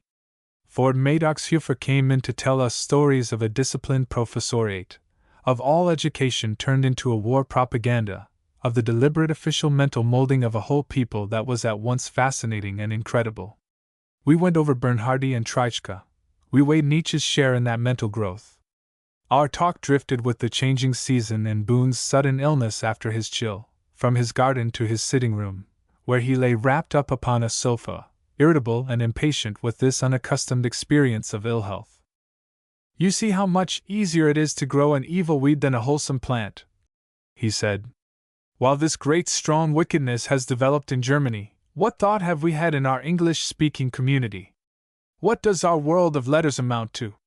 Clowns and dons and prigs, cults of the precious and cults of style, a few squeaking author-journalists, and such time-serving scoundrels as I, with my patent Bathwick filter, my 20 editions, and my thousands a year. None of us with any sense of a whole community, or a common purpose. Where is our strength to go against that strength of the heavy German mind? Where is the mind of our race? He looked at me with tired eyes. It has been a joke with us, he said. Is there no power of thought among free men strong enough to swing them into armies that can take this monster by the neck? Must men be bullied forever? Are there no men to think at least as earnestly as one climbs a mountain, and to write with their uttermost pride? Are there no men to face truth as those boys at Mons faced shrapnel, and to stick for the honor of the mind and for truth and beauty as those lads stuck to their trenches? Bliss and I have tried to write of all the world of letters, and we have found nothing to write about but posturing and competition and sham reputations, and of dullness and impudence hiding and sheltering in the very sheath of the sword of thought. For a little while after the war began our people seemed noble and dignified, but see now how all Britain breaks after its first quiet into chatter about spies, sentimentality about the architecture of Louvain, invasion scares, the bitter persecution of stray Germans, and petty disputes and recriminations like a pool under a breeze. And below that nothing. While still the big thing goes on, ungrasped, day after day, a monstrous struggle of our world against the thing it will not have. No one is clear about what sort of thing we will have. It is a nightmare in which we try continually to escape and have no whither to escape. What is to come out of this struggle? Just anything that may come out of it, or something we mean shall come out of it. He sat up in his bed. His eyes were bright and he had little red spots in his cheeks. At least the Germans stand for something. It may be brutal, stupid, intolerable, but there it is, a definite intention, a scheme of living and order, Germanic Kultur. But what the devil do we stand for? Was there anything that amounted to an intellectual life at all in all our beastly welter of writing, of nice young man poetry, of stylish fiction and fiction without style, of lazy history, popular philosophy, slobbering criticism, academic civilities? Is there anything here to hold the people together? Is there anything to make a new world? A literature ought to dominate the mind of its people. Yet here comes the gale, and all we have to show for our racial thought, all the fastness we have made for our souls, is a flying scud of paper scraps, poems, such poems. Casual articles, whirling headlong in the air, a few novels drowning in the floods. Section 5. There were times during his illness and depression when we sat about Boon very much after the fashion of Job's comforters. And I remember an occasion when Wilkins took upon himself the responsibility for a hopeful view. There was about Wilkins's realistic sentimentality something at once akin and repugnant to Boon's intellectual mysticism, so that for a time Boon listened resentfully, and then was moved to spirited contradiction. Wilkins declared that the war was like one of those great illnesses that purge the system of a multitude of minor ills. It was changing the spirit of life about us. It would end a vast amount of mere pleasure-seeking and aimless extravagance. It was giving people a sterner sense of duty and a more vivid apprehension of human brotherhood. This ineffective triviality in so much of our literary life of which Boon complained would give place to a sense of urgent purpose. There. War, said Boon, turning his face towards Wilkins, does nothing but destroy. All making is destructive, said Wilkins, while Boon moved impatiently. The sculptor destroys a block of marble, the painter scatters a tube of paint. Boon's eye had something of the expression of a man who watches another ride his favorite horse. See already the new gravity in people's faces, the generosities, the pacification of 1,000 stupid squabbles. If you mean Carsonism, said Boon, it's only sulking until it can cut in again. I deny it, said Wilkins, warming to his faith. This is the firing of the clay of Western European life. It stops our little arts perhaps, but see the new beauty that comes. We can well spare our professional books and professional writing for a time to get such humor and wonder as one can find in the soldiers' letters from the front. Think of all the people whose lives would have been slack and ignoble from the cradle to the grave, who are being twisted up now to the stern question of enlistment. Think of the tragedies of separation and danger and suffering that are throwing a stern bright light upon 10,000 obscure existences. And the noble procession of poor devils tramping through the slush from their burning homes, God knows whither.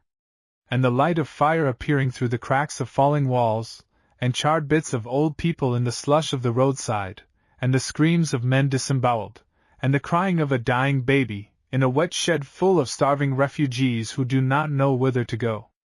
Go on, Wilkins. Oh, if you choose to dwell on the horrors! The one decent thing that we men who sit at home in the warm can do is to dwell on the horrors and do our little best to make sure that never, never shall this thing happen again.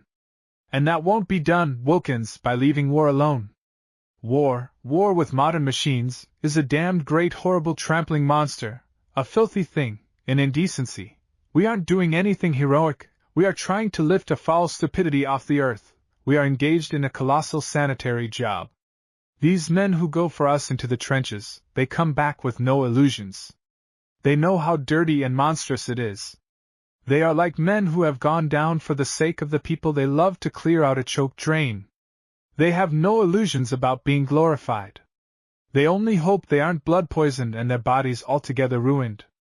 And as for the bracing stir of it, they tell me, Wilkins, that their favorite song now in the trenches is, "Nobody knows how bored we are." Bored we are, Bored we are. Nobody knows how bored we are. And nobody seems to care. Meanwhile you sit at home and feel vicariously ennobled. He laid his hand on a daily newspaper beside him. Oh, you're not the only one. I will make you ashamed of yourself, Wilkins. Here's the superlative to your positive. Here's the sort of man I should like to hold for 5 minutes head downwards in the bilge of a trench, writing on the heroic spirit in the Morning Post. He's one of your gentlemen who sit in a room full of books and promise themselves much moral benefit from the bloodshed in France. Coleridge, he says, Coleridge, the heroic, self-controlled Spartan Coleridge was of his opinion and very hard on pacificism. Coleridge complained of peacetime in such words as these: all individual dignity and power, engulfed in courts, committees, institutions. One benefit club for mutual flattery. And then, I suppose, the old loafer went off to sponge on somebody. And here's the stuff the heroic, spirited Osborne, the Morning Post gentleman, unhappily not a German, and unhappily too old for trench work, quotes with delight now, after Belgium. My spear, my sword, my shaggy shield! With these I till, with these I sow. With these I reap my harvest field. No other wealth the gods bestow. With these I plant the fertile vine. With these I press the luscious wine. My spear, my sword, my shaggy shield! They make me lord of all below. For those who dread my spear to wield, before my shaggy shield must bow. Their fields, their vineyards they resign, and all that cowards have is mine. He goes on to this. It is in vain that the pacifist rages at such staunch braggadocio. It blares out a political truth of timeless validity in words that are by no means politic. Sparta was the working model in ancient times of the state that lives by and for warfare, though never despising the rewards of an astute diplomacy. She was the Prussia of antiquity. Spartan ideal of duty and discipline. You see the spirit of him. You see what has got loose. It is a real and potent spirit. You have to reckon with it through all this business. To this sort of mind the pacifist is a hateful fool. The pacifist prefers making vineyards, painting pictures, building Gothic cathedrals, thinking clear thoughts to bawling brute land over all, and killing people and smashing things up. He is a maker. That is what is intended here by coward. All real creative activity is hateful to a certain ugly, influential, aggressive type of mind, to this type of mind that expresses itself here in England through the Morning Post and Spectator. Both these papers are soaked through and through with a genuine detestation of all fine creation, all beauty, all novelty, all frank, generous, and pleasant things. In peacetime they maintain an attitude of dyspeptic hostility to free art, to free literature, to fresh thought. They stand uncompromisingly for ugliness, dullness, and restriction, as ends in themselves. When you talk, Wilkins, of the intellectual good of the war, I ask you to note the new exaltation that has come into these evil papers. When they speak of the moral benefits of war, they mean the smashing up of everything that they hate and we care for. They mean reaction. This good man Osborne, whom I have never seen or heard of before, seems to be quintessential of all that side. I can imagine him. I believe I could reconstruct him from this article I have here, just as anatomists have reconstructed extinct monsters from a single bone. He is, I am certain, a Don. The emotional note suggests Oxford. He is a classical scholar. And that is the extent of his knowledge. Something in this way. He began to sketch rapidly. You have to realize that while the pacifists talk of the horrible ugliness of war and the necessity of establishing an everlasting world peace, whiskered old ladies in hydropaths, dons on the Morning Post, chattering district visitors and blustering, bellowing parsons, people who are ever so much more representative of general humanity than we literary oddities, all that sort of people tucked away somewhere safe, are in a state of belligerent lustfulness and prepared to give the very eyes of everybody else in this country, prepared to sacrifice the lives of all their servants and see the poor taxed to the devil, first for a victory over Germany and then for the closest, silliest, loudest imitation of Prussian swagger on our part, with them, of course, on the very top of it all, that we can contrive. That spirit is loose, Wilkins. All the dowagers are mewing for blood, all the male old women who teach classics and dream of reaction at Oxford and Cambridge are having the time of their lives. They trust to panic, to loud accusations, to that fear of complexity that comes with fatigue. They trust to the exhaustion of delicate purposes and sensitive nerves. And this force-loving, bullying silliness is far more likely to come out on top, after the distresses of this war, after the decent men are dead in the trenches and the wise ones shouted to silence, than any finely intellectual, necessarily difficult plan to put an end forever to all such senseless brutalities. I think you underrate the power of, modern sanity, said Wilkins. Time will show, said Boon. I hope I do. This man Osborne, whoever he may be, must be just a fantastic extremist. I do not see that he is an answer to my suggestion that for the whole mass of people this war means graver thought, steadier thought, a firmer collective purpose. It isn't only by books and formal literature that people think. There is the tremendous effect of realized and accumulated facts. Wilkins, said Boon, do not cuddle such illusions. It is only in books and writings that facts get assembled. People are not grasping any comprehensive effects at all at the present time. One day one monstrous thing batters on our minds, a battleship is blown up or 100 villagers murdered, and next day it is another. We do not so much think about it as get mentally scarred. You can see in this spy hunt that is going on and in the increasing denunciations and wrangling of the papers how the strain is telling. Attention is overstrained and warms into violence. People are reading no books. They are following out no conclusions. No intellectual force whatever is evident dominating the situation. No organization is at work for a sane peace. Where is any power for pacificism? Where is any strength on its side? America is far too superior to do anything but trade. The liberals here sniff at each other and quarrel gently but firmly on minor points. Mr. Norman Angell advertises himself in a small magazine and resents any other work for peace as though it were an infringement of his copyright. Read the daily papers, go and listen to the talk of people. Don't theorize, but watch. The mind you will meet is not in the least like a mind doing something slowly but steadfastly. Far more is it like a mind being cruelly smashed about and worried and sticking to its immediate purpose with a narrower and narrower intensity. Until at last it is a pointed intensity. It is like a dying man strangling a robber in his death grip. We shall beat them, but we shall be dead beat doing it.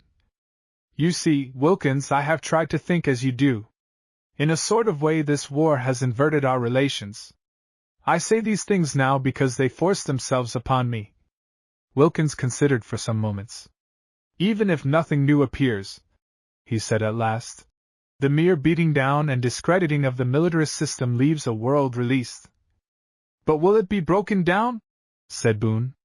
Think of the Osbornes. And then he cried in a voice of infinite despair. No! War is just the killing of things and the smashing of things. And when it is all over, then literature and civilization will have to begin all over again. They will have to begin lower down and against a heavier load, and the days of our jesting are done. The wild asses of the devil are loose and there is no restraining them. What is the good, Wilkins, of pretending that the wild asses are the instruments of Providence kicking better than we know? It is all evil. Evil. An evil year. And I lie here helpless, spitting and spluttering, with this chill upon my chest. I cannot say or write what I would. And in the days of my sunshine there were things I should have written, things I should have understood. Section 6.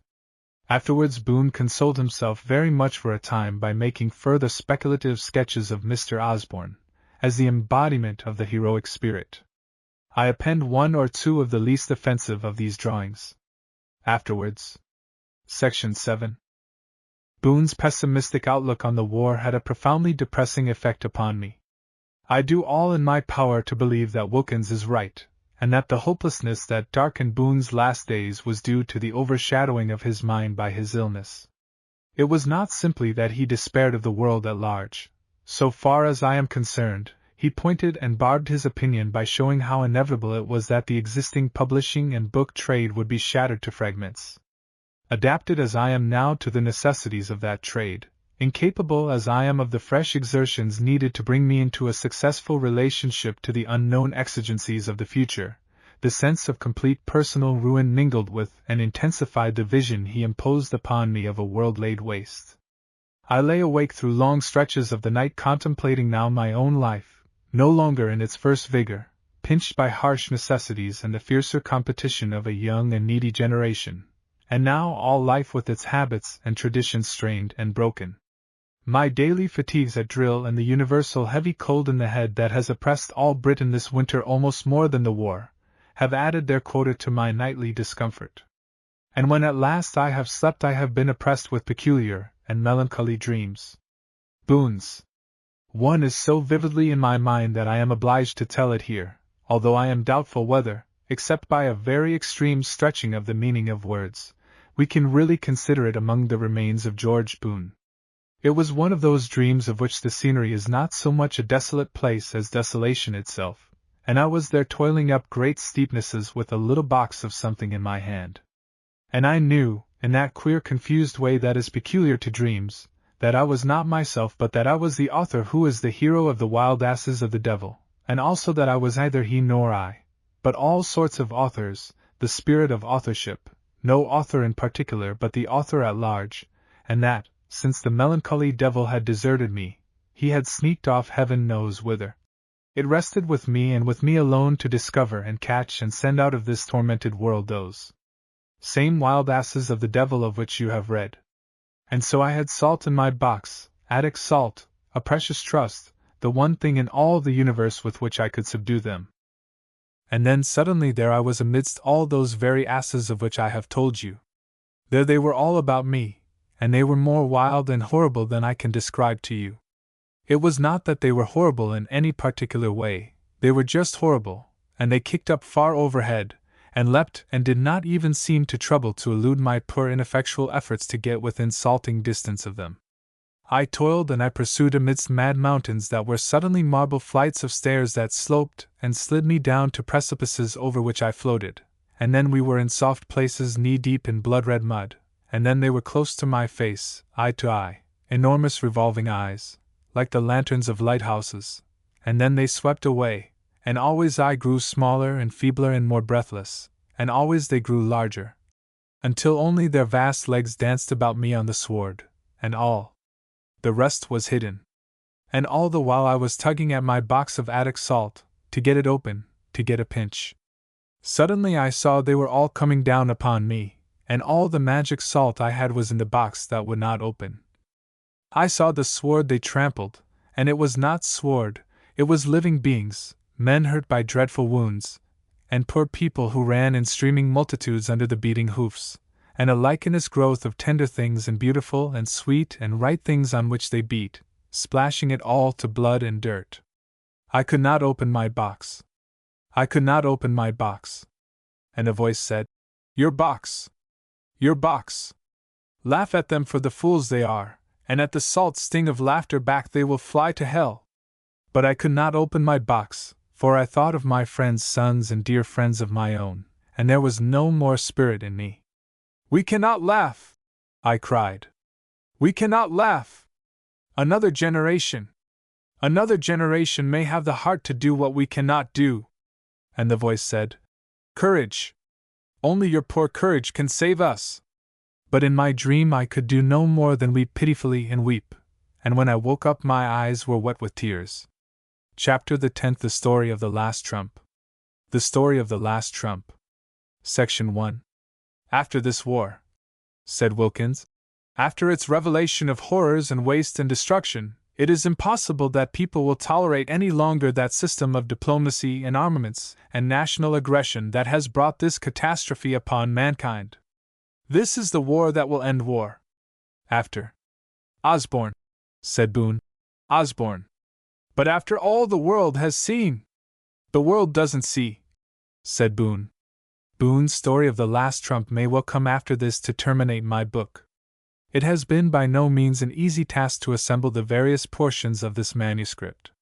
It is written almost entirely in pencil, and sometimes the writing is so bad as to be almost illegible. But here at last it is, as complete, I think, as Boon meant it to be. It is his epitaph upon his dream of the mind of the race. Section 2: The Story of the Last Trump. The Story of the Last Trump. The story of the last trump begins in heaven and it ends in all sorts of places round about the world.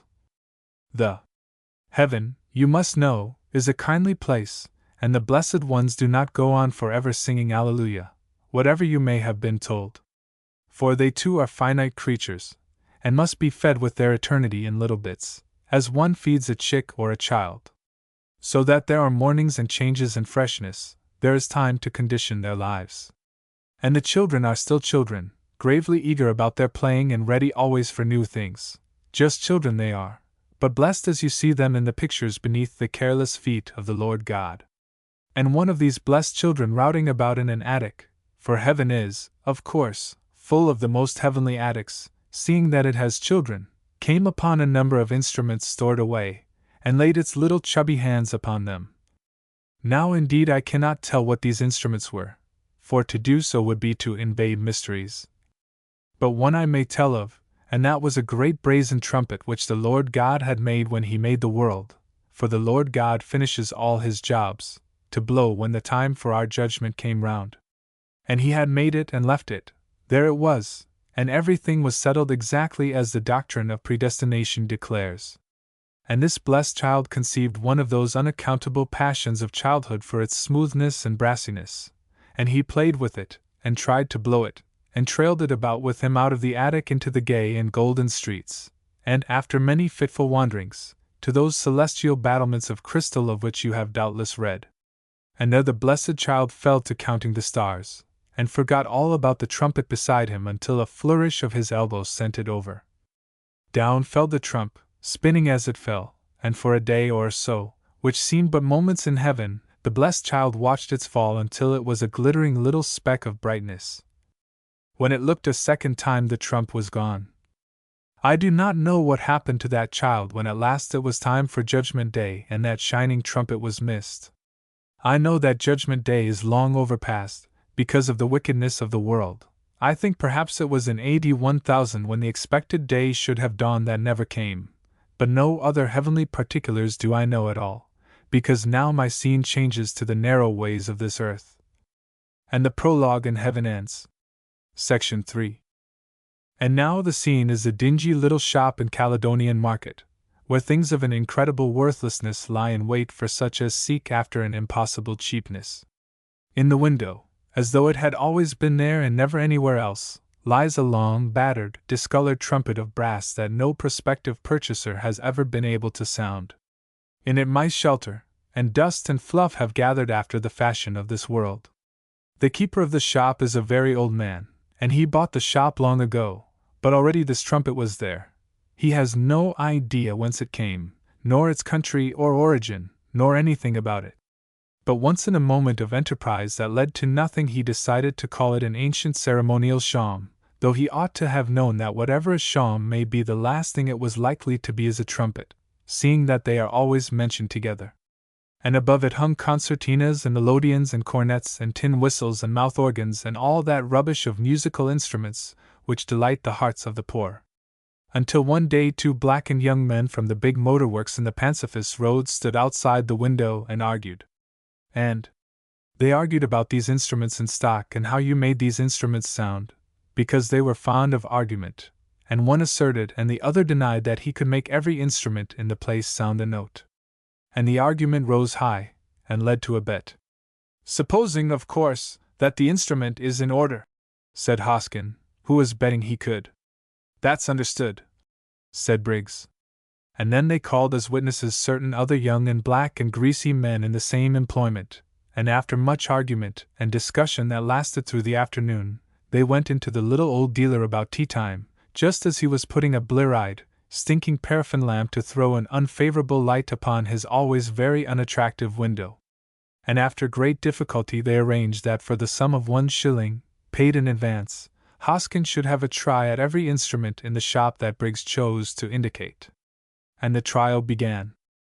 The third instrument that was pitched upon by Briggs for the trial was the strange trumpet that lay at the bottom of the window, the trumpet that you, who have read the introduction, know was the trumpet for the last trump. And Hoskin tried and tried again, and then, blowing desperately, hurt his ears. But he could get no sound from the trumpet. Then he examined the trumpet more carefully and discovered the mice and fluff and other things in it, and demanded that it should be cleaned. And the old dealer, nothing loath, knowing they were used to automobile horns and such like instruments, agreed to let them clean it on condition that they left it shiny. So the young men, after making a suitable deposit, which, as you shall hear, was presently confiscated, went off with the trumpet, proposing to clean it next day at the works and polish it with the peculiarly excellent brass polish employed upon the honk horns of the firm. And this they did, and Hoskin tried again. But he tried in vain. Whereupon there arose a great argument about the trumpet, whether it was in order or not, whether it was possible for any one to sound it.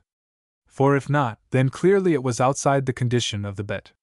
Others among the young men tried it, including 2 who played wind instruments in a band and were musically knowing men. After their own failure, they were strongly on the side of Hoskin and strongly against Briggs, and most of the other young men were of the same opinion. Not a bit of it, said Briggs, who was a man of resource. I'll show you that it can be sounded. And taking the instrument in his hand, he went towards a peculiarly powerful foot blowpipe that stood at the far end of the tool shed. Good old Briggs, said one of the other young men, and opinion veered about. Briggs removed the blowpipe from its bellows and tube, and then adjusted the tube very carefully to the mouthpiece of the trumpet. Then with great deliberation he produced a piece of beeswax string from a number of other strange and filthy contents in his pocket, and tied the tube to the mouthpiece. And then he began to work the treadle of the bellows. Good old Briggs, said the one who had previously admired him. And then something incomprehensible happened. It was a flash. Whatever else it was a flash. And a sound that seemed to coincide exactly with the flash. Afterwards the young men agreed to it that the trumpet blew to bits. It blew to bits and vanished, and they were all flung upon their faces, not backward, be it noted, but on their faces, and Briggs was stunned and scared. The tool-shed windows were broken and the various apparatus and cars around were much displaced, and no traces of the trumpet were ever discovered. That last particular puzzled and perplexed poor Briggs very much. It puzzled and perplexed him the more because he had had an impression, so extraordinary, so incredible, that he was never able to describe it to any other living person. But his impression was this, that the flash that came with the sound came, not from the trumpet but to it, that it smote down to it and took it, and that its shape was in the exact likeness of a hand and arm of fire. Section 4. And that was not all, that was not the only strange thing about the disappearance of that battered trumpet. There was something else, even more difficult to describe, an effect as though for one instant something opened. And the young men who worked with Hoskin and Briggs had that clearness of mind which comes of dealing with machinery, and they all felt this indescribable something else, as if for an instant the world wasn't the world, but something lit and wonderful, larger. This is what one of them said of it. I felt, he said, just for a minute, as though I was blown to kingdom come. It is just how it took me, said another. Lord, I says, here's Judgment Day. And then there I was sprawling among the flies. But none of the others felt that they could say anything more definite than that. Section 5. Moreover, there was a storm. All over the world there was a storm that puzzled meteorology, a moment's gale that left the atmosphere in a state of wild swagog, rains, tornadoes, depressions, irregularities for weeks. News came of it from all the quarters of the earth. Moreover, all over China, for example, that land of cherished graves, there was a dust storm. Dust leaped into the air. A kind of earthquake shook Europe, an earthquake that seemed to have at heart the peculiar interests of Mr. Algernon Ashton. Everywhere it cracked mausoleums and shivered the pavements of cathedrals, swished the flower beds of cemeteries, and tossed tombstones aside. A crematorium in Texas blew up. The sea was greatly agitated, and the beautiful harbor of Sydney, in Australia, was seen to be littered with sharks floating upside down in manifest distress. And all about the world a sound was heard like the sound of a trumpet instantly cut short. Section 6. But this much is only the superficial dressing of the story. The reality is something different.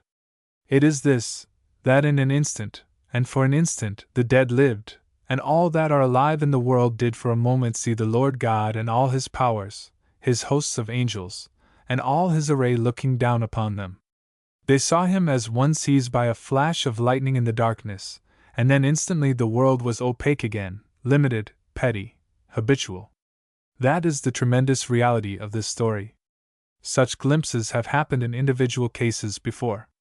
The lives of the saints abound in them. Such a glimpse it was that came to Devendranath Tagore upon the burning ghat at Benares. But this was not an individual but a world experience. The flash came to everyone. Not always was it quite the same, and thereby the doubter found his denials, when presently a sort of discussion broke out in the obscure press.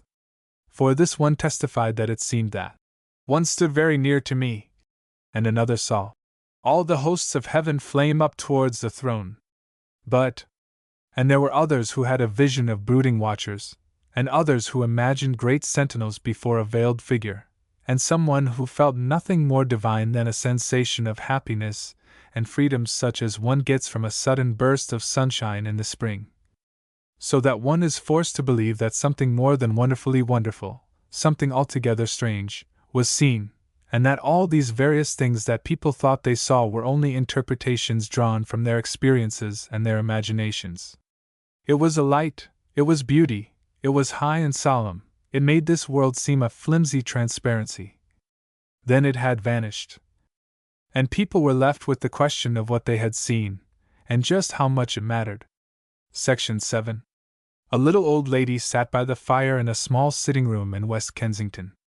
Her cat was in her lap, her spectacles were on her nose, she was reading the morning's paper, and beside her, on a little occasional table, was her tea and a buttered muffin. She had finished the Crimes, and she was reading about the royal family. When she had read all there was to read about the royal family, she put down the paper, deposited the cat on the hearthrug, and turned to her tea. She had poured out her first cup, and she had just taken up a quadrant of muffin when the trump and the flash came. Through its instant duration she remained motionless with the quadrant of muffin poised halfway to her mouth. Then very slowly she put the morsel down. A little. "Now what was that?" she said. She surveyed the cat, but the cat was quite calm. Then she looked very, very hard at her lamp. It was a patent safety lamp, and had always behaved very well. Then she stared at the window, but the curtains were drawn and everything was in order. "One might think I was going to be ill," she said, and resumed her toast. Section 8. Not far away from this old lady, not more than 3/4 of a mile at most, sat Mr. Parchester in his luxurious study, writing a perfectly beautiful, sustaining sermon about the need of faith in God. He was a handsome, earnest, modern preacher. He was rector of one of our big West End churches, and he had amassed a large, fashionable congregation. Every Sunday, and at convenient intervals during the week, he fought against modern materialism, scientific education, excessive puritanism, pragmatism, doubt, levity, selfish individualism, further relaxation of the divorce laws, all the evils of our time, and anything else that was unpopular. He believed quite simply, he said, in all the old, simple, kindly things. He had the face of a saint, but he had rendered this generally acceptable by growing side whiskers. And nothing could tame the beauty of his voice. Not. He was an enormous asset in the spiritual life of the metropolis, to give it no harsher name, and his fluent periods had restored faith and courage to many a poor soul hovering on the brink of the dark river of thought. And just as beautiful Christian maidens played a wonderful part in the last days of Pompeii, in winning proud Roman hearts to a hated and despised faith, so Mr. Parchester's naturally graceful gestures, and his simple, melodious, trumpet voice won back scores of our half-pagan rich women to church attendance and the social work of which his church was the center. And now by the light of an exquisitely shaded electric lamp he was writing this sermon of quiet, confident belief, with occasional hard smacks, perfect stingers in fact, at current unbelief and rival leaders of opinion, in the simple, divine faith of our fathers. When there came this truncated trump and this vision. Section 9. Of all the innumerable multitudes who for the infinitesimal fraction of a second had this glimpse of the divinity, None were so blankly and profoundly astonished as Mr. Parchester. For, it may be because of his subtly spiritual nature, he saw, and seeing believed. He dropped his pen and let it roll across his manuscript. He sat stunned. Every drop of blood fled from his face, and his lips and his eyes dilated. While he had just been writing and arguing about God, there was God. The curtain had been snatched back for an instant. It had fallen again. But his mind had taken a photographic impression of everything that he had seen. The grave presences, the hierarchy, the effulgence, the vast concourse, the terrible, gentle eyes. He felt it, as though the vision still continued, behind the bookcases, behind the pictured wall and the curtained window. Even now there was judgment. For quite a long time he sat, incapable of more than apprehending this supreme realization. His hands were held out limply upon the desk before him. And then very slowly his staring eyes came back to immediate things, and fell upon the scattered manuscript on which he had been engaged. He read an unfinished sentence, and slowly recovered its intention. As he did so, a picture of his congregation came to him as he saw it from the pulpit during his evening sermon, as he had intended to see it on the Sunday evening that was at hand, with Lady Rupert in her sitting and Lady Blex in hers and Mrs.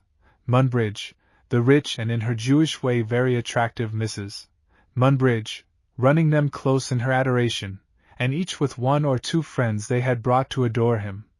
And behind them the Hexams and the Walsinghams, and behind them others and others, ranks and ranks of people, and the galleries on either side packed with worshippers of a less dominant class, and the great organ and his magnificent choir waiting to support him and supplement him, and the great altar to the left of him, and the beautiful new Lady Chapel, done by Roger Fray and Wyndham Lewis and all the latest people in art, to the right.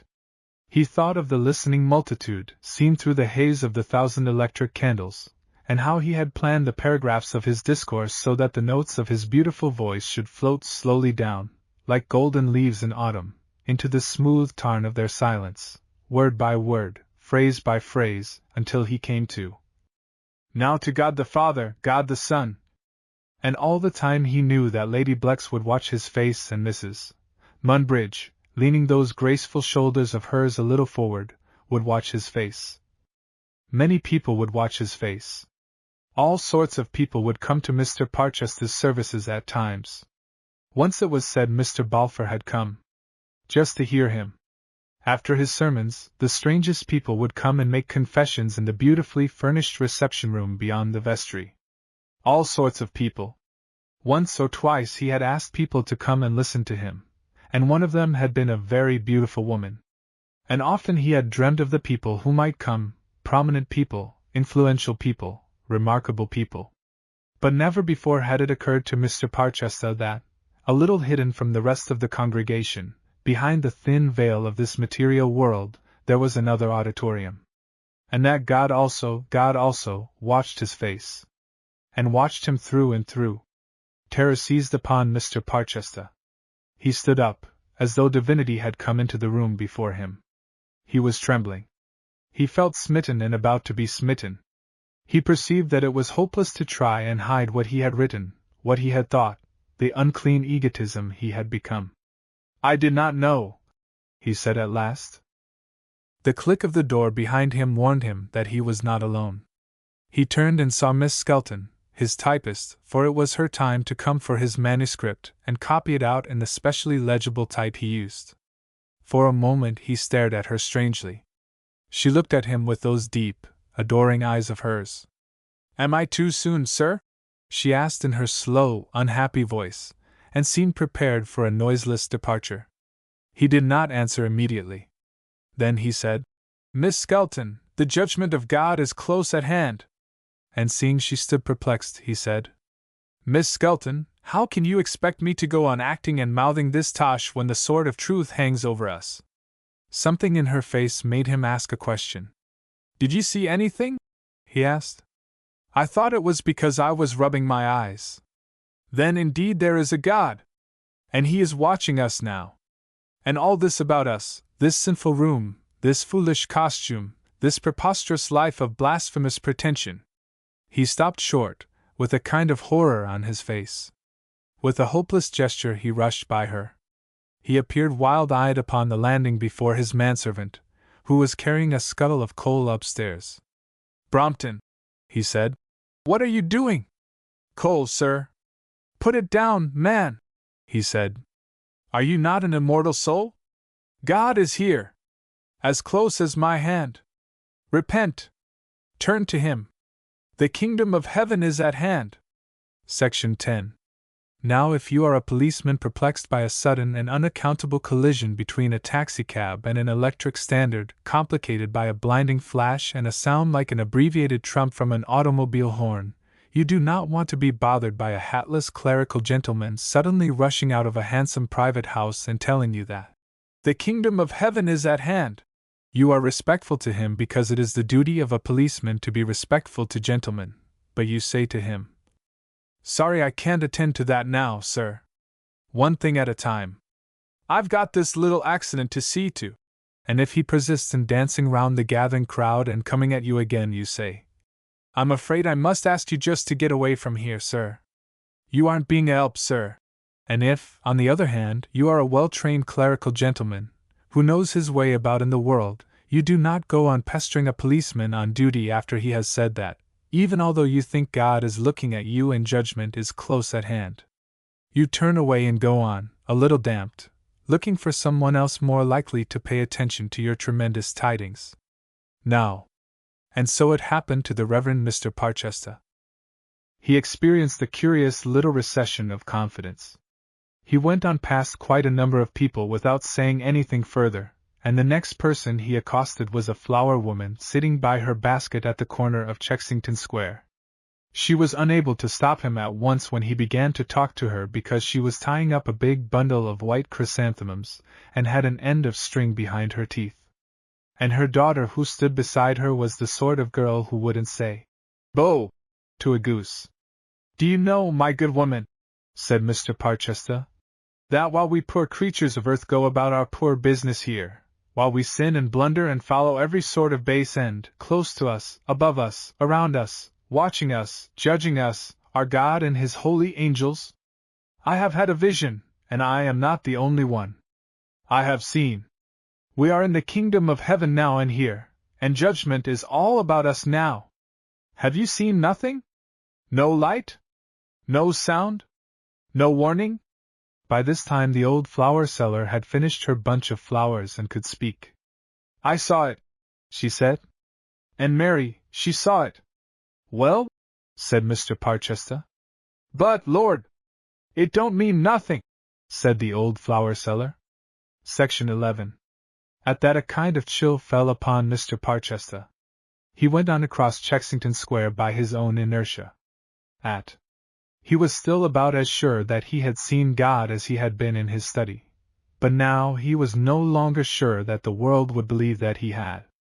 He felt perhaps that this idea of rushing out to tell people was precipitate and inadvisable.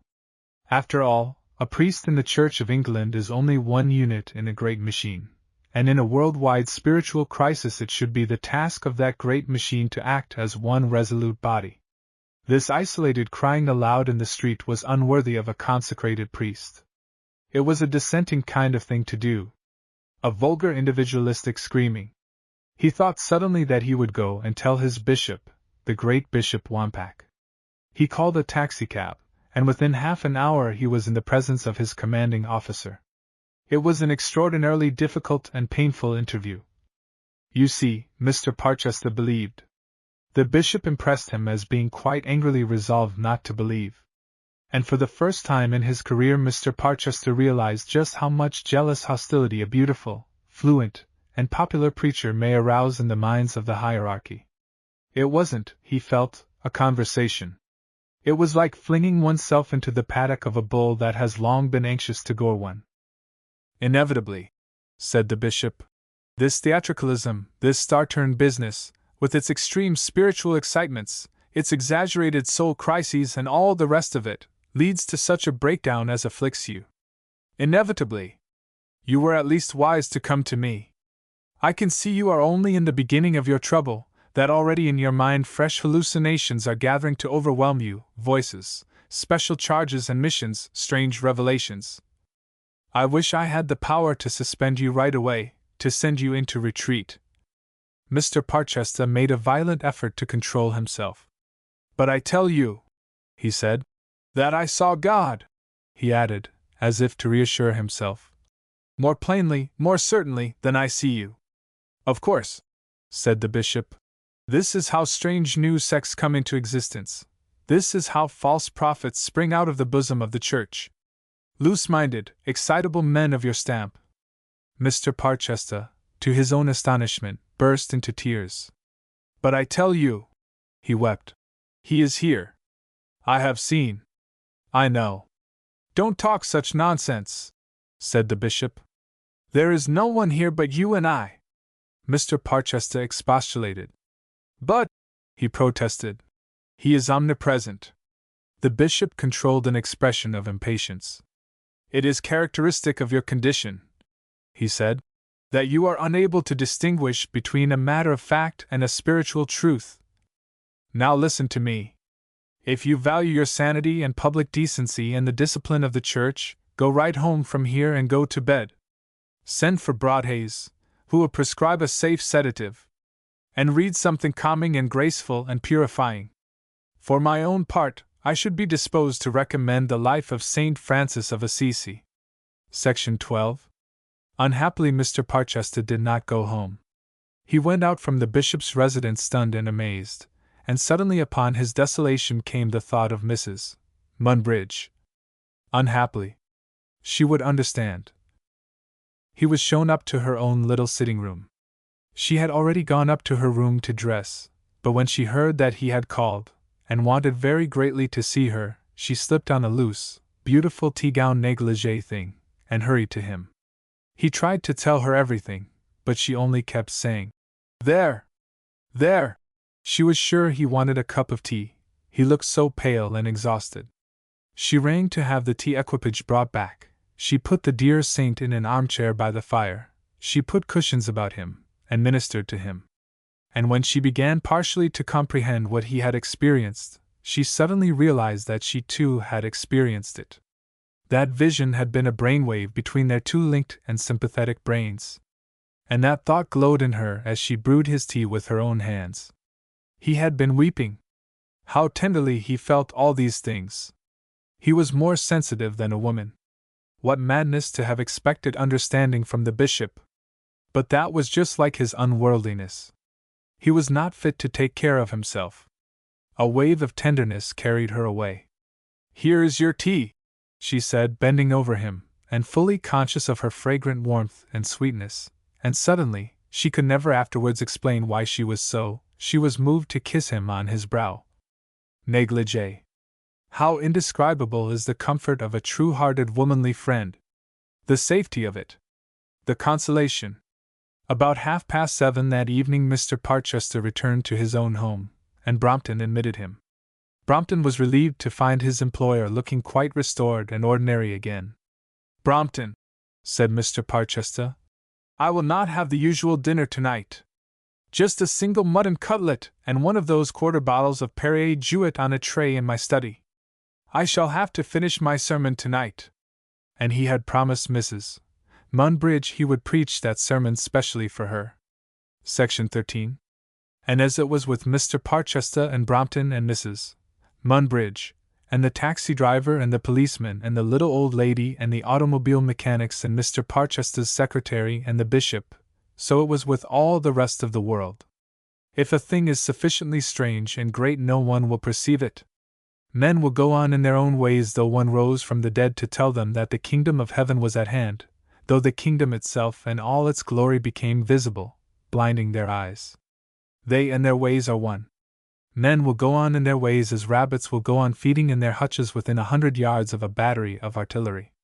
For rabbits are rabbits, and made to eat and breed, and men are human beings and creatures of habit and custom and prejudice, and what has made them, what will judge them, what will destroy them, they may turn their eyes to it at times as the rabbits will glance at the concussion of the guns, but it will never draw them away from eating their lettuce and sniffing after their does. And Section 14. There was something of invalid peevishness even in the handwriting of Boon's last story, the story of the last trump. There. Of course, I see exactly what Boon is driving at in this fragment. The distresses of the war had for a time broken down his faith in the mind of the race, and so he mocked at the idea that under any sort of threat or warning whatever men's minds can move out of the grooves in which they run. And yet in happier moods that was his own idea, and my belief in it came from him. That he should, in his illness, fall away from that saving confidence which he could give to me, and that he should die before his courage returned, seems just a part of the inexplicable tragedy of life. Because clearly this end of the story of the last trump is forced and false, is unjust to life. I know how feebly we apprehend things, I know how we forget, but because we forget it does not follow that we never remember. Because we fail to apprehend perfectly it does not follow that we have no understanding. And so I feel that the true course of the story of the last trump should have been far larger and much more wonderful and subtle than Boon made it. That instant vision of God would not have been dismissed altogether. People might have gone on, as Boon tells us they went on, but they would have been haunted nevertheless by a new sense of deep, tremendous things. Cynicism is humor in ill health. It would have been far more difficult to tell the story of how a multitude of commonplace people were changed by a half-dubious perception that God was indeed close at hand to them, a perception that they would sometimes struggle with and deny, sometimes realize overwhelmingly. It would have been a beautiful, pitiful, wonderful story, and it may be if Boon had lived he would have written it. He could have written it. But he was too ill for that much of writing, and the tired pencil turned to the easier course. I can't believe after all I know of him, and particularly after the intimate talk I have repeated, that he would have remained in this mood. He would, I am certain, have altered the story of the last trump. He must have done so. And so, too, about this war, this dreadful outbreak of brutish violence which has darkened all our lives, I do not think he would have remained despairful. As his health mended, as the braveries of spring drew near, he would have risen again to the assurance he gave me that the mind is immortal and invincible. Of course there is no denying the evil, the black evils of this war. Many of us are impoverished and ruined, many of us are wounded, almost all of us have lost friends and suffered indirectly in 100 ways. And all that is going on yet. The black stream of consequence will flow for centuries. But all this multitudinous individual unhappiness is still compatible with a great progressive movement in the general mind. Being wounded and impoverished, being hurt and seeing things destroyed, is as much living and learning as anything else in the world. The tremendous present disaster of Europe may not be, after all, a disaster for mankind. Horrible possibilities have to be realized, and they can be realized only by experience. Complacencies, fatuities have to be destroyed. We have to learn and relearn what Boon once called the bitter need for honesty. We must see these things from the standpoint of the race life, whose days are hundreds of years. Nevertheless, such belief cannot alter for me the fact that Boon is dead and our little circle is scattered. I feel that no personal comfort nor any further happiness of the mind remains in store for me. My duties as his literary executor still give me access to the dear old house and the garden of our security, and in spite of a considerable coolness between myself and Mrs. Boon, who would willingly have all this material destroyed and his reputation rest upon his better-known works, I make my duty my excuse to go there nearly every day and think. I am really in doubt about many matters. I cannot determine, for example, whether it may not be possible to make another volume from the fragments still remaining over after this one. There are great quantities of sketches, several long pieces of vers libre, the story of Jane in Heaven, the draft of a novel. And so I go there and take out the papers and fall into fits of thinking. I turn the untidy pages and think about Boon and of all the stream of nonsense and fancy that was so much more serious to him and to me than the serious business of life. I go there, I know, very much as a cat hangs about its home after its people have departed, that is to say, a little incredulously and with the gleam of a reasonless hope. There must, I suppose, come a limit to these visitations, and I shall have to go about my own business. I can see in Mrs. Boon's eye that she will presently demand conclusive decisions. In a world that has grown suddenly chilly and lonely, I know I must go on with my work under difficult and novel conditions, and now well into the routines of middle age, as if there were no such things as loss and disappointment. I learned long ago, an uncreative, unimportant man. And yet I suppose I do something. I count, it is better that I should help than not in the great task of literature, the great task of becoming the thought and the expressed intention of the race, the task of taming violence, organizing the aimless, destroying error, the task of waylaying the wild asses of the devil and sending them back to hell. It does not matter how individually feeble we writers and disseminators are, we have to hunt the wild asses. As the feeblest puppy has to bark at cats and burglars. And we have to do it because we know, in spite of the darkness, the wickedness, the haste and hate, we know in our hearts, though no momentary trumpeting has shown it to us, that judgment is all about us and God stands close at hand. Yes, we go on. But I wish that George Boon were still in the world with me, and I wish that he could have written a different ending to the story of the last trump. The Gresham Press. Unwin Brothers, Limited. Woking and London.